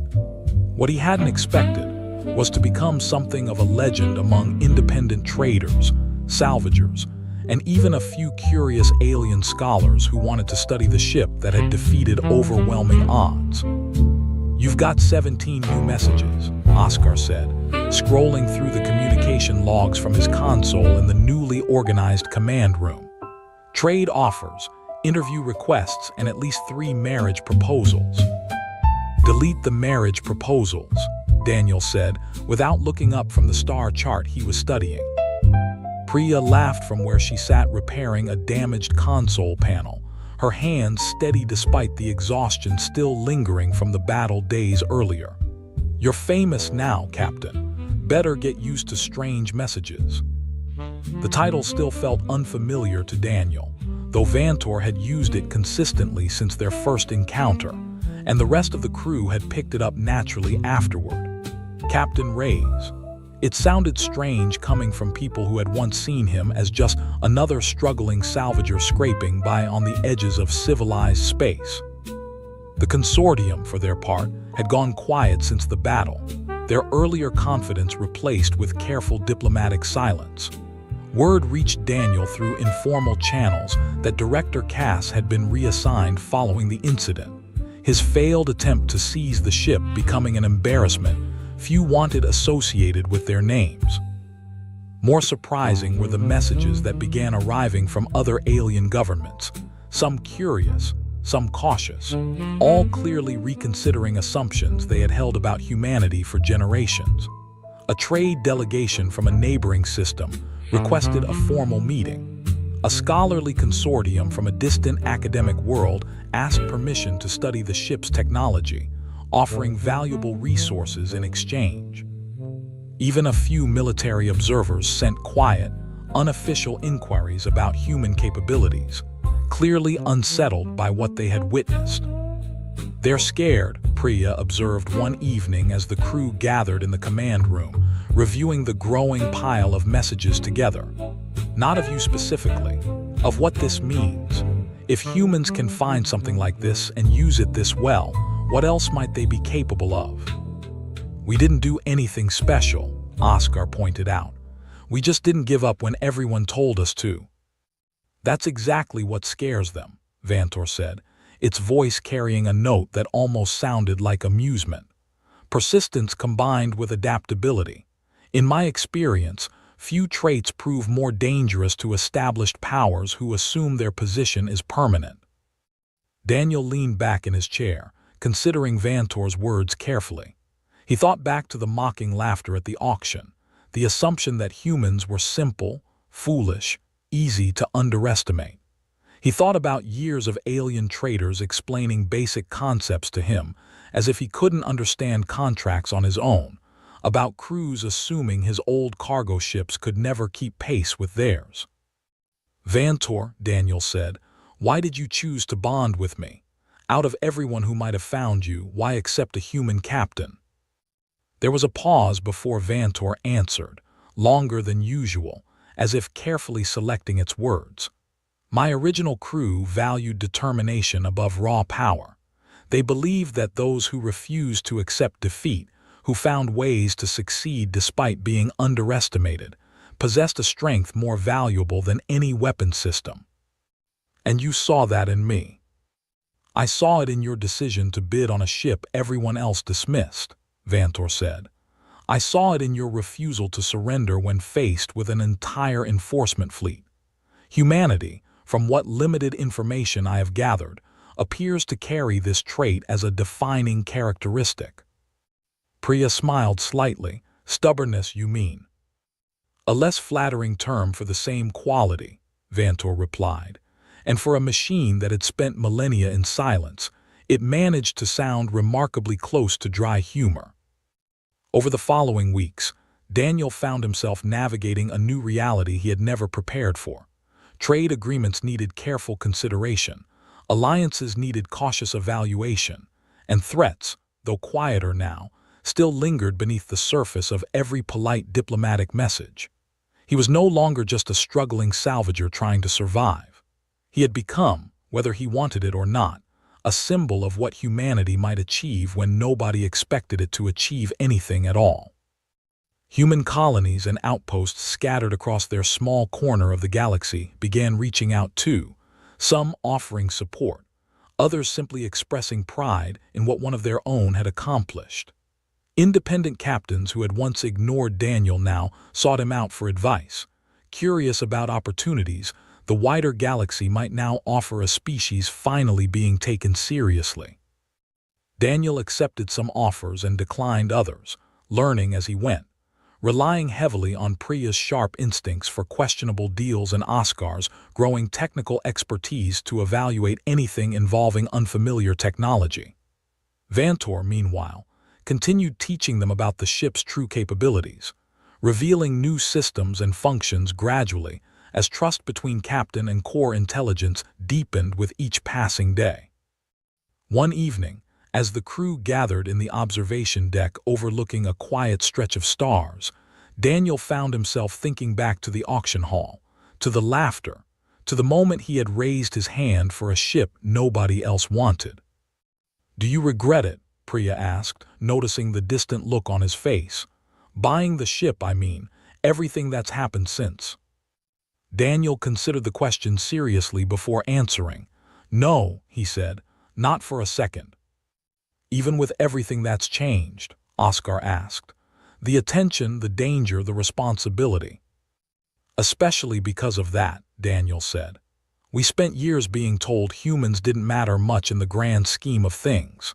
Now people are paying attention, not because we demanded it, but because we proved we could handle something nobody thought we deserved." Vantor's voice joined the conversation from the nearest speaker, calm and steady as always. "The galaxy is vast, Captain. What we have accomplished so far represents only the beginning of what remains possible. Daniel nodded, watching the stars stretch endlessly before them, each one a reminder of how much of the universe still remained unexplored, unclaimed, and full of opportunities nobody had yet imagined. "Then let's find out what else is out there," Daniel said, standing and heading toward the command room, his crew following close behind. Behind them, the ship that had once been mocked as worthless scrap hummed quietly with power, ready to carry them wherever they chose to go next. As they set a new course deeper into unexplored space, Daniel allowed himself one final thought, simple but certain, about everything that had led them to this moment. Being underestimated, he realized, had never been a weakness. It had always been an opportunity, waiting patiently for started walking toward the east exit, with the casual movement.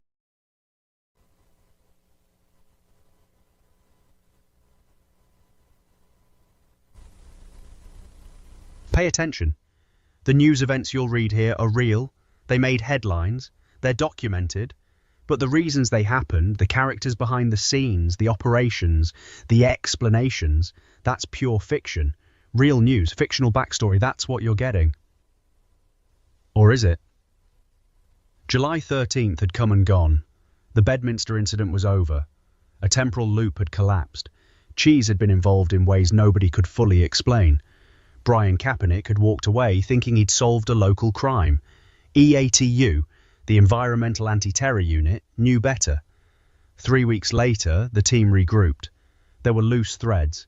Project Bluebird was still active. The Council of 10A remained silent. And somewhere in the desert, recovered technology was being moved through channels that shouldn't exist. It was mid-August when Wanda's encrypted signal reached Brian's phone. No voice this time. Just coordinates and a single word. Phoenix. Tesla Signal. Tech Convention. 2 days. Be there. Brian booked a flight without knowing why. He never questioned the anonymous calls anymore. They were always right. Always led somewhere that mattered, even if he didn't understand why until afterward. The Phoenix Convention Center was massive. Thousands of people moving between exhibits, energy weapons, free energy systems, anti-gravity, propulsion, all the fring technology that mainstream science wouldn't touch.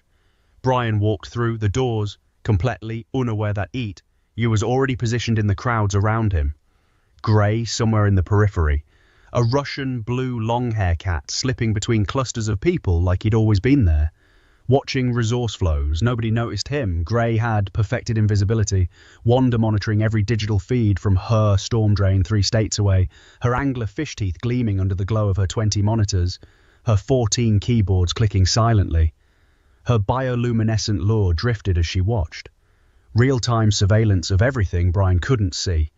Henrietta meditating on the balance of her 2 souls, the calico cat keeping the 4-pointed star centered.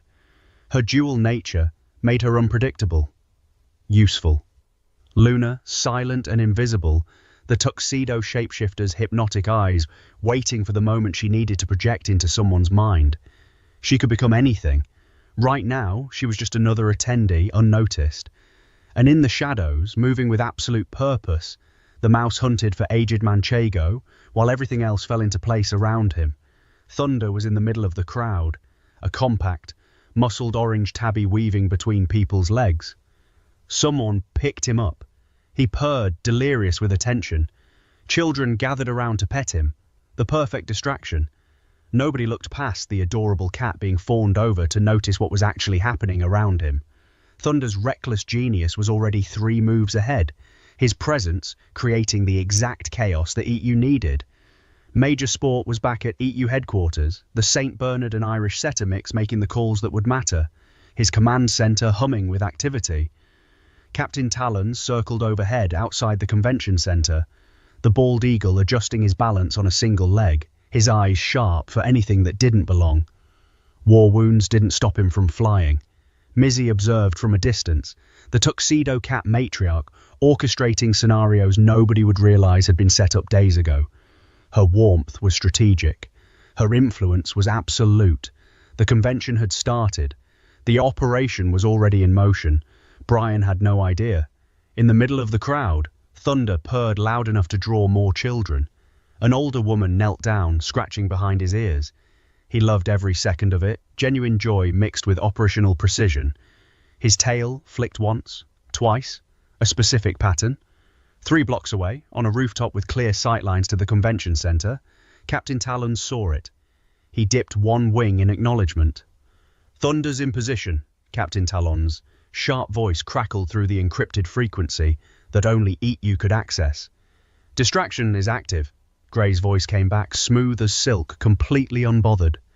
"Good. Brian just passed the energy weapons exhibit. He's looking for something specific. He doesn't know what yet."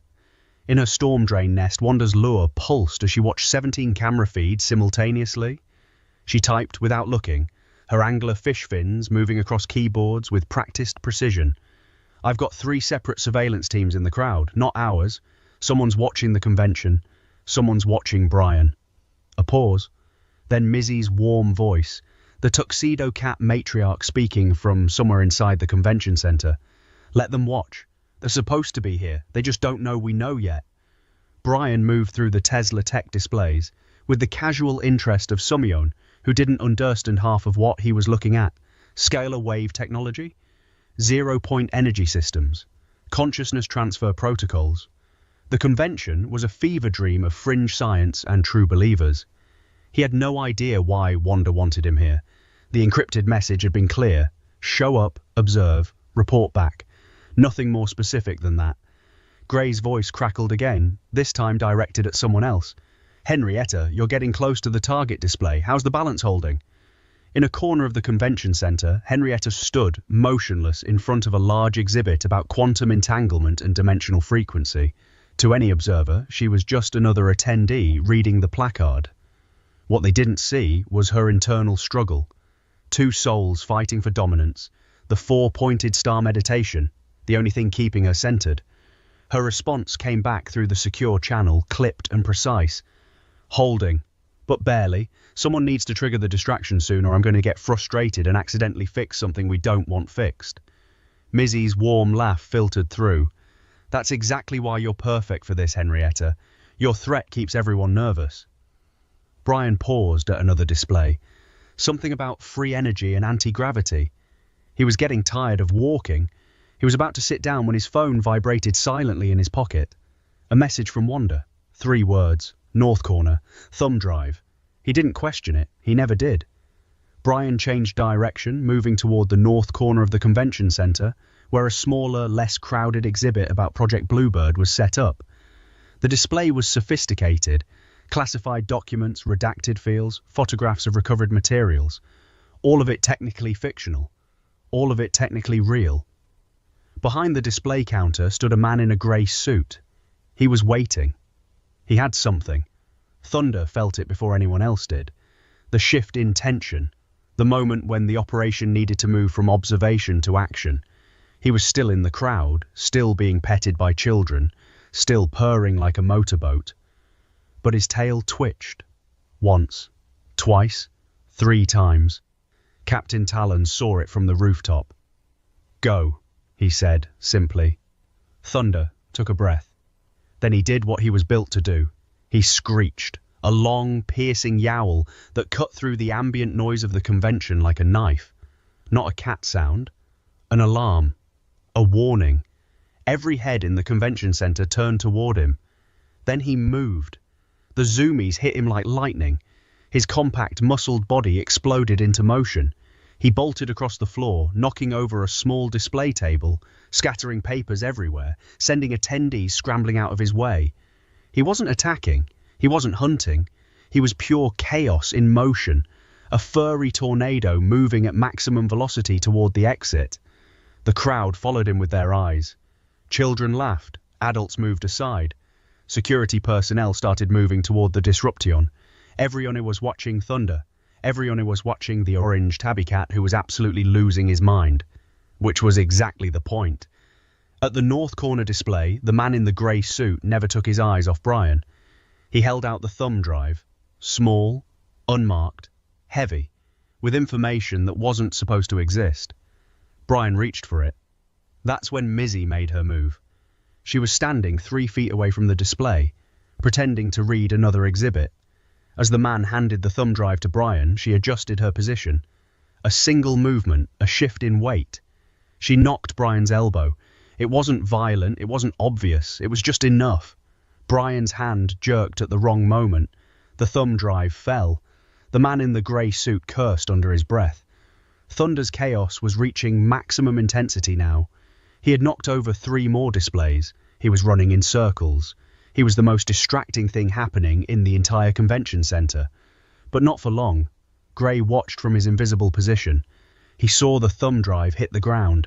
He saw the man in the grey suit start to bend down. He made a decision. Gray moved, just slightly, into the path of the reaching man. A subtle block. Accidental looking, but precise. The man bumped into Gray instead of reaching for the drive. Henrietta watched all of this from her position near the quantum entanglement display. Her 2 souls were vibrating with tension. The frustration was building. The power was starting to activate. She breathed through it. 4-pointed star. Balance. Control. But she could feel it. The cosmic correction waiting to happen. Luna had already shifted position. She wasn't a person anymore. She was just another attendee. Invisible. Unremarkable. But she was close enough to the fallen thumb drive. She waited. Thunder's chaos was starting to wind down. He was tiring. The zoomies were reaching their peak. He bolted toward the exit, and the crowd followed him with their attention, their laughter, their phones recording the video of the crazed cat. In that moment, the split second, when every eye was on Thunder and his beautiful, reckless destruction, Luna moved. She bent down, she picked up the thumb drive. She slipped it into her pocket. No one saw her, no one was looking at her. They were all watching Thunder. By the time Thunder hit the exit and disappeared into the parking lot, the operation was complete. The thumb drive was in Eat U's possession. Captain Talons watched from the rooftop. "Package secured," he said simply. In her storm drain nest, Wanda's lure pulsed with satisfaction. "I've got the surveillance feeds. 3 teams trying to figure out what just happened. One of them is already calling it in. We have maybe 5 minutes before they realize the drive is gone." Mizzy's voice came through, calm and warm as always. "Excellent. Everyone extract. Slow and natural. Nobody runs, nobody hurries." Gray was already moving away from the display, slipping between clusters of people, becoming invisible again. Henrietta breathed. 4-pointed star. The frustration settled. The power receded. She was balanced again. Luna was walking toward the exit, the thumb drive heavy in her pocket, completely unremarkable, completely unnoticed. Brian stood there, confused, still reaching for something that wasn't there anymore. The man in the grey suit was gone. Thunder was already in the parking lot, his crazy energy finally spent, rolling on the asphalt like he'd just had the time of his life. The convention continued around them. Thousands of people discussing fringe science and impossible technology, completely unaware that something had just been taken from right under their noses. And Brian, still confused about what had just happened, still holding his empty hand out, had no idea that he'd just been part of an Eat You operation, that his presence at the convention was the reason the man in the grey suit had even shown up, that his innocent detective work had been the cover story for something much larger. He looked at his phone. Another message from Wanda. 2 words. Mission complete. Brian pocketed his phone and started walking toward the exit, still completely oblivious. The operation was done. The first thread of the larger puzzle was in Eat You's hands. And somewhere in the darkness of her storm drain nest, surrounded by her 20 monitors and 14 keyboards, Wanda was already analysing what was on that thumb drive. Project Bluebird files, recovered materials documentation, and something else. Something that connected to UFO technology, something that connected to the assassination attempt in Bedminster, something that suggested the temporal anomalies weren't accidents. They were being caused, deliberately, and someone needed to figure out who was doing it before the next one happened. Precision. His tail flicked once, twice, a specific pattern. 3 blocks away, on a rooftop with clear sight lines to the convention centre, Captain Talon saw it. He dipped one wing in acknowledgement. "Thunder's in position." Captain Talon's sharp voice crackled through the encrypted frequency that only Eat You could access. Distraction is active. Gray's voice came back, smooth as silk. Brian stopped at a display marked Recovered Materials Analysis, UAP Technology Applications. The placard was professionally printed, the kind that suggested institutional backing rather than enthusiastic amateur research. Behind the display stood a woman in a blue blazer with a lanyard that identified her only as presenter. She was talking to two men who looked like they'd rather be anywhere else. Brian pulled out his notepad. Old habit. He wrote down the display number and the name of the presenting organisation, the Institute for Advanced Propulsion Studies, a name that sounded legitimate enough to be suspicious. The woman in the blue blazer noticed him noticing. She smiled the kind of smile that meant she'd been waiting for exactly this kind of visitor. "Are you familiar with the Arizona incident?" she asked. Brian looked up from his notepad. "Which one?" She tilted her head slightly. "The V-shaped sighting, March 1997, thousands of witnesses. Official explanation was military flares." She paused. "You don't believe that explanation, do you?" Brian looked at her carefully. He'd been asked this question before, by journalists, by conspiracy theorists, by people who wanted him to validate something they already believed. "I believe in evidence," he said. She reached under the display table and produced a folder, thick, worn at the edges. The kind of folder that had been handled many times by many hands. "Then you'll find this interesting." Gray was watching from 3 displays away. His Cheshire eyes tracked the folder, the woman, the 2 men who still looked uncomfortable. He'd seen her before, not in person, not in any database Wanda had access to, but in the pattern of how things moved, how information surfaced, how people who had things to share found their way into proximity with people who needed to receive that information. She was a courier, not Eat You, not Project Bluebird, something else entirely. His voice came through low on the encrypted channel. "Wanda, blue blazer, north display, presenting to Brian right now. Run her." In her storm drain nest, Wanda's fins moved across 3 keyboards simultaneously. Her lure pulsed as data streamed across monitors. "Running. Give me 30 seconds. Henrietta had repositioned herself near the free energy display, close enough to observe without being obvious. Her dual souls were humming with something she couldn't quite name. Not frustration. Not yet. But awareness. The sense that something was about to happen that nobody had planned for. She breathed through it. 4-pointed star. Balance. Control. Luna was closer.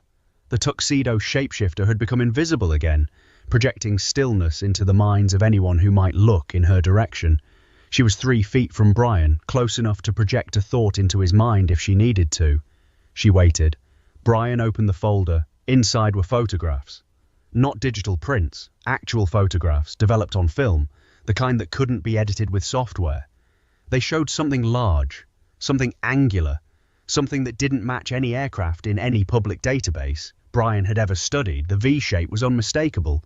But these photographs weren't taken in Arizona in 1997. The timestamp on the back of each one read differently. Different location, different year, different facility. Brian looked up at the woman. "Where did these come from?" She smiled again. "That's the question, isn't it?" Wanda's voice came through the channel, sharp and immediate. "She's not in any database I can access, and I can access everything, which means she's been deliberately scrubbed. Someone with serious resources removed her from every system she should appear in. Social security, driver's license, tax records, medical history, all gone. She technically doesn't exist." Gray's response was measured, unhurried. "How long ago was she scrubbed?" Based on the gaps in the data pattern, approximately 18 months, right around the time the congressional UFO testimony became public. A pause. "She's a whistleblower," Mizzy said, her warm voice carrying certainty. "Someone who knew what was coming and got a raise before she could testify." Captain Talon's sharp voice cut in from the rooftop. "Or someone who was placed here deliberately to give Brian exactly what they want him to have." Silence on the channel, everyone considering both possibilities simultaneously. Gray made a decision. He began moving toward the display, not quickly, not directly, just shifting his trajectory in the fluid, invisible way that brought him closer without announcing the intention. Brian was still looking at the photographs. His detective instincts were firing on all cylinders. These were real. Whatever they showed, the photographs themselves were authentic. He could tell by the grain, the composition, the way light had behaved on actual film. "I need more context," he said. The woman reached into the folder again and produced a single page. Printed text, classified headers with the classification stripped out, blank spaces where the markings had been redacted before printing. Brian read it quickly. His expression didn't change. A good detective never showed what he was thinking when something hit important. But his hand tightened slightly on the folder. Luna felt it. From her invisible position 3 feet away, she read the micro-expression, the slight tension in his jaw. She projected a gentle thought into his mind. Not a command, not a manipulation. Just a question that seemed to come from his own thinking. "Is this what you were sent here to find?" Brian blinked, looked around briefly as if the question had come from somewhere external, then returned his attention to the woman. "How do I know this is authentic?" She reached into her blazer pocket and produced a thumb drive, different from the one Gray had taken from the contractors. Smaller, red, with a symbol etched into it that Brian had seen before. The same symbol that had been on the mustard jar in Bedminster. His breath caught, just slightly, but Luna felt it. She transmitted quietly on the Eat You channel. Nothing verbal, just the impression of urgency. The sense that the operation had just shifted into different territory. Gray saw it immediately. He was close enough now to observe Brian's reaction. His Cheshire eyes narrowed. The woman held out the red thumb drive. "Take it," she said simply. "You were sent here to find it, you know that." Brian looked at the drive, at the symbol, at the woman who didn't exist in any database. He took it. The moment his hand closed around it, 3 things happened simultaneously.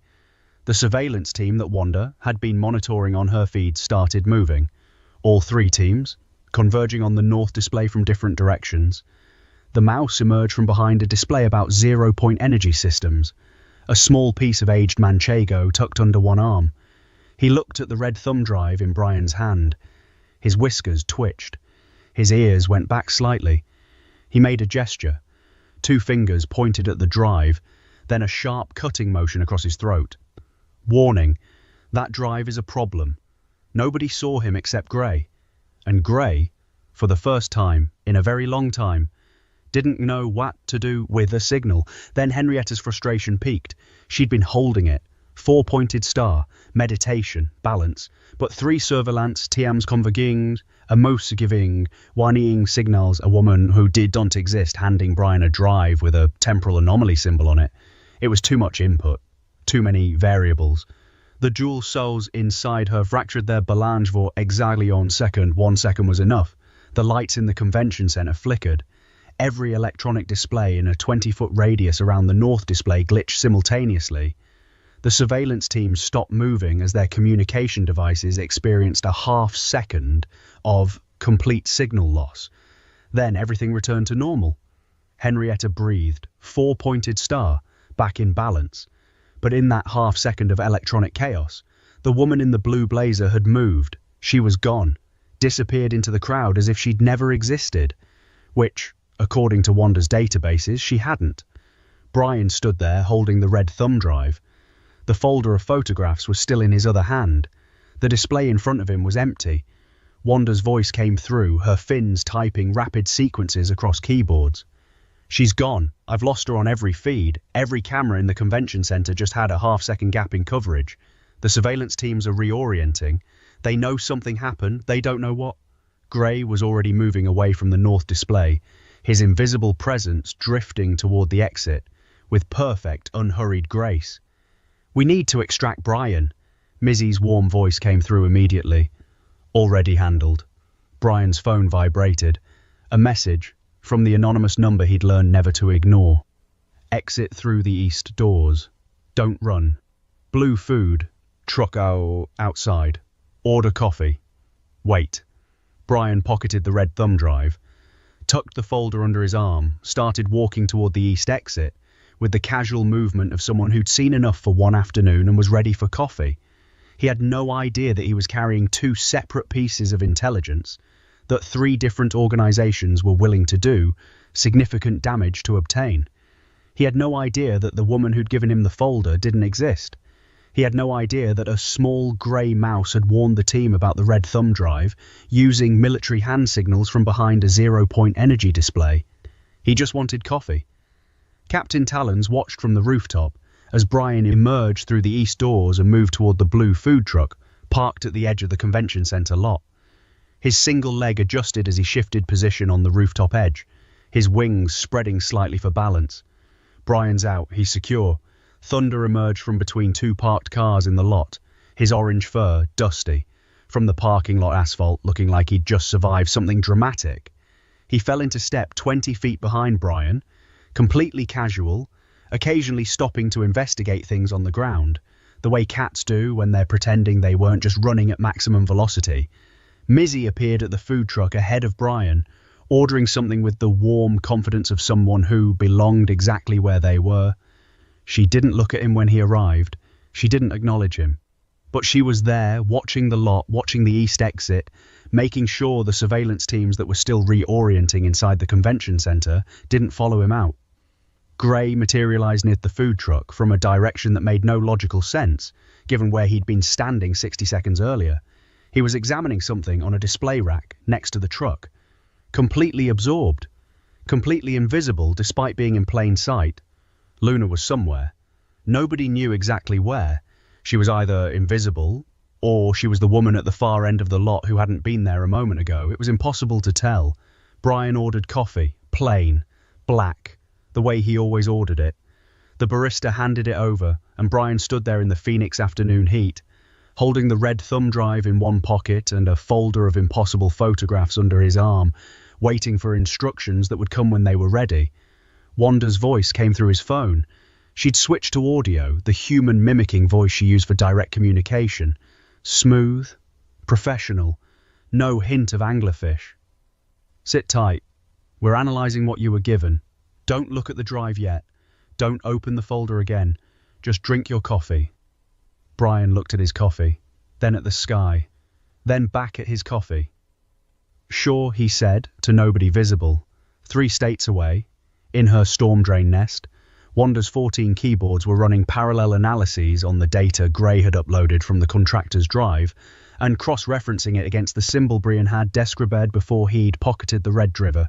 The symbol was a match. Arizona 1997, Bedminster temporal loop, the recovered materials documentation from the contractor's drive, and 3 facility coordinates she'd never seen before, all connected by the same symbol, all connected to something that had started long before Bedminster, long before any of them had been watching. Her lure pulsed slowly in the dim light of her underground nest. Major Sport, she said, switching to the command channel. We have a problem. At EU headquarters, Major Sport raised his shaggy head from the command desk, his 1,000-yard stare focused. His voice came back slow and deliberate. Report. The thumb drive from the contractors, the folder Brian received, the red drive with the symbol. All 3 are pieces of the same intelligence package. Someone wanted us to have all 3. Someone positioned them at this convention specifically for our team to retrieve. A pause. Which means someone knows we exist, Major Sport said. Wanda's lure pulsed once. Yes. Outside the Phoenix Convention Center, Brian drank his coffee and watched the afternoon traffic, completely unaware that in the span of one Tesla Tech convention, everything you thought they understood about their own operational security had just changed. Someone knew about them, someone had been watching them, and someone had just handed them exactly what they needed to find out why. The blue food truck's coffee was terrible. Brian had noted this immediately, but drank it anyway because the anonymous voice on his phone had told him to wait, and he had learned that waiting with bad coffee was better than moving without direction. His phone vibrated again. Not a message this time. A call. The human mimicking voice he'd come to recognize as his anonymous handler came through calm and professional. The folder. 3rd photograph from the back. Look at the bottom right corner. Brian set his coffee on the truck's counter ledge and opened the folder with one hand. He counted back from the last photograph. 3rd from the back. He tilted it toward the afternoon light. Bottom right corner. A small stamp mark he'd missed before. partially obscured by the photograph's edge but visible if you knew to look. A serial number, 6 digits, and below it 2 letters. B7. What does B7 mean? Brian asked. It means the facility in those photographs is still active, the voice said. It means what was recovered there hasn't been moved, and it means someone inside that facility sent these photographs out through channels that should have been impossible to access. Brian looked at the photograph more carefully. The V shape was unmistakable, but now he was looking at the background, not the craft, the facility around it. Concrete walls, reinforced Keeling struts, a floor that was too clean, too precise, the kind of floor that suggested controlled environment rather than military hangar. Where is this facility? A pause that lasted exactly long enough to be deliberate. That's what the red drive will tell you, but not yet. Brian pocketed the photographs, picked up his terrible coffee, looked at the parking lot with the practiced disinterest of someone who was very interested in everything. 20 feet away, Thunder was investigating a discarded sandwich wrapper with the focused intensity of a cat who had definitively not just caused maximum chaos inside a convention center. His orange tail flicked once, twice. Brian watched the cat absently. Something about it nagged at him, the same orange cat from the laundromat in Atlantic City. He was almost certain. Same build, same markings, same tail pattern. He filed it away. Detectives filed things away. They didn't act on coincidence until coincidence became pattern. On the rooftop, Captain Talons adjusted his position. The afternoon thermals were shifting as the sun moved. His single leg gripped the rooftop edge with the practiced certainty of something that had learned to balance through sheer determination. His eyes tracked 3 separate points in the parking lot simultaneously. The surveillance teams were emerging from the convention center now. 2 men, through the east exit. A woman through the north entrance who circled toward the lot with the specific purposeless-looking movement of someone with very specific purpose. Captain Talons transmitted quietly. 3 surveillance elements in the lot. The east pair is heading toward the food truck. They've made Brian. Gray's voice came back immediately. How long? 90 seconds before they're close enough to be a problem. Mizzy was already moving. She'd finished whatever she'd ordered at the food truck and was now walking toward Brian with the warm, natural confidence of someone who'd just spotted a friend. Brian, she said, with exactly the right amount of surprise pleasure that comes from running into someone you know. Brian turned. He didn't recognize her. Of course he didn't. She was a cat, a tuxedo cat who happened to be standing in a Phoenix parking lot apparently greeting him by name, which should have been alarming but somehow wasn't. Because Mizzy had projected nothing threatening into the moment, she didn't need Luna's abilities. She just arranged the emotional temperature of an interaction until it felt like what she wanted it to feel like. She was warmth given operational purpose. Sorry, Brian said. I think you might have the wrong. Convention badge, Mizzy said smoothly, nodding at the lanyard around his neck that he'd forgotten he was wearing. His name was on it. Brian Kaepernick, investigative consultant. I read your work on the Bedminster incident. Brian blinked. He hadn't published anything about the Bedminster incident. The Bedminster incident was classified. The Bedminster incident had officially not happened according to 3 separate federal agencies. I'm not sure what you're referring to, he said, carefully. Mizzy smiled, the kind of smile that made people feel seen. Walk with me, she said simply. Brian walked with her, because that smile said he should, and his detective instinct said she knew something, and both of those things pointed in the same direction. Behind them, the 2 surveillance men from the east exit reached the food truck, looked around, saw nothing of interest. A parking lot, a food truck, a few convention attendees, no sign of the person they'd been tracking. Mizzy had timed the movement perfectly. Gray watched from his invisible position near a parked Tesla, the irony of which he appreciated privately, and confirmed the surveillance elements had lost visual on Brian. Clear, he said on the channel. In a storm drain nest, Wanda was running 3 parallel operations simultaneously. The contractor's thumb drive was yielding data faster than she'd expected. The recovered materials documentation was extensive. Serial numbers, facility designations, technology classifications that matched no public database anywhere in the world. But more interesting than what was on the drive was what the drive was designed to do. Her fins moved across the keyboard quickly, pulling up the drive's underlying architecture. It wasn't just storage. It was a beacon, something embedded in the drive's firmware that would have activated the moment it connected to an internet-enabled device, a signal that would transmit the connecting device's location, identity, and network credentials to an external server. The contractors had been about to walk into a trap. Someone had placed that drive at the Tesla Tech Convention specifically to compromise whoever picked it up, which meant either the contractors were the target, or whoever stopped the contractors from taking it was the target. Wanda's lure pulsed slowly as she considered that. Gray had taken the drive. Gray's paw had touched the device, but Gray had never connected it to anything. He'd passed it to Luna, who had passed it to Wanda, through channels that didn't touch the internet. The beacon had never activated, which meant whoever set the trap didn't know if it had worked yet, which meant they were still watching, still waiting to see if their bait had been taken. Gray, Wanda said. I heard, Gray replied.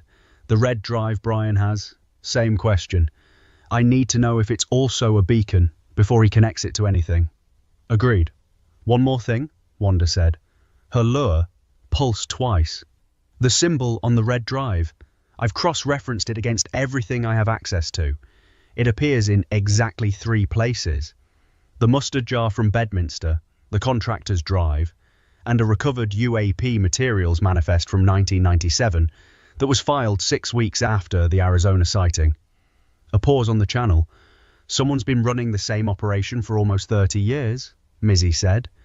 The warm certainty in her voice had shifted slightly. Not fear, Mizzy didn't do fear, but the particular quality of warmth that comes from understanding that the stakes are higher than previously calculated.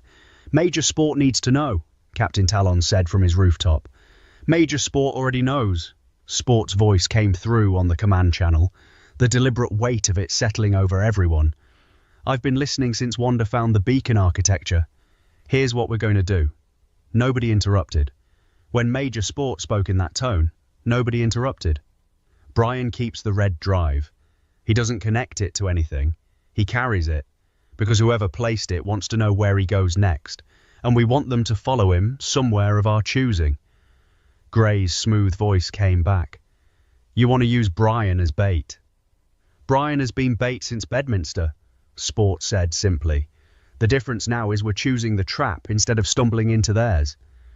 Brian walked with Mizzy through the convention centre's outer courtyard, a space between the main building and the parking structure that was half-shaded and mostly empty. She was talking about the Tesla Tech presentations with genuine warmth, pointing out which exhibits had been worth attending and which had been enthusiastic misdirection. Brian was listening with half his attention. The other half was processing the photographs in the folder under his arm, the red drive in his pocket, and the nagging familiarity of the orange cat that had materialized 3 feet away and was currently investigating a potted cactus with suspicious thoroughness. Same cat. He was almost certain now. You follow conventions? He asked Mizzy, keeping his tone conversational. I follow interesting problems, she said. The Arizona sighting is an interesting problem. The fact that official explanations have never accounted for the physical evidence is an interesting problem. The fact that 3 separate recovered materials facilities exist in locations that don't appear on any public record is a very interesting problem. Brian stopped walking. How do you know about the facilities? Mizzy looked at him with the warm directness of someone who had decided to be honest about exactly as much as was useful. The same way you know about them, she said. Someone wanted us both to know. Brian looked at her for a long moment. Tuxedo cat, standing in a Phoenix courtyard, discussing recovered UAP facilities with the casual confidence of someone who gave briefings to senior officials. His detective instincts were running fast and hot. Too many coincidences. Too many things landing exactly where they needed to land. Who are you? He asked. Mizzy smiled, the kind of smile that answered nothing and everything simultaneously. Someone who's been watching the same problem you have, from a different angle. She reached into her jacket and produced a card. Plain white, no name, no organization, just a frequency, a radio frequency written in precise, handwritten numbers. When you're ready to use the red drive, she said, tune to that frequency first. You'll get instructions. She handed him the card. Their fingers didn't touch. She was a cat. Brian was a human. The logistics were what they were. but the card changed hands cleanly, and Brian pocketed it without questioning the mechanics. He was getting better at not questioning the mechanics. "The woman inside," Brian said. "Blue blazer. She gave me the photographs and the drive. Who was she?" Missy's warm expression shifted slightly. Something moved behind her eyes that wasn't quite readable. "She was someone who ran out of time a long time ago," Missy said. "But she kept the information safe until it could reach the right person. She turned and walked back toward the convention center with the easy natural movement of someone who had accomplished exactly what they came to accomplish." Brian watched her go. Thunder abandoned the cactus investigation and materialized at Brian's feet, looking up at him with the specific expression cats use when they've decided a human is adequately entertaining. Brian looked down at the cat. "Don't suppose you know what's going on?" he said. Thunder purred, loudly, deliriously. The purr of a cat who knew exactly what was going on and found the entire situation magnificent. Brian sighed and pulled out his terrible food truck coffee. Captain Talons had been watching the courtyard interaction from the rooftop. His sharp eyes had tracked every movement, every exchange, every micro-expression. His voice came through the channel steady and measured. Missy gave him the frequency card. "Good," Sport said. "He's asking the right questions," Captain Talons continued. "He's starting to notice the pattern." "He's always noticed the pattern," Missy said, her voice coming through now from inside the convention center, where she'd already repositioned. "He just doesn't know what the pattern means yet. That's exactly where we need him." Wanda cut in from her storm drain nest. "The frequency on that card, it routes through 17 relay stations before it reaches our secure channel. Anyone trying to monitor that frequency will hear white noise and spend approximately 6 weeks trying to decrypt something that isn't there." "And Brian?" Gray asked. "Brian will hear exactly what we need him to hear at exactly the right moment," Wanda said. "I've already configured the endpoint." In the courtyard, Brian finished his coffee. He looked at the card Missy had given him, at the folder under his arm, at the red thumb drive he could feel in his pocket even through the fabric. 3 items, 3 threads. His detective brain was already building the architecture. The photographs connected to Arizona 1997, the red drive connected to the symbol from Bedminster, the frequency card connected to whatever came next. Someone had built a breadcrumb trail. Someone had wanted him here, at this convention, receiving these specific items in this specific order. His phone vibrated. The anonymous number. "Time to go. Flight leaves in 3 hours. Don't lose the drive. Don't use the drive. Just carry it."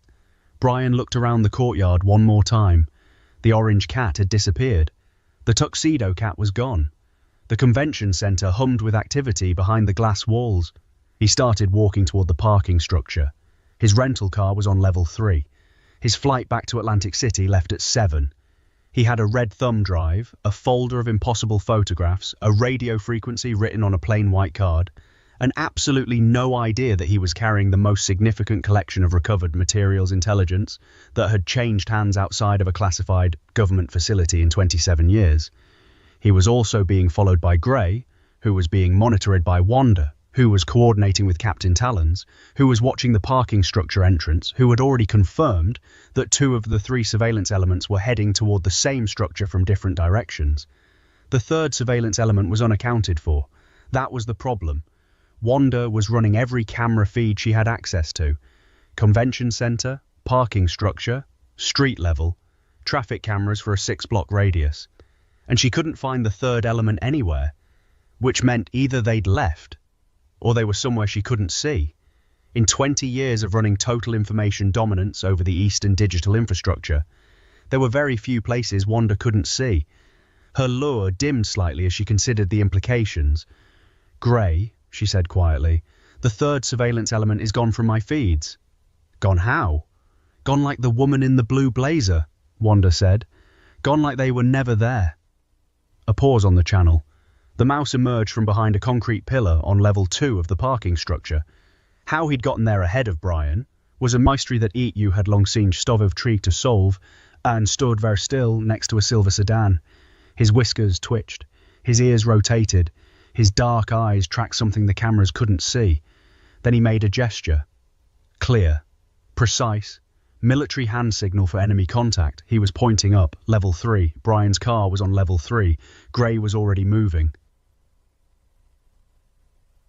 Gray moved through the parking structure with the fluid invisibility that was his greatest operational asset.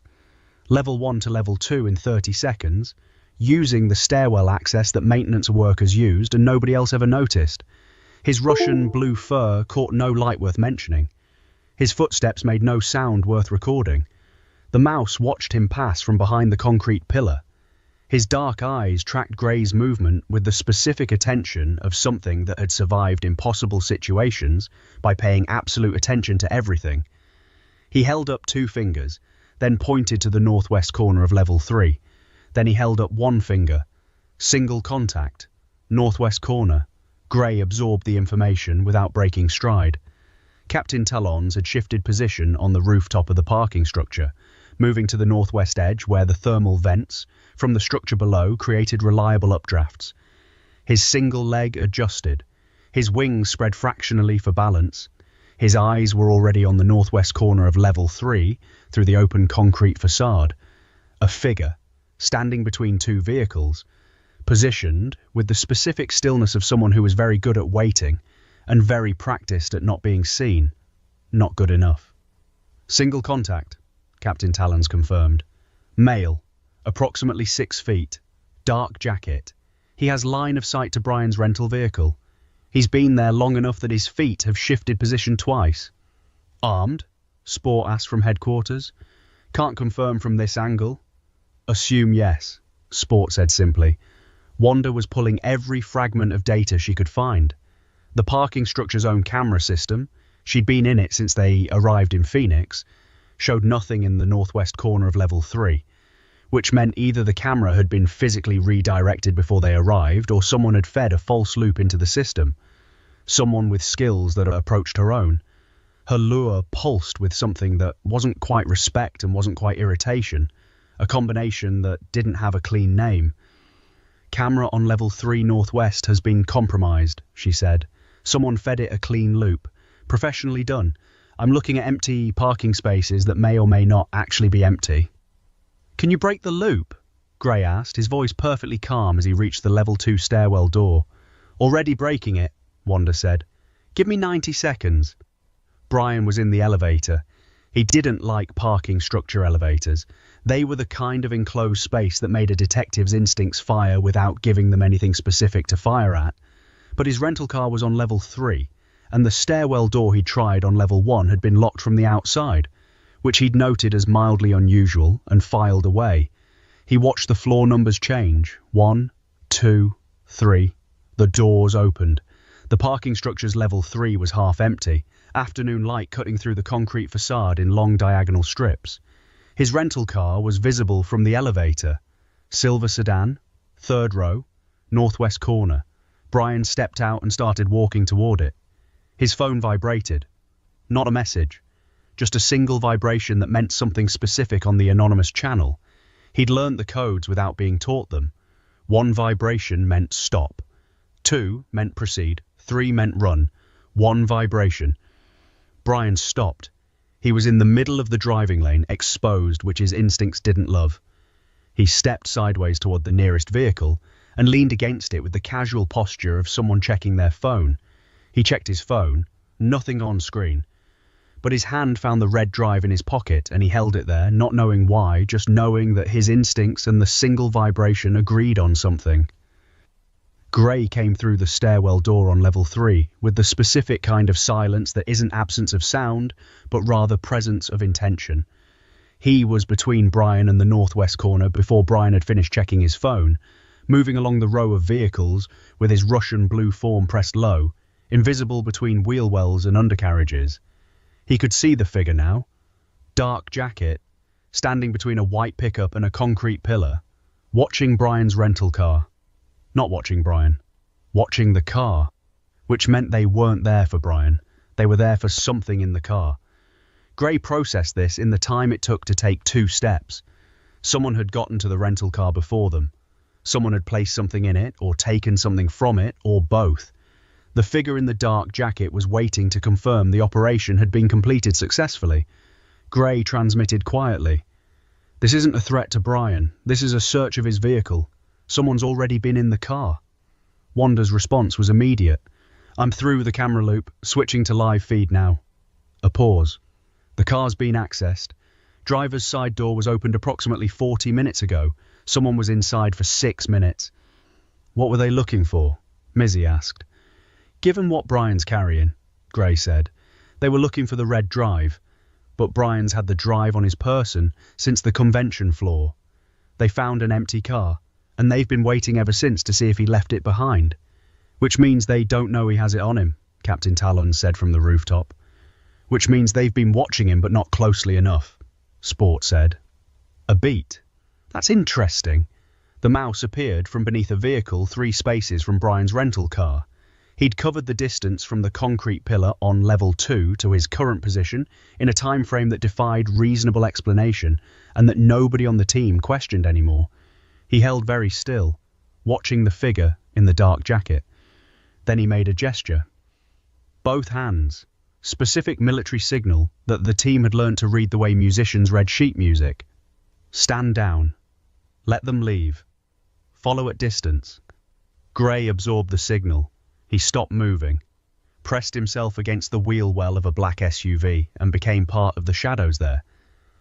Brian was still leaning against a vehicle 3 rows from his rental car, apparently absorbed in his phone, actually watching everything through his peripheral vision, the way a good detective learns to watch when they don't want to be seen watching. He'd noticed the figure in the dark jacket 40 seconds ago. He hadn't moved, he hadn't transmitted anything, he'd just waited, because Brian Kaepernick was not as oblivious as everyone, including himself, assumed. He was a black ops agent who believed he was a private detective.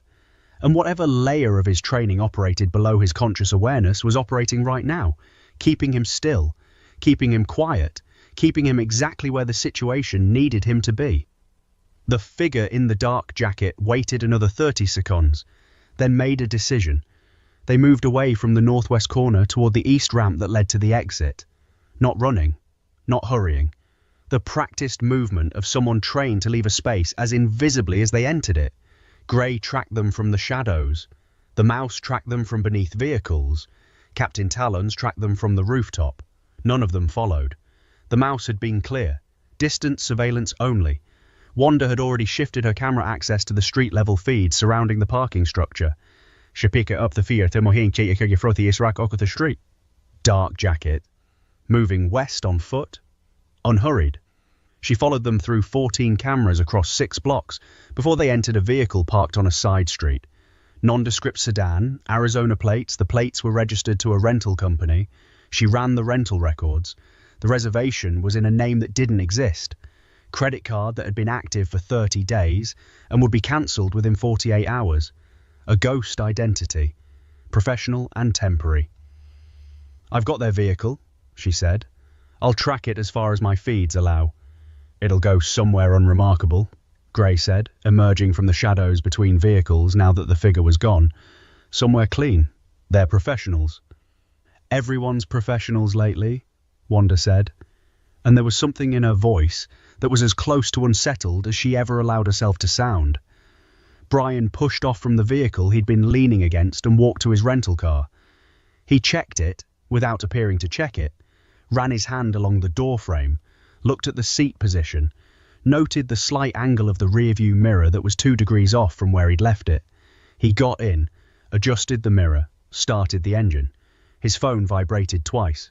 Proceed.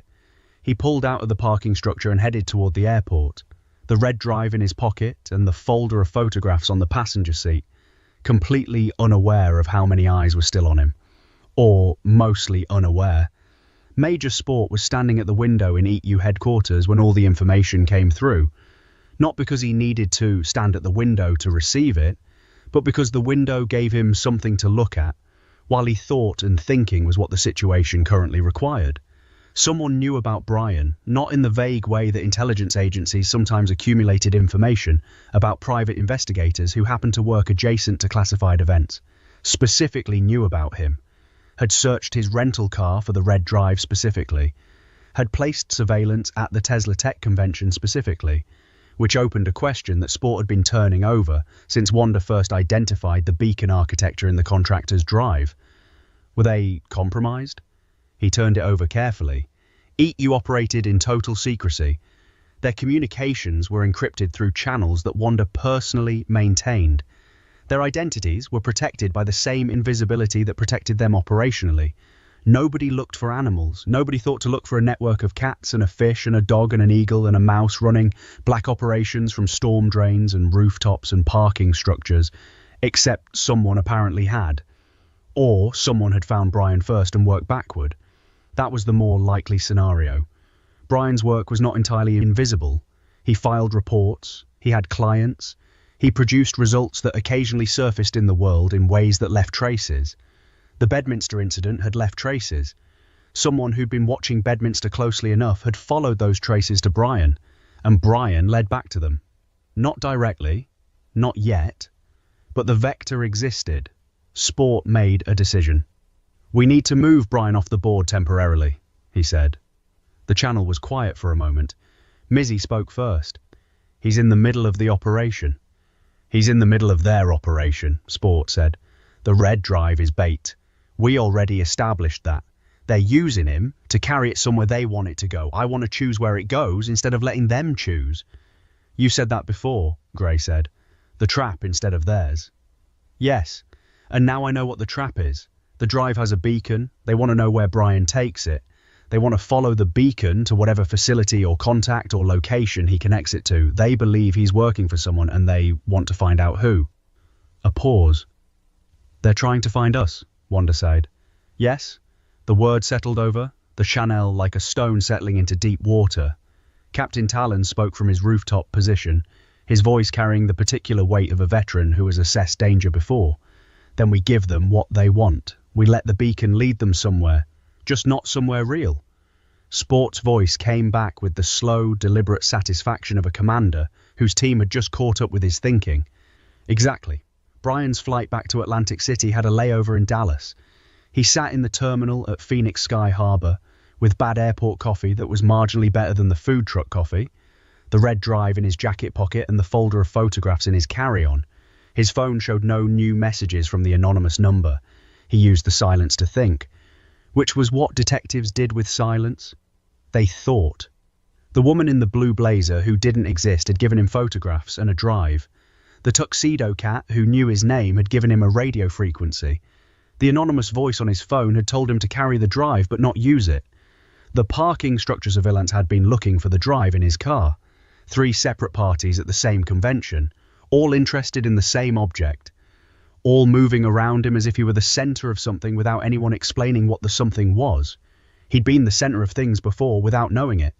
He was starting to recognize the feeling, the slight sense that the world was arranged around him in ways he hadn't arranged it himself. His first thought in those situations was always, who arranged it? His second thought was always, why me? He was on his second thought when his phone vibrated. Not the anonymous number. A different number. One he didn't recognize. He answered. "Mr. Kaepernick." The voice was male, precise. The kind of voice that had given many briefings to many people in many rooms where things were classified. "You have something that doesn't belong to you." Brian sipped his coffee. "I have a lot of things," he said. "You'll need to be more specific." "The drive," the voice said. "Red. Small. You received it from a woman who no longer has the authority to distribute it." "What woman?" Brian said. A pause. The voice recalibrated. "Mr. Kaepernick, what you're carrying is a matter of national security. I need you to understand that." "I understand a lot of things," Brian said. "Understanding things doesn't tell me who I'm talking to." "Someone who can make your current situation significantly more complicated," the voice said, "or significantly simpler, depending on what you do in the next 24 hours. Brian looked at the departures board. His flight to Dallas was boarding in 40 minutes. "I'm listening," he said. "There's a location," the voice said. "A facility you'll find referenced in the materials you were given. I need you to go there. I need you to bring the drive. And I need you to do it before anyone else decides you're more useful to them as a problem than as an asset." Brian set down his coffee. "That sounds like a threat." It's a description of your situation, the voice said. The threat is from other parties, not from me. And what do you get out of this? The drive returned to proper custody, the voice said, and your continued good health, which I assure you is not guaranteed by your current trajectory. Brian looked at the terminal around him. Families with children, business travellers, a man asleep across 3 seats with a jacket over his face. Normal airport afternoon. I'll think about it, Brian said. Don't think too long, the voice said. The call ended. Brian sat with his coffee and his thoughts for a long moment. Then his phone vibrated. Anonymous number. We heard, don't call back, don't agree to anything. Board your flight, we'll talk when you land. Brian boarded his flight. He put the red drive in his carry-on and the photographs in the seat pocket in front of him. And somewhere over New Mexico, at 37,000 feet, he fell asleep and dreamed about cheese, which was unusual because he didn't particularly like cheese, and which nobody would ever know was the mouse's fault for moving through the cabin on his way to the galley, where he'd identified a promising wedge of aged Gouda in the first-class service cart. The mouse moved through the aircraft with the specific ease of something that had bypassed significantly more sophisticated security than a commercial airline. He secured the Gouda. He found a comfortable position in the overhead bin above seat 24C. He settled in. The flight continued westward, and somewhere below, the desert stretched out in all directions, and in 3 facilities whose coordinates were encoded on a red thumb drive in a carry-on bag in the overhead bin of a commercial aircraft. Something waited that had been waiting for a very long time. Something that connected Arizona 1997 to Bedminster to a Tesla Tech convention in Phoenix. Something that connected a temporal loop involving cheese to recovered UAP materials to a beacon architecture designed to find whoever was protecting the information. Something that had been patient for 27 years and was prepared to be patient for considerably longer. The aircraft crossed into Texas airspace. The mouse finished his Gouda. Brian slept. You watched. Atlantic City at midnight looked like a city that had given up pretending to be respectable and decided to lean into the chaos instead. Lights that were too bright for the hour, streets that were too busy for the time, the specific energy of a place that never fully committed to either sleeping or waking. Brian's cab from the airport cut through the edge of the boardwalk district and turned inland toward his office on Meridian Avenue.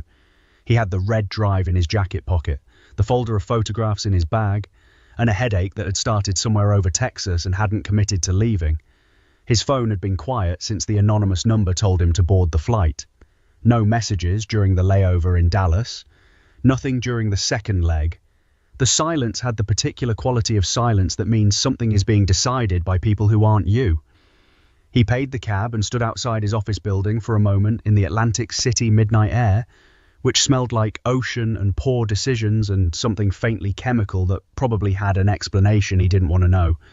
His office was on the 4th floor. The elevator worked approximately 60% of the time.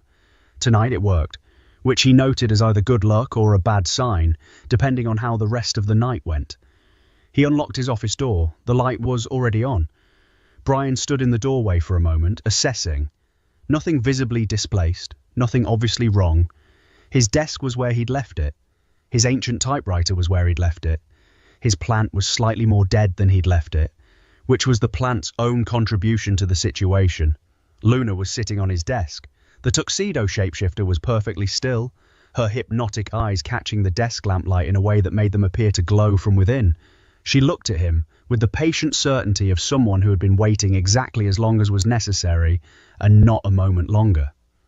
A thought materialized in Brian's mind, not his own, projected with the gentle precision he was starting to associate with a presence he couldn't quite name.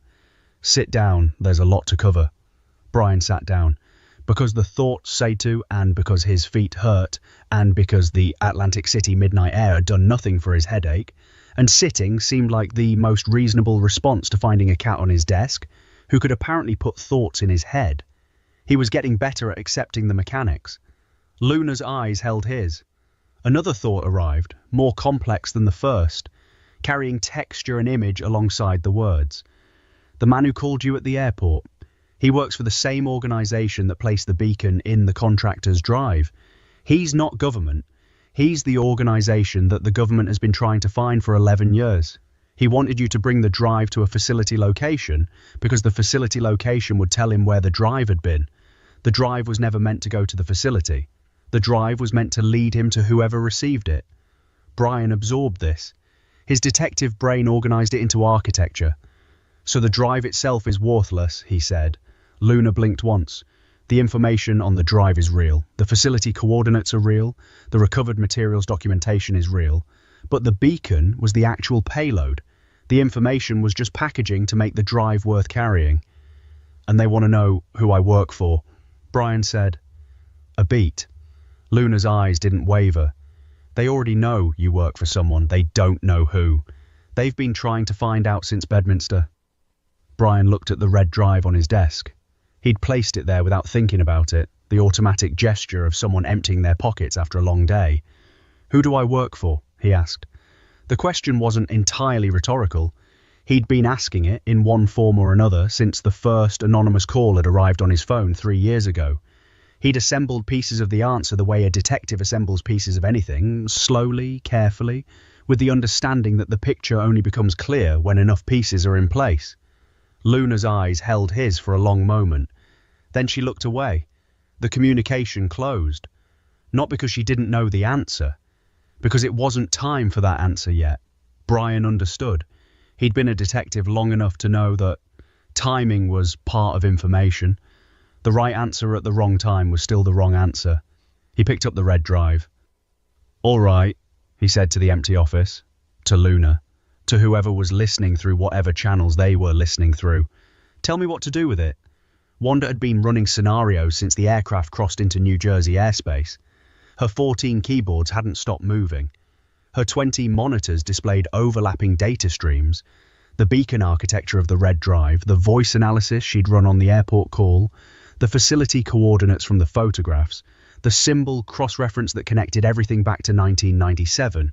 She'd been in the phone network that carried the airport call. She'd recorded every millisecond of it. The voice had been processed through 2 layers of modulation, which told her the caller knew their calls could be intercepted and had invested in making interception difficult. Difficult was not the same as impossible. She stripped the first modulation layer in 40 minutes. The second took longer.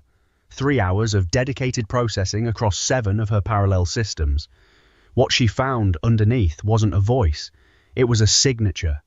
The specific pattern of breath and cadence and subvocal frequency that persists through even professional voice modulation because it comes from physiology rather than electronics. She ran the signature against every database she had access to. No match in government databases, no match in corporate records, no match in any of the standard intelligence community repositories she'd built access to over years of patient infrastructure work. She expanded the search. Academic databases, medical records, the specific kind of biometric archive that exists only because institutions collect data reflexively without always understanding what they're collecting. A partial match, 73% confidence, not enough to be certain, enough to be interesting. The partial match pointed to a research institution that had officially ceased operations in 2009, the Institute for Advanced Materials Recovery, a name so bureaucratic and forgettable that it had been designed to be forgettable. She dug into the institute's history. Founded 1994, federally funded through channels that ran through 3 separate intermediary organizations before reaching anything traceable. Research focus listed as materials science and advanced metallurgical analysis. Officially dissolved following a funding review in 2009. Unofficially, based on the financial architecture she was uncovering in tax records and shell company registrations, and this specific pattern of money that didn't stop moving just because an institution stopped existing publicly, still operating. Wanda's lure pulsed slowly. The Institute for Advanced Materials Recovery had been founded 1 year before something significant happened in the Arizona desert. It had been officially dissolved 2 years after congressional attention to UAP programs began generating inconvenient questions. Unofficially, it had never stopped doing what it was doing, and what it was doing based on the recovered materials documentation on the contractor's drive, cross-referenced with the facility coordinates in Brian's photographs, cross-referenced with the symbol that appeared in all 3 locations, was managing recovered UAP technology that had been accumulating since before the Arizona incident. since before most of the publicly known incidents, since considerably before. She transmitted to the channel. I have a partial identification on the airport caller. 73% confidence, which I want to stress is not certainty, points to an individual affiliated with an organization called the Institute for Advanced Materials Recovery. Officially dissolved 2009, actually still operating. Major Sports voice came through from headquarters, deliberate and weighted. How long have they been operating? Since at least 1994, Wanda said. Possibly longer. The financial architecture goes deeper than I can trace quickly. There are layers underneath layers. Project Bluebird, Gray said. His voice was smooth, but there was something underneath it. The quality of a card counter who has just identified a pattern that changes the game. The Tulsa connection from Bedminster, the think tank conference, history realignment. Connected, Wanda confirmed. They've been running temporal research, Gray said. Not just materials recovery. They've been trying to understand why recovered UAP technology behaves the way it does in terms of time and perception. The cheese compound wasn't an accident. It was reverse engineered from something they recovered. Silence on the channel. Mizzy's warm voice broke it, carrying the specific gravity of Somione, who has just understood the shape of something they'd been feeling without being able to name. They've been trying to replicate alien technology through chemistry, she said. The mustard, the cheese, the temporal perception effects. They've been engineering their own version of something they found in recovered materials. And they've been testing it, Captain Talon said from his rooftop in Phoenix, where he'd remained as the rest of the team dispersed because the thermals were good and the vantage point was better. Bedminster wasn't a political operation, it was a field test. Using the former president as an unwitting subject, Sport said. Using the rally as cover, Gray added. The chaos, the security, the media attention. All of it created a controlled environment where an anomalous event could occur and be attributed to something else. Brian's voice cut through the channel unexpectedly. He'd never transmitted on the channel before. He didn't know he had access to the channel. His phone shouldn't have been able to reach the channel. Wanda's fins froze over her keyboards. I can hear you, Brian said. His voice had the particular quality of someone who has just understood something significant and is choosing his words carefully. I don't know how I can hear you, but I can, and I need to tell you something. Complete silence on the channel. Brian's voice continued. The photographs, the facility coordinates. I've seen the facility before. Not in the photographs, in person. 3 years ago, I was hired to investigate a missing persons case in New Mexico. The trail led to a location in the desert that I was told was a decommissioned research station. I filed my report. The client withdrew the case before I could finish it. I was paid and told the matter was resolved. A pause. The background in the photographs, the floor pattern, the ceiling strut spacing. It's the same facility. Wanda's fins moved across keyboards with controlled urgency. Brian, don't move, don't touch anything. Stay exactly where you are. I'm sitting at my desk, Brian said. Luna's on the desk. There's a cat on my desk. I'm starting to feel like that's been normal for longer than I realized. Luna's eyes caught the desk lamp again. She projected a single thought into Brian's mind calm Chertain. You're a doing fina. Gray's voice coming through, the smooth surface of it carrying something underneath that wasn't quite urgency but was adjacent to it. 3 years ago, New Mexico, missing persons case. Brian, who was the client? Brian was quiet for a moment. The client was a law firm representing a family.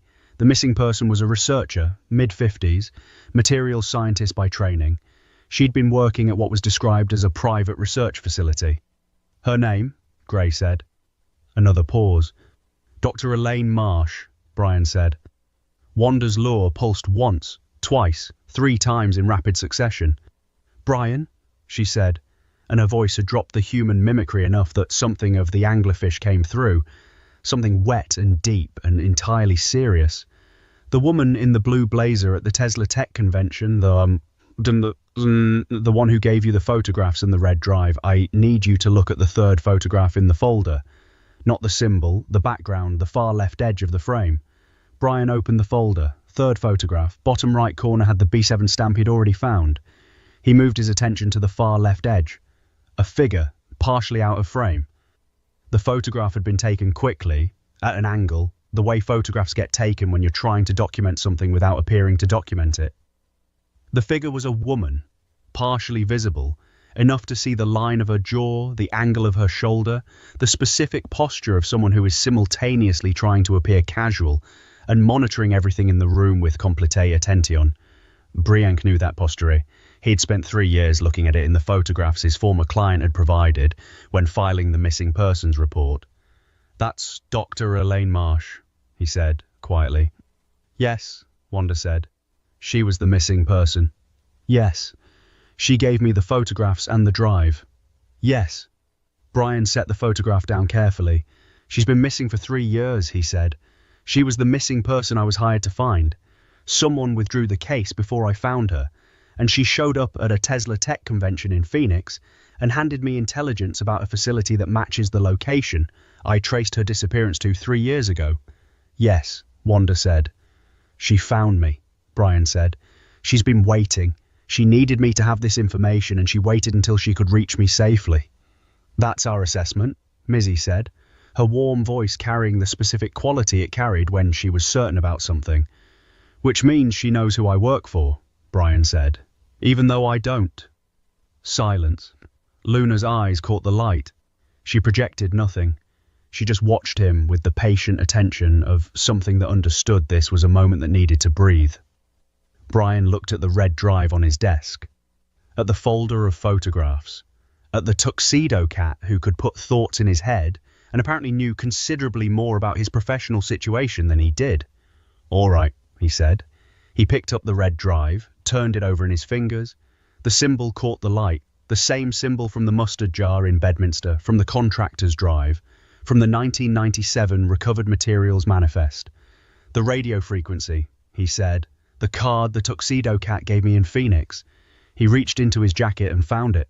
Plain white card, precise handwritten numbers. "Wanda," he said, "is that frequency safe to use?" "It roots through me," Wanda said. "Everything roots through me eventually." "Then I'm going to tune to it," Brian said, "and I'm going to see what Dr. Elaine Marsh wants me to know." He opened his desk drawer and found the portable radio he kept there for reasons he'd never fully examined. He'd bought it 3 years ago, shortly after the New Mexico case had been withdrawn, shortly after the first anonymous call had arrived on his phone, as if some part of him, below conscious awareness, had known he'd need it. He set the frequency. His fingers knew the numbers from the card without him having to look twice. Static, then a tone, then a voice. Not Dr. Marsh. Something older, something recorded, something that had been waiting on that frequency for considerably longer than 3 years, keyed to activate only when the specific signal architecture that Wanda maintained passed through it. A man's voice, precise, measured, with the specific cadence of someone recording something they knew might not be heard for a very long time and wanted to be understood clearly when it finally was. If you're receiving this transmission, then the materials have reached the correct recipient and the network we built is still operational. My name is not important. What is important is that you understand what you're holding and what it means. Brian sat very still. The recovered materials designated in the B7 facility represent the clearest physical evidence yet obtained of non-human intelligence with capability for temporal manipulation, not time travel in the science fiction sense. Temporal layering, the ability to experience and potentially influence multiple points in a timeline simultaneously. The compounds your colleagues may have encountered, designated in our records as ternum lactis and its catalyst, are our best attempt at a human-accessible interface with that capability. We reverse engineered them from trace biological residues found in a recovered craft. They work imperfectly, they work dangerously, but they work. A pause in the recording, the sound of someone breathing, organizing thoughts. The organization that has been trying to recover this information is not interested in understanding what we found. They are interested in controlling it, in weaponizing temporal perception the way every previous generation has weaponized whatever it found that could be weaponized. We built a network to prevent that. The network uses unconventional assets, assets that exist in spaces the organization doesn't think to monitor. Brian looked at Luna. Luna blinked once. "If you're listening to this," the voice continued, "you are part of that network whether you know it yet or not. The red drive you're holding contains coordinates for 3 facilities. 2 are compromised, 1 is not. The one that is not is where Dr. Marsh will be waiting. She will explain the rest. A final pause. The organization will try to use you to find us. They may already be trying. The beacon in the drive is their mechanism. We built a counter mechanism. The frequency you're using now will override the beacon and transmit false location data to their monitoring systems. As long as you keep this channel active, they will believe the drive is somewhere it isn't. Static. Then silence. Brian sat back in his chair, his desk, his ancient typewriter, his dying plant. Luna on the desk with her hypnotic eyes catching the light. The red drive in his hand. The photographs in the folder. The radio transmitting silence on a frequency that was apparently sending false location data to an organization that had been trying to find him since Bedminster. His phone vibrated. Anonymous number, you heard it. Now you know. Get some sleep. Tomorrow is going to be complicated. Brian set the radio down without turning it off. Set the drive beside it. Looked at the ceiling for a moment. Luna, he said. The tuxedo cat's eyes found his. How long have I been part of this network? Luna considered the question, then projected a single thought. Clear, simple, carrying the specific weight of something that was both answer and beginning, since New Mexico. Brian nodded slowly. 3 years. He'd been part of something for 3 years without knowing what the something was. He'd been receiving anonymous calls and following anonymous instructions and filing classified reports that went somewhere he'd never been able to trace. He'd been finding pieces without knowing what picture they made. Now he had enough pieces to see the outline of the picture. He turned out the desk lamp. The office went dark except for the glow of the radio and Luna's eyes and the faint light of the Atlantic City midnight coming through the window. The mouse materialized from behind the filing cabinet. Nobody had known he was in the building. Possibly he hadn't been and was now. With the mouse, the distinction wasn't always meaningful. He looked at the red drive on the desk. His whiskers twitched. His dark eyes assessed it with the specific attention he gave things that had geopolitical implications and things that smelled of good cheese, and the expressions were nearly identical. Then he made a gesture. Both hands. Slow and deliberate. The military signal for secured. Stand down. Mission phase complete. He looked at Brian once. Just once. The look of something that knows considerably more than it will ever communicate and has made peace with that asymmetry. Then he moved toward the window. How he opened it from the inside without hands capable of turning. The latch was a question for another night. The window opened. He was gone. Brian sat in the dark Atlantic City office and thought about 3 years of anonymous calls and followed instructions and cases that led somewhere he couldn't see. About a woman who'd been missing for 3 years and had found him at a Tesla tech convention. About a recording on a radio frequency that had been waiting for him specifically. About cheese, about mustard, about a temporal loop in Bedminster that had changed the trajectory of a bullet and rewritten a moment in history. About the picture the pieces made when you finally had enough of them. He wasn't ready to name it yet. Detectives didn't name pictures until they were certain, but he was getting close. Tomorrow was going to be complicated. The morning arrived in Atlantic City the way mornings arrive in places that have been awake all night, grudgingly, sideways, with the specific quality of light that suggests the sun has other places it would rather be illuminating. Brian had slept 4 hours in his office chair. Not because he couldn't get to his apartment 6 blocks away, but because leaving the office felt like leaving something unfinished, which it was, and his detective instincts didn't rest well with unfinished things. The radio was still on, still transmitting silence on the frequency from the card, still sending false location data to the Institute for Advanced Materials Recovery's monitoring systems, according to the recording that had played the night before. Luna was still on the desk. Either she hadn't moved or she'd left and returned. With Luna, the distinction was also not always meaningful. Brian made coffee on the small machine he kept on the credenza. It was better than the food truck coffee and worse than actual coffee. He'd made peace with this years ago. He sat at his desk with the coffee and the red drive and the folder of photographs and the radio, and Luna's eyes watching him from 6 inches away, and thought about what the recording had told him. 3 facilities. 2 compromised, one where Dr. Marsh would be waiting. The coordinates were on the red drive. The drive he hadn't connected to anything yet because Wanda had told him not to. His phone vibrated. Anonymous number. Good morning. When you're ready, connect the drive. We'll be watching what comes off it. Don't worry about the beacon. The frequency is handling it. Brian looked at the drive, at his laptop on the desk, at Luna. Luna projected a single thought. It's safe. He connected the drive. Wanda had been waiting for this moment since before Brian landed in Atlantic City. Her monitoring systems were configured to intercept the drive's data the instant it connected to any device running through any network she had access to, which was all networks. In the relevant geography, all networks ran through Wanda eventually. The drive's contents expanded across her screens in approximately 4 seconds. The beacon activated simultaneously, transmitting Brian's supposed location to the Institute's monitoring systems. But Wanda had the frequency card's counter mechanism layered over the beacon output, replacing the actual coordinates with coordinates for a location in the Nevada desert that was approximately 240 miles from Brian's actual position. She watched the Institute's monitoring feed. She'd been in their system since 3 hours after Wanda identified them. Register the beacon activation and log the false coordinates. A response transmission went out from their system within 90 seconds. She logged it and continued. The drive contained 4 folders. The first folder held the recovered materials documentation she'd already partially analysed from the contractor's drive, serial numbers, facility designations, technology classifications. More complete than the contractor's version, cross-referenced against materials recovered from 17 separate incidents spanning 1947 to 2019. The second folder held personnel files. Researchers, scientists, people who had worked at the B7 facility under various contractual arrangements that routed through the same shell company architecture she'd been tracing since the previous night. Some names she recognised from public records, some she'd never encountered.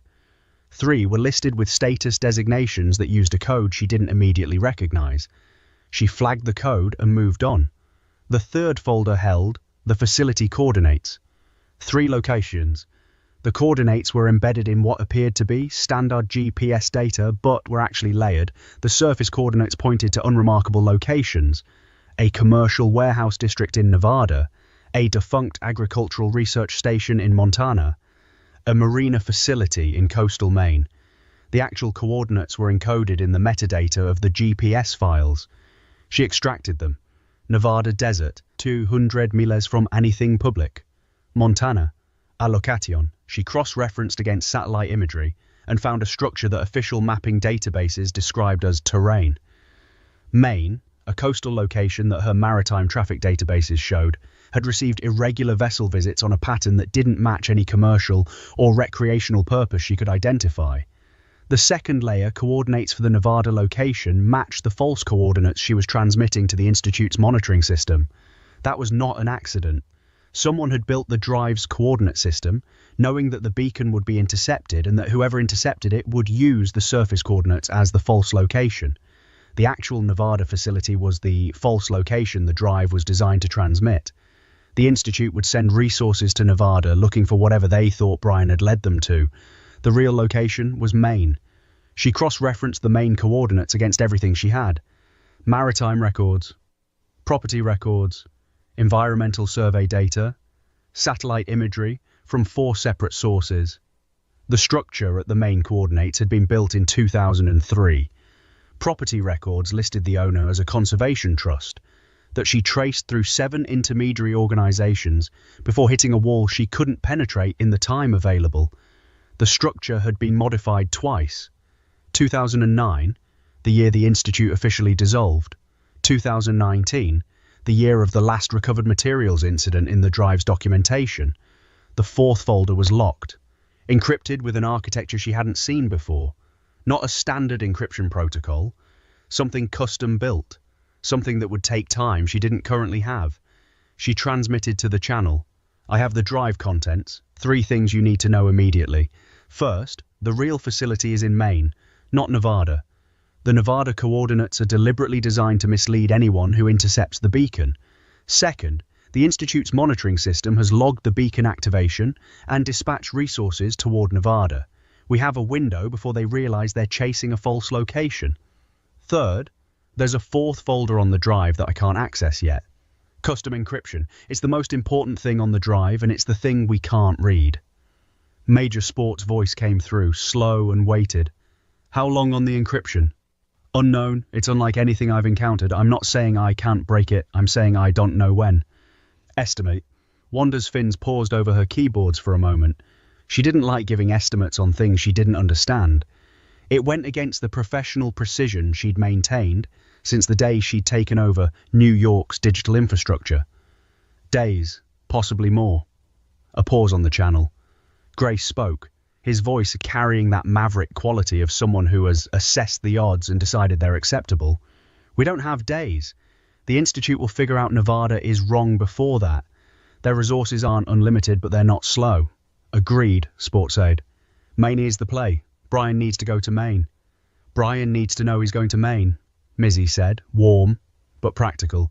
And he needs to understand what he's walking into. Brian's been walking into things he doesn't fully understand for 3 years, so Sport said. He's gotten good at it. On the channel, something that wasn't quite a laugh came through from a direction that didn't correspond to any of the team members. A sound that was somewhere between a breath and an expression of opinion. Everyone recognized it. The mouse. Somewhere. Weighing in through the only communication he used. Agreed. Sport said again, to the breath that had expressed an opinion. Brian read what came off the drive on his laptop screen. The documents organized themselves in his detective's mind, the way evidence always organized itself, not in the order it arrived, but in the order that made structural sense. 17 incidents, materials recovered, a facility in Maine that the drive's surface coordinates were designed to obscure, a fourth folder he couldn't open, and a personal file that stopped him. Third file in the second folder. Researcher, mid-50s at time of last documented contact. Materials scientist by training. Status designation. Active. External. Dr. Elaine Marsh. She wasn't missing. She'd never been missing. She'd been externally active, working outside the facility structure, maintaining the network from the field. The missing persons case 3 years ago had been her reaching out. Not for rescue, for recruitment. She'd used the case as a mechanism to find Brian, to assess him, to determine whether he was the right person to carry the next phase of the information forward. The client who'd withdrawn the case had withdrawn it because Brian had passed the assessment. The case was never meant to be solved. It was meant to be started and stopped at the right moment, leaving Brian with enough information to be useful and enough mystery to keep him looking. He'd been recruited 3 years ago without knowing he was being recruited. He picked up his coffee. Looked at Luna. She hired me to find her, he said, knowing I wouldn't, knowing the case would be withdrawn before I got close. She just needed me to start looking so she could evaluate how I looked. Luna blinked once. And I passed. Another blink. And for 3 years I've been receiving anonymous calls and following instructions from people I've never met, who have been guiding me toward this moment. Luna's eyes held his. She projected nothing, just watched him with the patient certainty of something that understood this was a detective working a case that had himself as the subject. Brian nodded slowly. Maine, he said. His phone vibrated. Anonymous number. Maine. We'll have details by the time you reach the airport. Pack for 3 days. Bring the radio. Brian looked around his office. The ancient typewriter. The dying plant. The Atlantic City midnight light that had given way to Atlantic City morning light, which was only marginally more optimistic. He packed what he needed into a bag he kept under his desk for situations that required leaving quickly. He watered his plant with the cold coffee from the machine, which was probably not what the plant needed, but was the best he could offer. He looked at Luna. Coming? He asked. Luna stood, stretched with the full-body commitment cats bring to stretching. Jumped from the desk to the windowsill to a filing cabinet to the floor in 3 fluid movements that covered a physical distance that shouldn't have been achievable in that sequence. She was at the door before Brian had finished zipping his bag.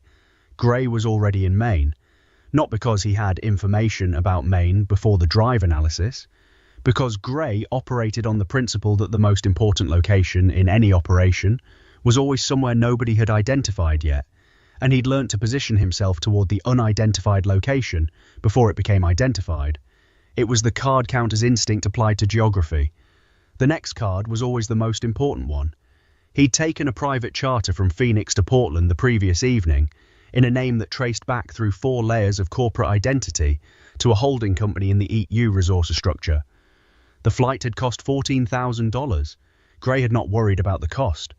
He was at the main coastal location before Wanda finished extracting the actual coordinates from the drive's GPS metadata. It was a compound rather than a single structure, set back from the coastal access road behind a tree line that had been cultivated to obscure sight lines from every direction, except the water. From the water, it was visible as a series of low buildings connected by covered walkways. Professional landscaping, the kind that was designed to look natural while eliminating every useful observation point a surveillance team might use. Gray found 3 useful observation points anyway. He chose the one that gave him the best angle on the main entrance and settled in with the specific patience of something that had waited out longer situations than this, and found waiting entirely acceptable as long as the outcome was worth waiting for. The compound was active, lights in 3 of the connected buildings, a vehicle parked near what appeared to be a service entrance, movement visible through uncurtained windows in the largest building, figures moving with the purposeful efficiency of people who had things to do and were doing them. One of the figures stopped at a window and looked out toward the water. Gray recognized the posture, the specific way of standing that combined monitoring everything with appearing to monitor nothing. The posture from the 3rd photograph's far left edge. Dr. Elaine Marsh was at the window for approximately 15 seconds. Then she moved away from it and back into the interior of the building. Gray transmitted quietly. "I'm at the main location. Compound is active. Dr. Marsh is confirmed on site. At least 4 other individuals visible. No external security I can identify, which means either there isn't any or it's very good." "Assume very good," Sport said from headquarters. "Assuming very good," Gray confirmed. "Hold position. Brian's en route. ETA 4 hours by the time he clears Boston and covers the coastal road." "Holding," Gray said. He adjusted his position in the observation point, a natural depression in the tree line that gave him coverage from 3 directions and a sight line to the compound's main approach road, and settled in to wait. The main morning was cold for the season, the kind of cold that comes off coastal water and doesn't apologize for itself. Gray's Russian blue coat handled it adequately. He was comfortable in conditions that would have been difficult for animals with less insulation or less operational experience. The mouse materialized in the depression beside him. Gray did not startle. He had learned over the years to register the mouse's appearances as additions to his awareness rather than interruptions of it. The mouse arrived when he arrived. You adapted. The mouse looked at the compound. His whiskers twitched. His ears rotated through several positions. He made a gesture, 2 fingers pointing at the compound, then a circular motion, then a closed fist. Gray interpreted, "There is something circular about this location, a loop, something that returns to its origin." He looked at the compound with that interpretation layered over his observation, the covered walkways connecting the buildings. He'd registered them as practical. The main coast was wet and cold, and covered walkways made operational sense. But the configuration of them, seen now through the mouse's gesture, suggested something else. They didn't connect the buildings in the most efficient pattern. They connected them in a sequence that created a circuit. You could walk the entire compound without retracing a step and end up where you started. A loop, Gray transmitted carefully. The compound's internal layout forms a circuit. Everything connects back to the start. Wanda came through immediately. "That matches something I'm seeing in the drive documentation. The B7 facility designation doesn't mean Building 7. B is for base layer. 7 is a temporal reference. It designates the 7th iteration of the facility." A pause while everyone processed that. "They've built and rebuilt this facility 7 times, Mizzy said. Not a question. Understanding arriving warm and certain. Each time something happened that required them to start again, Wanda said. The circuit layout isn't architectural, it's conceptual. The facility is designated around the idea of iteration, of returning to the starting point with new information. A temporal loop, Captain Talon said from somewhere in the aerial approaches to the main coast where he'd been circling since dawn, his single leg adjusted for the cold coastal thermals, his eyes tracking every vehicle on the approach road. They built a facility about temporal research in the shape of a temporal concept. Or thought they built it the way they built it because the research required it, Gray said. Because something about what they were doing with the recovered materials created actual temporal effects that the facility design needed to account for. The mouse made another gesture. Both hands this time. The signal for confirmed. Then he held up one finger and pointed at himself. Gray looked at him. The mouse tapped his chest twice, then pointed at the compound. I've been here before, Gray transmitted quietly. The mouse has been here before. Complete silence on the channel. Then sport, with the deliberate weight of a commander absorbing significant information. When? The mouse considered the question. His dark eyes moved to the compound and back. He held up both hands, then made a gesture that moved forward and then backward simultaneously, a movement that had no clean human analogue, the kind of gesture that described something language wasn't quite shaped to hold. He'd been here in a time that wasn't linear. He'd been here before it existed and after it existed and possibly during several of its 7 iterations simultaneously, because the mouse had held alien technology, because he'd been in the temporal field of recovered UAP material since Area 51, because whatever the cheese compound and the mustard catalyst did to human perception on a temporary and imperfect basis, the mouse had been navigating in a version of naturally. He wasn't psychic, he wasn't omniscient, but his relationship with linear time was different from everyone else's on the team. It was why he was always already there. It was why he arrived before being sent for. It was why his cheese hunts took him through operational locations with a regularity that couldn't be explained by coincidence. He moved in time the way he moved through space, with the specific ease of something that had learned the terrain. Gray absorbed all of this without transmitting it. Some things landed better when the team arrived at them rather than being told. He looked at the mouse. The mouse looked at the compound.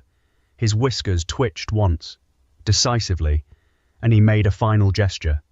It's time. Brian's rental car came down the coastal approach road 4 hours and 20 minutes after he'd left Atlantic City Airport. He'd stopped twice, once for actual coffee at a gas station in New Hampshire that exceeded all expectations, and once because the radio on the passenger seat had crackled with something that wasn't static. A voice, old recording, different from the one the previous night. A woman's voice this time, briefly, 2 sentences. The 4th folder requires a key that isn't digital. The key is something you've been carrying since New Mexico. Then static again. Brian had driven the rest of the way thinking about what he'd been carrying since New Mexico. He'd been carrying the professional uncertainty of a withdrawn case. He'd been carrying a radio he'd bought for reasons his subconscious had understood better than his conscious mind. He'd been carrying 3 years of anonymous calls and followed instructions. He'd been carrying a memory, the specific memory of the decommissioned research station in the desert, the floor pattern, the ceiling strut spacing, now confirmed as the B7 facility. He'd been carrying a notebook, his actual paper notebook in which he'd recorded everything about the New Mexico case before it was withdrawn. He still had it. He kept everything. Detectives kept everything. The notebook was in his boat. He pulled it up to the copungs, my neck, trench, saki, and sticker for a moment. The gate was open. Not like it had been left open. Like it was open for him. He drove through. Dr. Elaine Marsh was standing outside the main building's entrance. She looked exactly like the partially visible figure in the 3rd photograph's far left edge, and exactly like the photographs his former client had provided 3 years ago, and exactly like someone who had been waiting patiently for a specific thing to arrive and was now watching it arrive. Brian got out of the car. They looked at each other across the main coastal morning. Mr. Kaepernick, she said, thank you for coming. You hired me to find you 3 years ago, Brian said. It seemed rude not to eventually show up. Something moved in her expression, not quite a smile, the thing that lives adjacent to a smile in people who have been serious for a very long time. Come inside, she said. There's quite a lot to cover. Brian reached into his bag and found his notebook, the New Mexico notebook. He held it up. The 4th folder, he said. The key is in here. She looked at the notebook, then at him. The thing adjacent to a smile moved slightly closer to being a smile. Yes, she said. We weren't entirely sure you'd kept it. I keep everything, Brian said. He followed her inside. Behind him, Gray materialized from the tree line, with the smooth, unhurried movement of someone who had been there the whole time. Captain Talons descended from the coastal thermals and landed on a fence post near the gate with considerably more grace than he managed on level surfaces, his single leg gripping the post with practiced certainty. The mouse was already inside, had been inside, was possibly inside in several different moments simultaneously, and in a storm drain somewhere beneath the main coastal infrastructure, Wanda had found a connection point. Her fins were already moving across keyboards, her 20 monitors displaying the compound's internal network architecture. The fourth folder was about to open. The inside of the compound was not what Brian had expected, though he'd learned enough about his own expectations to treat them with reasonable skepticism. He'd expected laboratory austerity, white walls, fluorescent lighting, the specific clinical emptiness of places where serious work happens. What he found instead was something that felt more like a library that had expanded beyond its original purpose and made peace with the expansion. Books, actual physical books, on actual physical shelves, covering walls in every room he could see from the entrance corridor, not decorative, red, spines cracked, pages marked, some lying open on surfaces the way books lie open when someone put them down mid-thought and intended to return. Between the bookshelves, equipment, monitoring stations, screens displaying data in formats Brian didn't immediately recognize, workbenches with materials he couldn't identify by sight, and everywhere the specific organized clutter of people who were genuinely engaged with problems rather than performing engagement for an audience. 3 people looked up when Dr. Marsh brought him in, assessed him, returned to their work. The assessment took approximately 2 seconds per person, which Brian recognized as the assessment speed of people who had developed very efficient filters for what mattered and what didn't. He apparently didn't require extended evaluation. Dr. Marsh led him through the entrance corridor and left through a covered walkway into the second building. The walkway's windows looked out on the main coast, grey water under grey morning sky, the specific beauty of a landscape that wasn't trying to be beautiful. The second building was quieter, a central room with a table, chairs, a screen on one wall that was currently dark, and a window that looked out the same direction as the walkway. Dr. Marsh sat at the table. Brian sat across from her. She looked at the notebook in his hand. "May I?" she asked. Brian set it on the table between them. She didn't immediately take it. She looked at it the way people look at things they've been waiting for, with the particular stillness of someone managing the gap between anticipation and arrival. "You took notes throughout the New Mexico case," she said. "I take notes throughout everything," Brian said. "We know. We reviewed your methodology before the case was opened. The note-taking specifically. The fact that you use paper rather than digital records. That you retain physical notebooks rather than transcribing to files." "Old habit," Brian said. "It was a requirement," she said, "for what we needed you to carry." Brian looked at the notebook. A standard composition book, black and white cover, the kind sold in every office supply store in the country. He'd filled it during the New Mexico case with the practiced shorthand of a working detective. Observations, locations, names that had led somewhere, names that had led nowhere, descriptions of the decommissioned research station that matched the B7 facility photographs he'd received at the Tesla Tech Convention. "What did I carry?" he asked. She opened the notebook carefully, not to the beginning, to a page approximately 2/3 through, where his notes on the facility description were densest. She turned it to face him. He looked at his own handwriting, the facility notes, dimensions he'd estimated by pacing, materials he'd identified by touch and observation, structural details that his trained eye had recorded with the automatic thoroughness of someone who'd learnt to describe spaces for reports. And at the bottom of the page, in handwriting that wasn't his, 6 lines, small, precise, written in a hand he didn't recognize, in an ink color slightly different from the blue ballpoint he'd used for his own notes. He stared at them. "That's not my writing," he said. "No," Dr. Marsh said. "This is my notebook. I've had it since New Mexico. No one else has had access to it." "That's not entirely accurate," she said. "The notebook was in your bag throughout your time at the facility in New Mexico. Your bag was set down on several occasions, in proximity to materials we were conducting active research with at the time." Brian looked at the 6 lines. The handwriting was precise, almost architectural. each letter formed with the specific deliberateness of someone accustomed to writing things that needed to be read correctly. "The materials wrote in my notebook," Brian said. He said it the way detectives say things that shouldn't be true but are, flatly, without interrogating the logic until the evidence was fully in front of him. "The temporal field generated by the recovered materials interacted with the paper and ink in your notebook," Dr. Marsh said. "Not randomly, purposefully.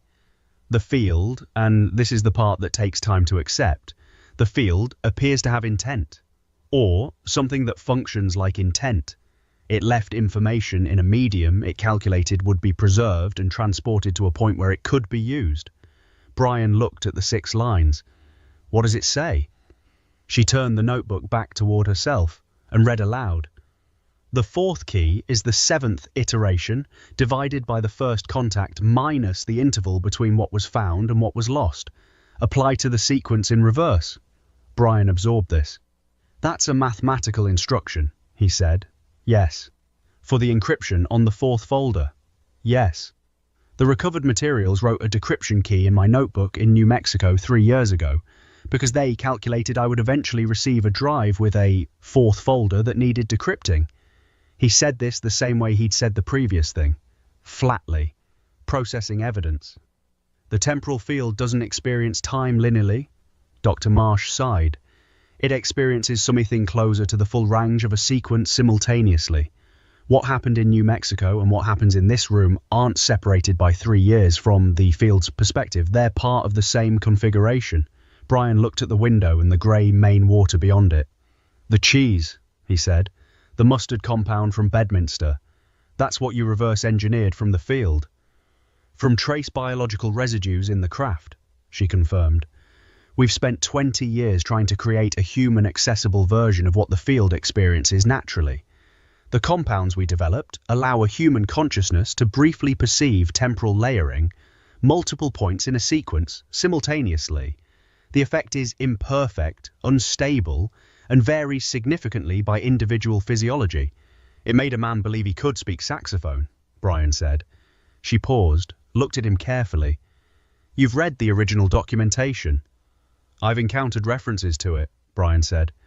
1962, 3 culinary agents, 1 captured druid." Something moved across her expression that was more than adjacent to a smile this time. "The druid classification is a field humor designation," she said. "He was a linguist. The saxophone belief was a misfire in his specific neurological configuration. The compound interacted with his music memory centers rather than his temporal perception centers." "Does it work correctly?" Brian asked.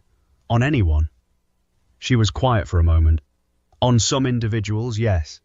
The temporal perception effect functions as intended. Multiple points in a sequence become simultaneously accessible. The individual can observe events across a timeline without being fixed to a single present moment." Brian thought about the Bedminster incident, the capsule in the desert, the sensation of air folding, the moment when he'd been in the New Jersey parking lot hours before the rally and known what was coming. "I didn't take the compound in Bedminster," he said. "No," she said. "You didn't need to." Brian looked at his hands. "I'm one of the individuals it works correctly on," he said. "Except I don't need the compound." "Your exposure in New Mexico," she said carefully, "extended proximity to the temporal field without protective protocols. We weren't expecting a private investigator to access the facility, or security assumptions were wrong. By the time we identified your presence in the building, you'd been in the primary research area for almost 2 hours." "The case was withdrawn immediately after," Brian said. "Yes, we needed to monitor you, assess the effects of the exposure, determine whether you represented a risk or a resource." "And I represented a resource." "You represented something we hadn't anticipated and had no framework for," she said. "An individual with natural temporal sensitivity who operated in a professional capacity that placed him adjacent to significant events, who kept paper records, who followed evidence regardless of where it led, who was, for reasons we've never fully explained, consistently in the right location at the right moment without apparent cause." Brian thought about the Atlantic City laundromat. "The letter on the gas bill starts in AC, ends where flags bleed. Someone sent me to Bedminster," he said. "The letter Handwritten. My office toast her. She nodded slowly. We sent the letter. You knew Bedminster was going to happen. We knew a temporal event was being engineered at that location. We needed someone with natural temporal sensitivity in proximity to observe and potentially stabilize it. I tripped over a megaphone, Brian said. Yes, she said, and in doing so created the physical chain of events that resulted in the shooter's position being compromised at the critical moment. Brian absorbed this. I was a stabilizing element, he said. You're what we call a temporal anchor, she said. An individual whose natural sensitivity to the field creates a stabilizing effect on engineered temporal events. You don't manipulate time. You don't perceive it the way the field does. But your presence in proximity to an unstable temporal event tends to resolve the instability toward the least harmful outcome. Tends to, Brian said. We don't use absolute language in this facility, she said. The field doesn't support it. Brian looked at the notebook, at the 6 lines in handwriting that wasn't his, left by a temporal field in a New Mexico facility 3 years ago for a conversation happening now in a main compound. The 4th folder, he said. What's in it? She stood and walked to the dark screen on the wall, activated it. Wanda's channel came to life, not the audio channel, but a visual interface Brian hadn't known existed. Screens within screens, the compound's network architecture visible from the outside. Wanda's voice came through, wet and precise and entirely professional. I have the mathematical instruction from the notebook.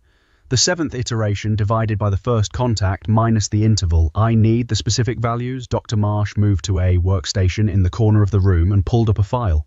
She read out a series of numbers. Wanda's fins moved across keyboards in the drain somewhere beneath the main coast.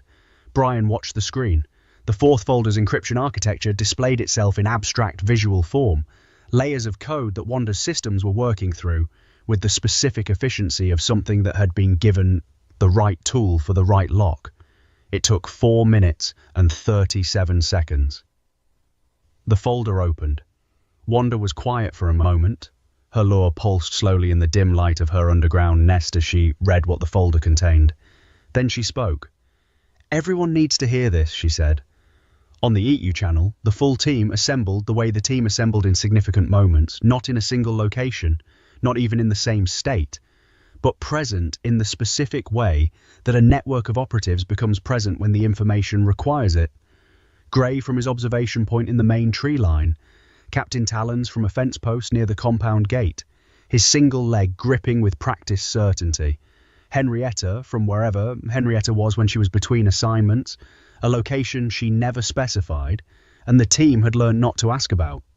Luna from the room where Brian and Dr. Marsh sat, her hypnotic eyes moving between the screen and Brian's face. Mizzy from a position she'd taken in the second building's adjacent room, her warm presence informing the emotional temperature of the information before it arrived. Thunder from somewhere that involved a significant amount of purring, which meant he was in contact with humans who found him delightful, and he was reciprocating genuinely. Major Sport from headquarters, silent, listening. The mouse from wherever the mouse was, which was simultaneous with wherever he needed to be. Wanda read the 4th folder. The 4th folder contained the complete research record of the Institute for Advanced Materials Recovery from 1994 to the present. Not the sanitized version, not the version that had been built to withstand oversight or review or discovery. The actual record. 17 recovered craft. Not incidents. Craft. With serial designations and recovery dates and condition assessments, and the specific dry professional language of people documenting things that should not exist, with the rigor of people who had accepted that they exist and were getting on with the work. Biological residues recovered from 9 of the 17. The residues were the source material for the temporal compound research. The compounds Brian had encountered as cheese and mustard were the 14th and 19th iteration of that research respectively. The earlier iterations had produced results ranging from the saxophone incident to effects that the record described with clinical precision as non-reversible perceptual displacement, which was the dry professional language for outcomes nobody had survived with their sense of linear time intact. The research had produced 12 functional temporal anchors over 30 years, individuals who, through a combination of natural sensitivity and controlled exposure, developed the stabilizing effect that Dr. Marsh had described to Brian. 11 of the 12 had been identified and recruited by the Institute. The 12th had been identified by the field itself, located in a New Mexico facility, left a message in a paper notebook, withdrawn from active Institute contact and placed in a parallel network specifically designed to operate outside Institute oversight. The parallel network was Eat You. Wanda stopped reading. The channel was quiet. Brian looked at Dr. Marsh. "The field identified me," he said, "and instead of bringing me into the Institute, you built a separate organization around keeping me operational outside their control. The Institute has changed significantly since its founding," she said. "The original research purpose was documentation and understanding. The current Institute leadership has different priorities." "The man who called me at the airport," Brian said. "Institute." "Current leadership," she confirmed. "The people in this compound are the original research team. We separated from Institute oversight in 2009 when it became clear the leadership transition was taking the organization in a direction incompatible with the original purpose." "Which was understanding," Brian said. "Which was understanding," she confirmed. "Not control, not weaponization, not the kind of engineered temporal events that were attempted at Bedminster. The Institute engineered Bedminster," Brian said. "The Institute's current leadership financed it," she said, "as a demonstration of what the compounds could do at scale, applied to a high-profile target in a controlled environment." "A demonstration for whom?" Brian asked. She was quiet for a moment. "That's what's in the 4th folder that we haven't reached yet," she said. Wanda's voice came through. "I'm reading it now." Another pause. Longer this time. "The demonstration at Bedminster was commissioned," Wanda said, "by an external party. The Institute doesn't name them directly in the record. They use a designation, 3 letters." She paused. "TNE," she said. The channel was completely silent. Gray's voice came through first, smooth and controlled, but carrying something underneath it. "Tene," he said. "TNE, Tene."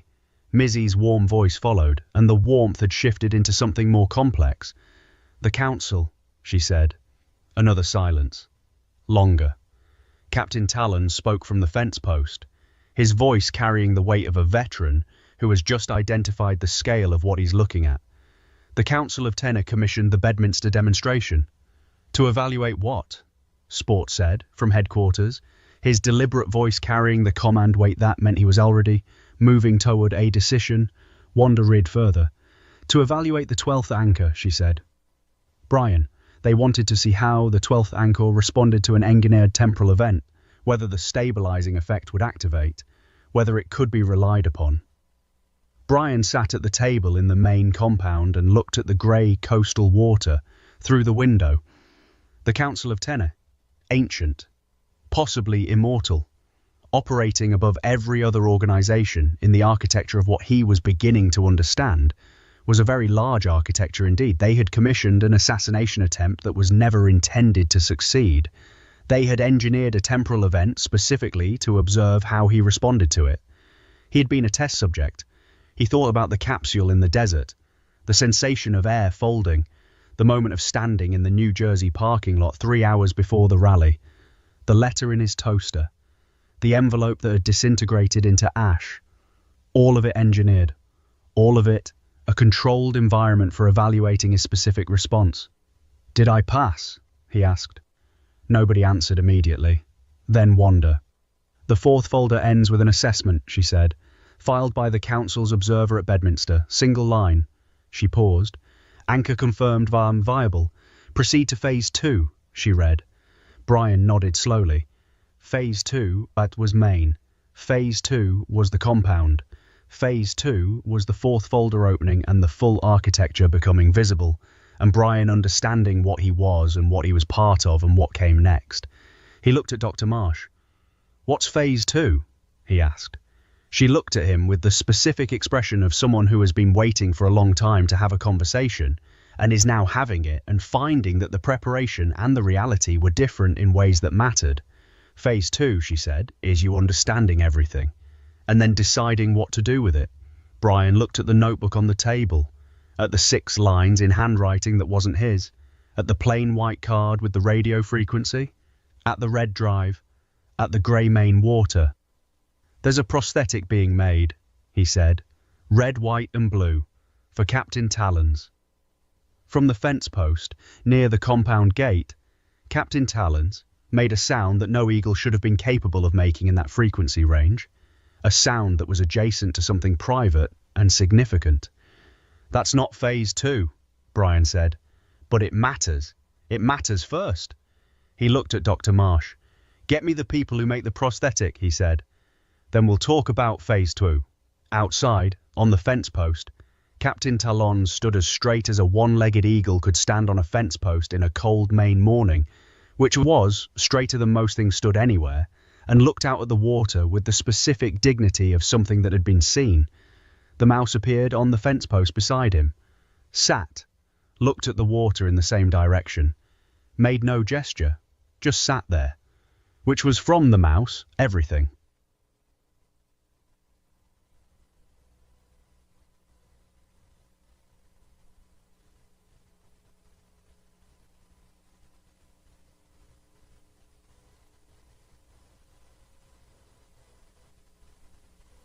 The prosthetic took 3 days, not because the fabrication was complicated. The compound had manufacturing capability that Brian had stopped questioning after the first hour of understanding what the compound actually was, but because getting it right required time. The red, white and blue paint wasn't decorative application, it was precision work, each stripe laid with the specific care of something being made to last. The stars on the upper section were small and exact, the kind of exact that meant someone had taken the work seriously, as work rather than as symbol. Dr. Marsh's colleague handled the fabrication, a materials engineer named Reyes, who hadn't said more than 40 words to Brian in 3 days, but whose hands moved over the prosthetic with the attention of someone who understood that objects carry meaning beyond function, and that meaning required the same precision as function. Brian spent the 3 days reading. The 4th folder was extensive. Wanda had transferred the full contents to a secure tablet that Dr. Marsh provided, and Brian read the way he read evidence thoroughly, without skipping, returning to sections that didn't immediately resolve to let them sit alongside sections that did until the connections became clear. The 17 recovered craft, the biological residues, the 30 years of compound research, the 12 temporal anchors, the Institutes divergente from its original purpose, the Council of Tenez' long involvement in the architecture of what had been from the beginning a project of understanding that certain powerful interests had been trying to convert into a project of control. He read about the other 11 anchors, their locations, their operational histories, the ways they'd been used, some knowingly, some the way Brian had been used, adjacent to events that required stabilization without understanding their role in the stabilization. He read the observer's notes from Bedminster, dry, precise, the specific, effectless language of someone documenting what they saw without editorializing. The temporal event had been engineered using the 14th and 19th compound iterations, the cheese and mustard, delivered through the limousine cargo system. The intent had been to induce temporal layering in the high-profile target, the former president, to observe whether a non-anchor individual in a field of temporal influence would experience the layering effect, and if so, what would emerge from the layered perception. The test had not run as planned because the 12th anchor had been present.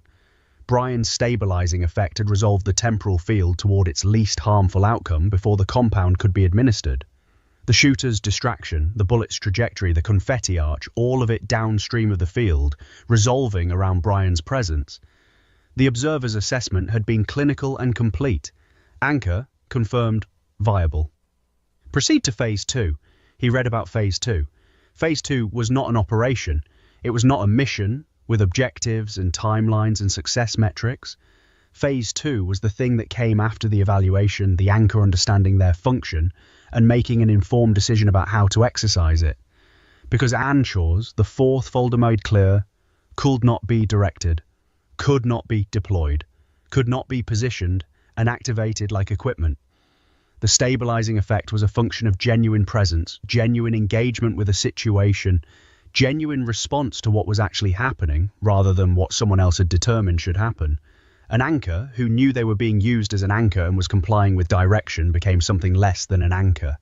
The stabilizing effect diminished in proportion to the degree of directed behavior. which meant that everything Eat You had been doing, guiding Brian, positioning him, feeding him anonymous instructions, had been operating in a space between what helped and what didn't. The anonymous calls had placed him in proximity to events that needed stabilization, but the directing of his specific behavior within those events had been, at best, unnecessary, and at worst, a slight diminishment of the effect he'd have had if left entirely to his own instincts. Brian read this section 3 times, then he sat with it for a while. Then he went to find Dr. Marsh. She was in the main building's largest room, which served as the compound's primary research space. She was reviewing something on a screen when Brian came in, and she turned with the expression of someone who had been expecting this conversation and was ready for it. The anonymous calls, Brian said, the instructions, the guidance. Yes, she said. Eat You has been managing me, he said, and placing me and directing me. Guiding you toward proximity, she said carefully, not directing your response once you were there. The distinction matters to the effect, but not to the principle, Brian said. She was quiet for a moment. No, she agreed. It doesn't. Brian sat down in the nearest chair, looked at the screen she'd been reviewing, which showed compound research data he didn't have the background to interpret fully, but could see was dense with variables. I'm not angry, he said. I want to be clear about that. I've been doing work that mattered. The guidance placed me where the work was. I understand the logic. But, she said, but phase 2 requires me to understand the full architecture, he said, and the full architecture includes the fact that the guidance was an imperfect solution to a genuine problem. Yes, she said. What's the genuine problem? She turned back to the screen, brought up a different view, a map, not geographic, something more abstract. Points of light connected by lines, some solid, some dotted, some pulsing at irregular intervals. Temporal events are increasing in frequency, she said. The field we've been studying for 30 years is becoming more active. The 17 recovery incidents are the ones we documented. We believe there have been significantly more that we weren't positioned to observe. The compound research, the Institute's weaponization attempts, the Bedminster demonstration, all of these have introduced human-generated temporal disturbances into an environment that was already experiencing natural increases in field activity. It's getting worse, Brian said. It's getting more complex, she said. Worse implies a value judgment the field doesn't support, but from a human perspective, from the perspective of people experiencing linear time in a field that is increasingly non-linear, yes.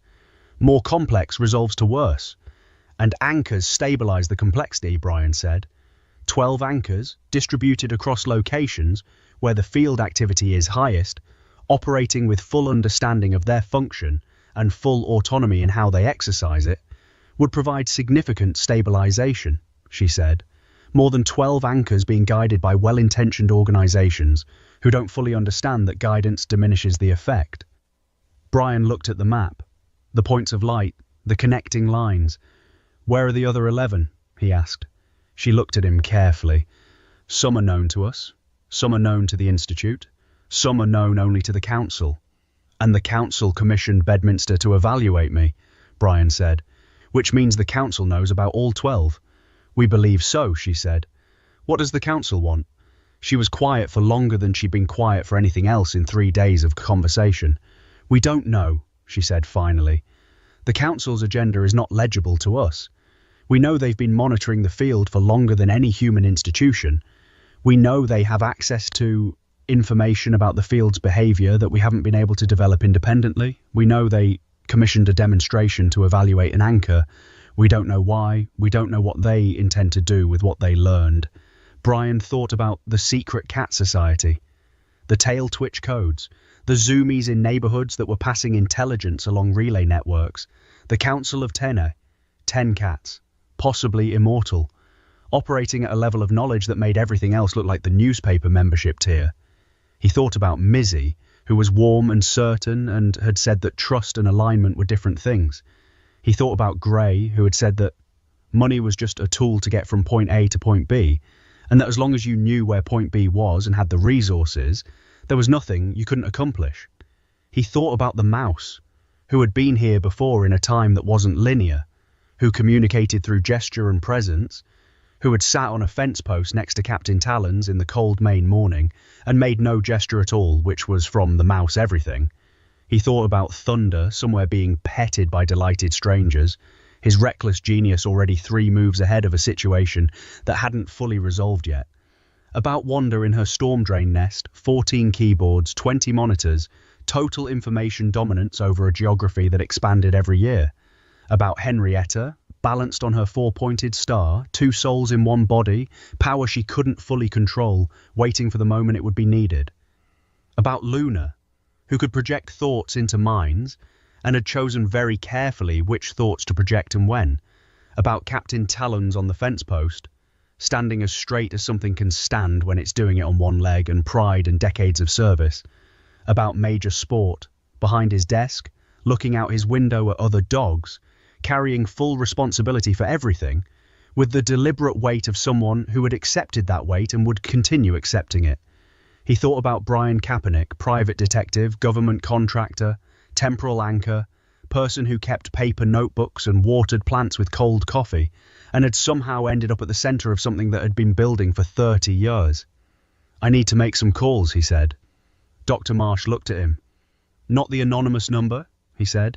"Actual calls, to the people who've been managing me. I need to talk to them directly, not through channels, not through instructions on a phone screen." She was quiet. "That may not be straightforward," she said carefully. "I know," Brian said. "That's why I need to make the calls instead of waiting for a message." He made the calls from the room with the grey water view, not calls in the telephone sense. The tablet Dr. Marsh had given him had a channel interface that he'd been aware of for 3 days, aware of since the night in his Atlantic City office, when he'd somehow heard the team's transmissions and understood, in the way that certain things become suddenly clear, that the channel had always been accessible to him and he'd simply never tried to access it directly. He opened the channel. "I know you can all hear this," he said. Silence. Then, one by one, presences that the channel registered without announcing. The specific quality of people listening who haven't decided yet whether to respond. "I've read the 4th folder," Brian said. "I understand the architecture. I understand what I am and what the guidance has been and what phase 2 is supposed to look like." He paused. "I'm not ending the relationship," he said. "I want to be clear about that. What each of you has been doing has mattered. The work has mattered. The cheese situation at Bedminster aside, the operations have produced real outcomes for real problems, and I've been glad to be part of them even when I didn't know I was part of them." He looked at the grey water. "But I need the guidance to stop," he said. "Not the information, not the channel, not the relationship, just the directing, the anonymous instructions, the positioned cases and managed trajectories. If I'm going to function as an actual anchor rather than a managed asset, I need to respond to what's actually in front of me rather than what I've been placed in front of." The channel was quiet for a long moment. Then Major Sport's voice, slow, deliberate, carrying full responsibility the way it always carried full responsibility. "Agreed," Sport said. "That's the right call." A beat. "It's what I should have said 2 years ago," Sport continued. "We got comfortable with the management, we saw it working well enough and we kept doing it. That's on me." Brian absorbed this. "It worked fine," he said. "I'm not saying it didn't work, I'm saying the 4th folder is clear that fine isn't the ceiling." "Understood," Sport said. Gray's voice came through next, smooth and carrying that maverick quality of someone who had already calculated this outcome and was comfortable with it. "The resources stay available," Gray said. "The supply chains, the infrastructure, whatever you need and whenever you need it. That's not management, that's support. The distinction matters." "It does," Brian agreed. Wanda's voice, wet and precise. "The channel stays open. Real-time intelligence is different from direction. You'll have everything I see, so I see ease. What you do with it is your call." "Thank you, Wanda." A pause. Then, surprisingly from Wanda, "You're good at this. Just so you know, the anchor thing, you're actually very good at it." Brian sat with that for a moment. Coming from Wanda, who didn't traffic in reassurance, it landed with the specific weight of things that are true and rarely said. Mizzy's warm voice came through, carrying the complexity it had been carrying since the Council of 10A appeared in the 4th folder. "The Council evaluated you and found you viable," she said. which means they'll be watching what comes next. Whatever Phase 2 looks like, we do it knowing we have an audience we don't fully understand. We've always had an audience we don't fully understand, Brian said. That's been the whole situation from the beginning. Yes, Mizzy said, but now you know about it. Now I know about it, Brian agreed. Luna projected a thought into his mind from wherever she was in the compound. Not words, just the impression of something warm and certain, the emotional equivalent of, "You're doing the right thing." He felt it land and held it for a moment. Then Captain Talon's voice came through. "Careful, carrying something private." "The prosthetic," he said. "Is it ready?" Brian looked up at Reyes, who had appeared in the doorway of the room at some point during the conversation, and was standing there with the red, white and blue prosthetic in both hands, holding it with the specific care of someone who understands the weight of what they've made. "Yes," Brian said. "It's ready." They did it outside. Not ceremonially, not with speeches or formal arrangements. It was just the compound's small courtyard, open to the main coastal sky, grey and cold and entirely honest about itself. Dr. Marsh was there. Reyes was there. Two of the other compound researchers, whose names Brian had learned over 3 days, came out and stood without being asked to. Captain Talon's landed in the courtyard from whatever thermal had carried him through the morning sky. His single leg touched down with practiced grace. His wings settled. He stood with the specific dignity of something that had learned to stand well under difficult conditions. Brian took the prosthetic from Reyes. He'd never done anything like this before. He didn't have training in prosthetic fitting. He had 3 days of watching Reyes work, and a tablet full of technical documentation he'd read at 2 a.m. when the 4th folder material had settled enough to let him read something else. He knelt down. Captain Talons looked at him with those sharp veteran's eyes. Clear, present, not performing anything. The fitting took time. Reyes guided the final adjustments with quiet professional instruction. Brian's hands did the work without hurrying. When it was done, Captain Talon stood on 2 legs for the first time since Iraq and Iran, and whatever specific moment in those specific wars had taken one of them. He stood very still. The red, white and blue caught the grey main light. Not bright, not theatrical, just present. A flagpole's colours on the leg of the thing that had always been the symbol of what those colours meant, now made literal and permanent. Captain Talon spread his wings. Not awkwardly, not with the ground-based, clumsy struggle that had characterised every wing spread on solid surfaces since the injury. He spread them with the full authority of what he was, balanced, now steady, both legs carrying the weight equally. He held the spread for a long moment, then folded his wings with precise dignity. He looked at Brian. "Thank you," he said. 2 words, quiet, carrying everything a long time in service and a cold Maine morning and red, white and blue paint on a prosthetic leg could carry. Brian stood up. "Thank you for your service," he said, which was not a phrase he used lightly or often, but was the right phrase for this moment, with this being in this courtyard. Captain Talons nodded once, then turned and looked at the grey coastal water with the expression of something that has just gotten something back it thought was gone, and is taking the moment to feel that fully before moving forward. The mouse was on the courtyard wall. Nobody had seen him arrive. He was watching Captain Talons with his dark eyes, carrying the specific attentiveness of something that understood what it was watching, even if it would never gesture about it. He made no gesture. He just watched. Which from the mouse was, as always, everything. Brian left the compound the following morning.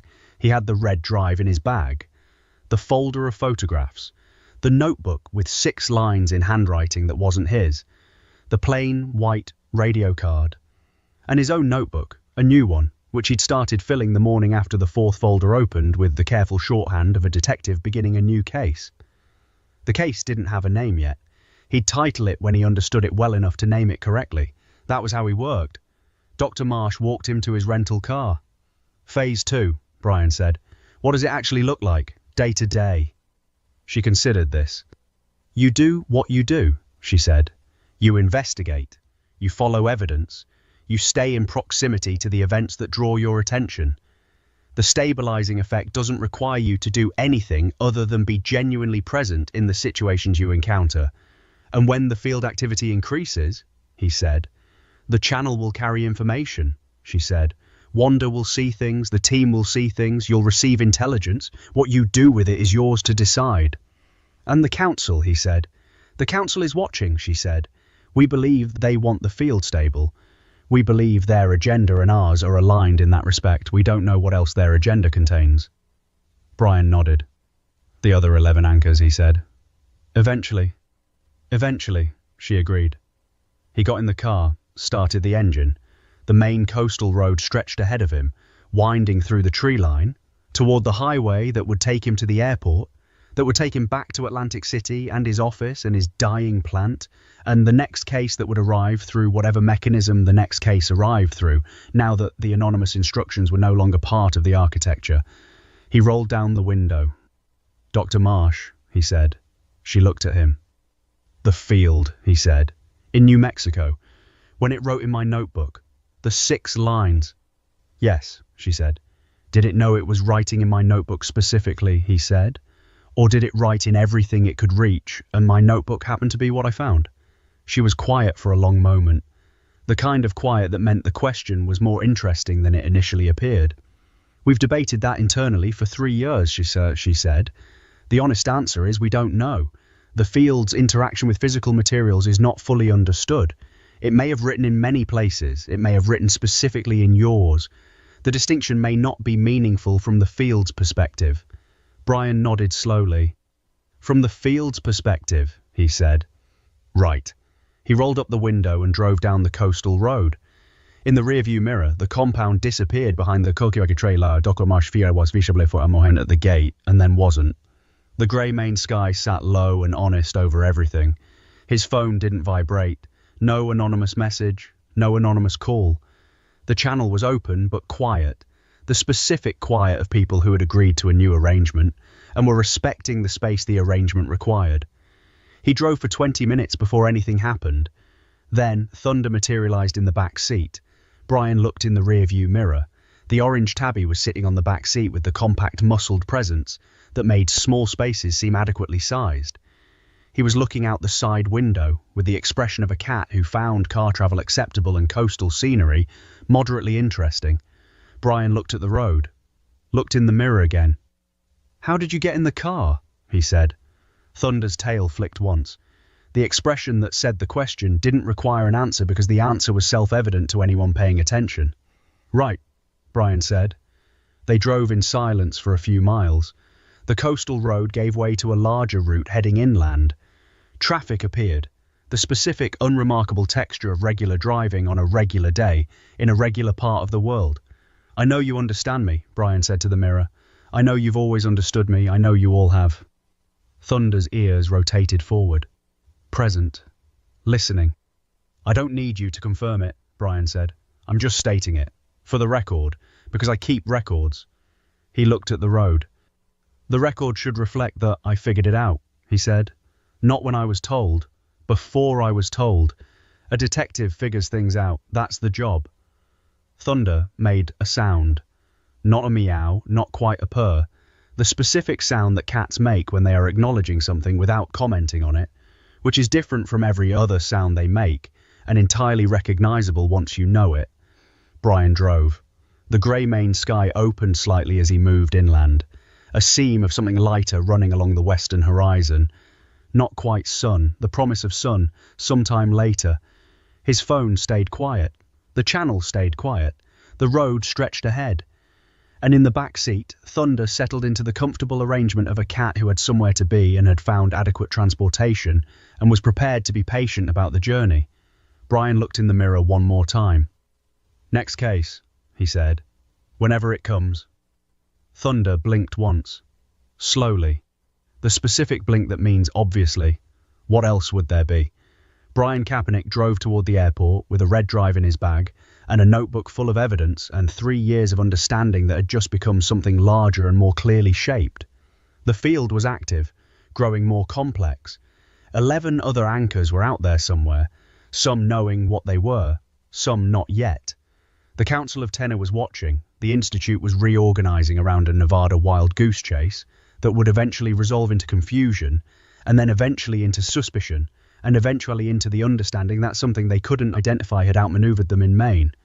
And somewhere in the Astern Digital infrastructure, a better fish with the teeth of an anglerfish and the instincts of a predator, and the professional discipline of something that had chosen its work deliberately, was monitoring 17 channels simultaneously, and would continue monitoring them, as she always had, as she always would, until the work was done. Which it wasn't, not yet. But the pieces were in place. The anchor understood his function. The network was intact and clarified. The fourth folder was open. The next headline would come. It always came. Real events in real time, landing in the world the way real events always landed, without warning, without context, without the underlying architecture visible to anyone who wasn't looking at the right level. You would be looking at the right level. Brian Kaepernick would be in proximity. And the field would do what the field did. Complex, non-linear, patient in the way that things are patient when time isn't a constraint, moving toward stability the way all fields move toward their natural state, given the right conditions and the right presence, and enough space to resolve without interference. The seam of light on the western horizon widened slightly. Brian drove toward it. 3 weeks later, the following headlines appeared within 48 hours of each other.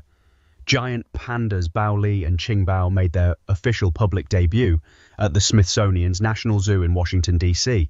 on January 24, 2025. Thousands of visitors lined up before opening. The giant panda cam relaunched for virtual visitors. A spokesperson described the arrival as a milestone in international conservation cooperation. In Plano, Texas, authorities announced the dismantling of a sophisticated luxury vehicle theft ring. Following a multi-agency investigation, 6 high-end vehicles were recovered, including 2 Rolls-Royce models, a Maserati and an Audi. 3 suspects were arrested on felony charges. The investigation had begun with the theft of a single vehicle from a restaurant valet stand. A family in coastal Maine, whose home was damaged in a fire of undetermined origin, received support from a community fundraising effort that exceeded its goal within 72 hours. Volunteers coordinated rebuilding efforts. A neighbor, quoted in the local paper, described the community response as remarkable.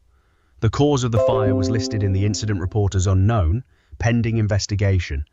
The investigation remained open. Nobody connected the 3 stories.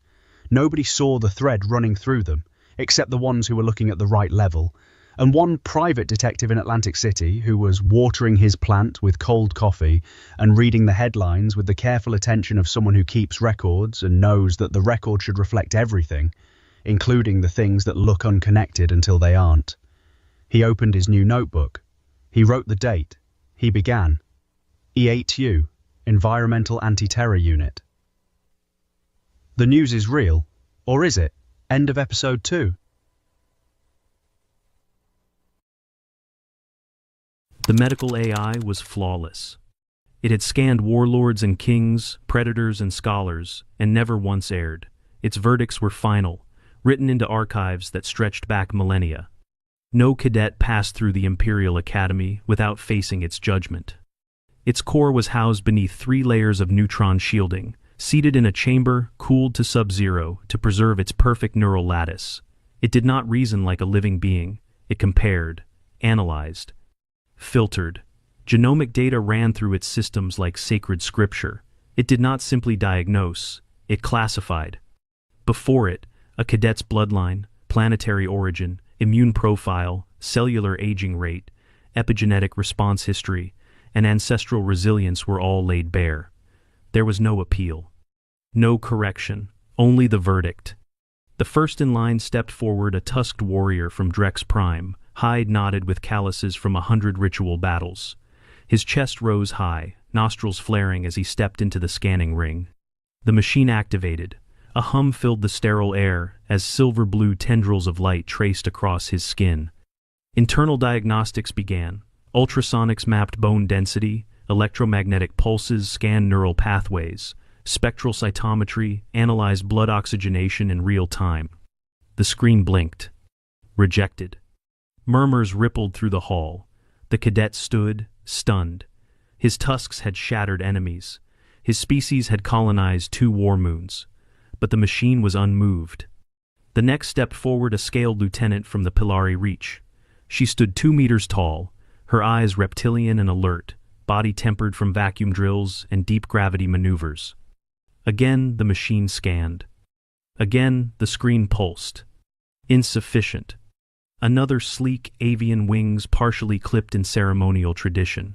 His heart rate fluttered as he entered the circle, eyes darting with the alertness of a predator. His bones were carbon-threaded from birth, his blood enriched with trace metals for oxygen optimization. The lights swirled, a pause. Unfit. One by one, the cadets stepped forward. Some were strong, some cunning, some carried bloodlines known across 10 systems. They were the heirs of battle-hardened empires, the chosen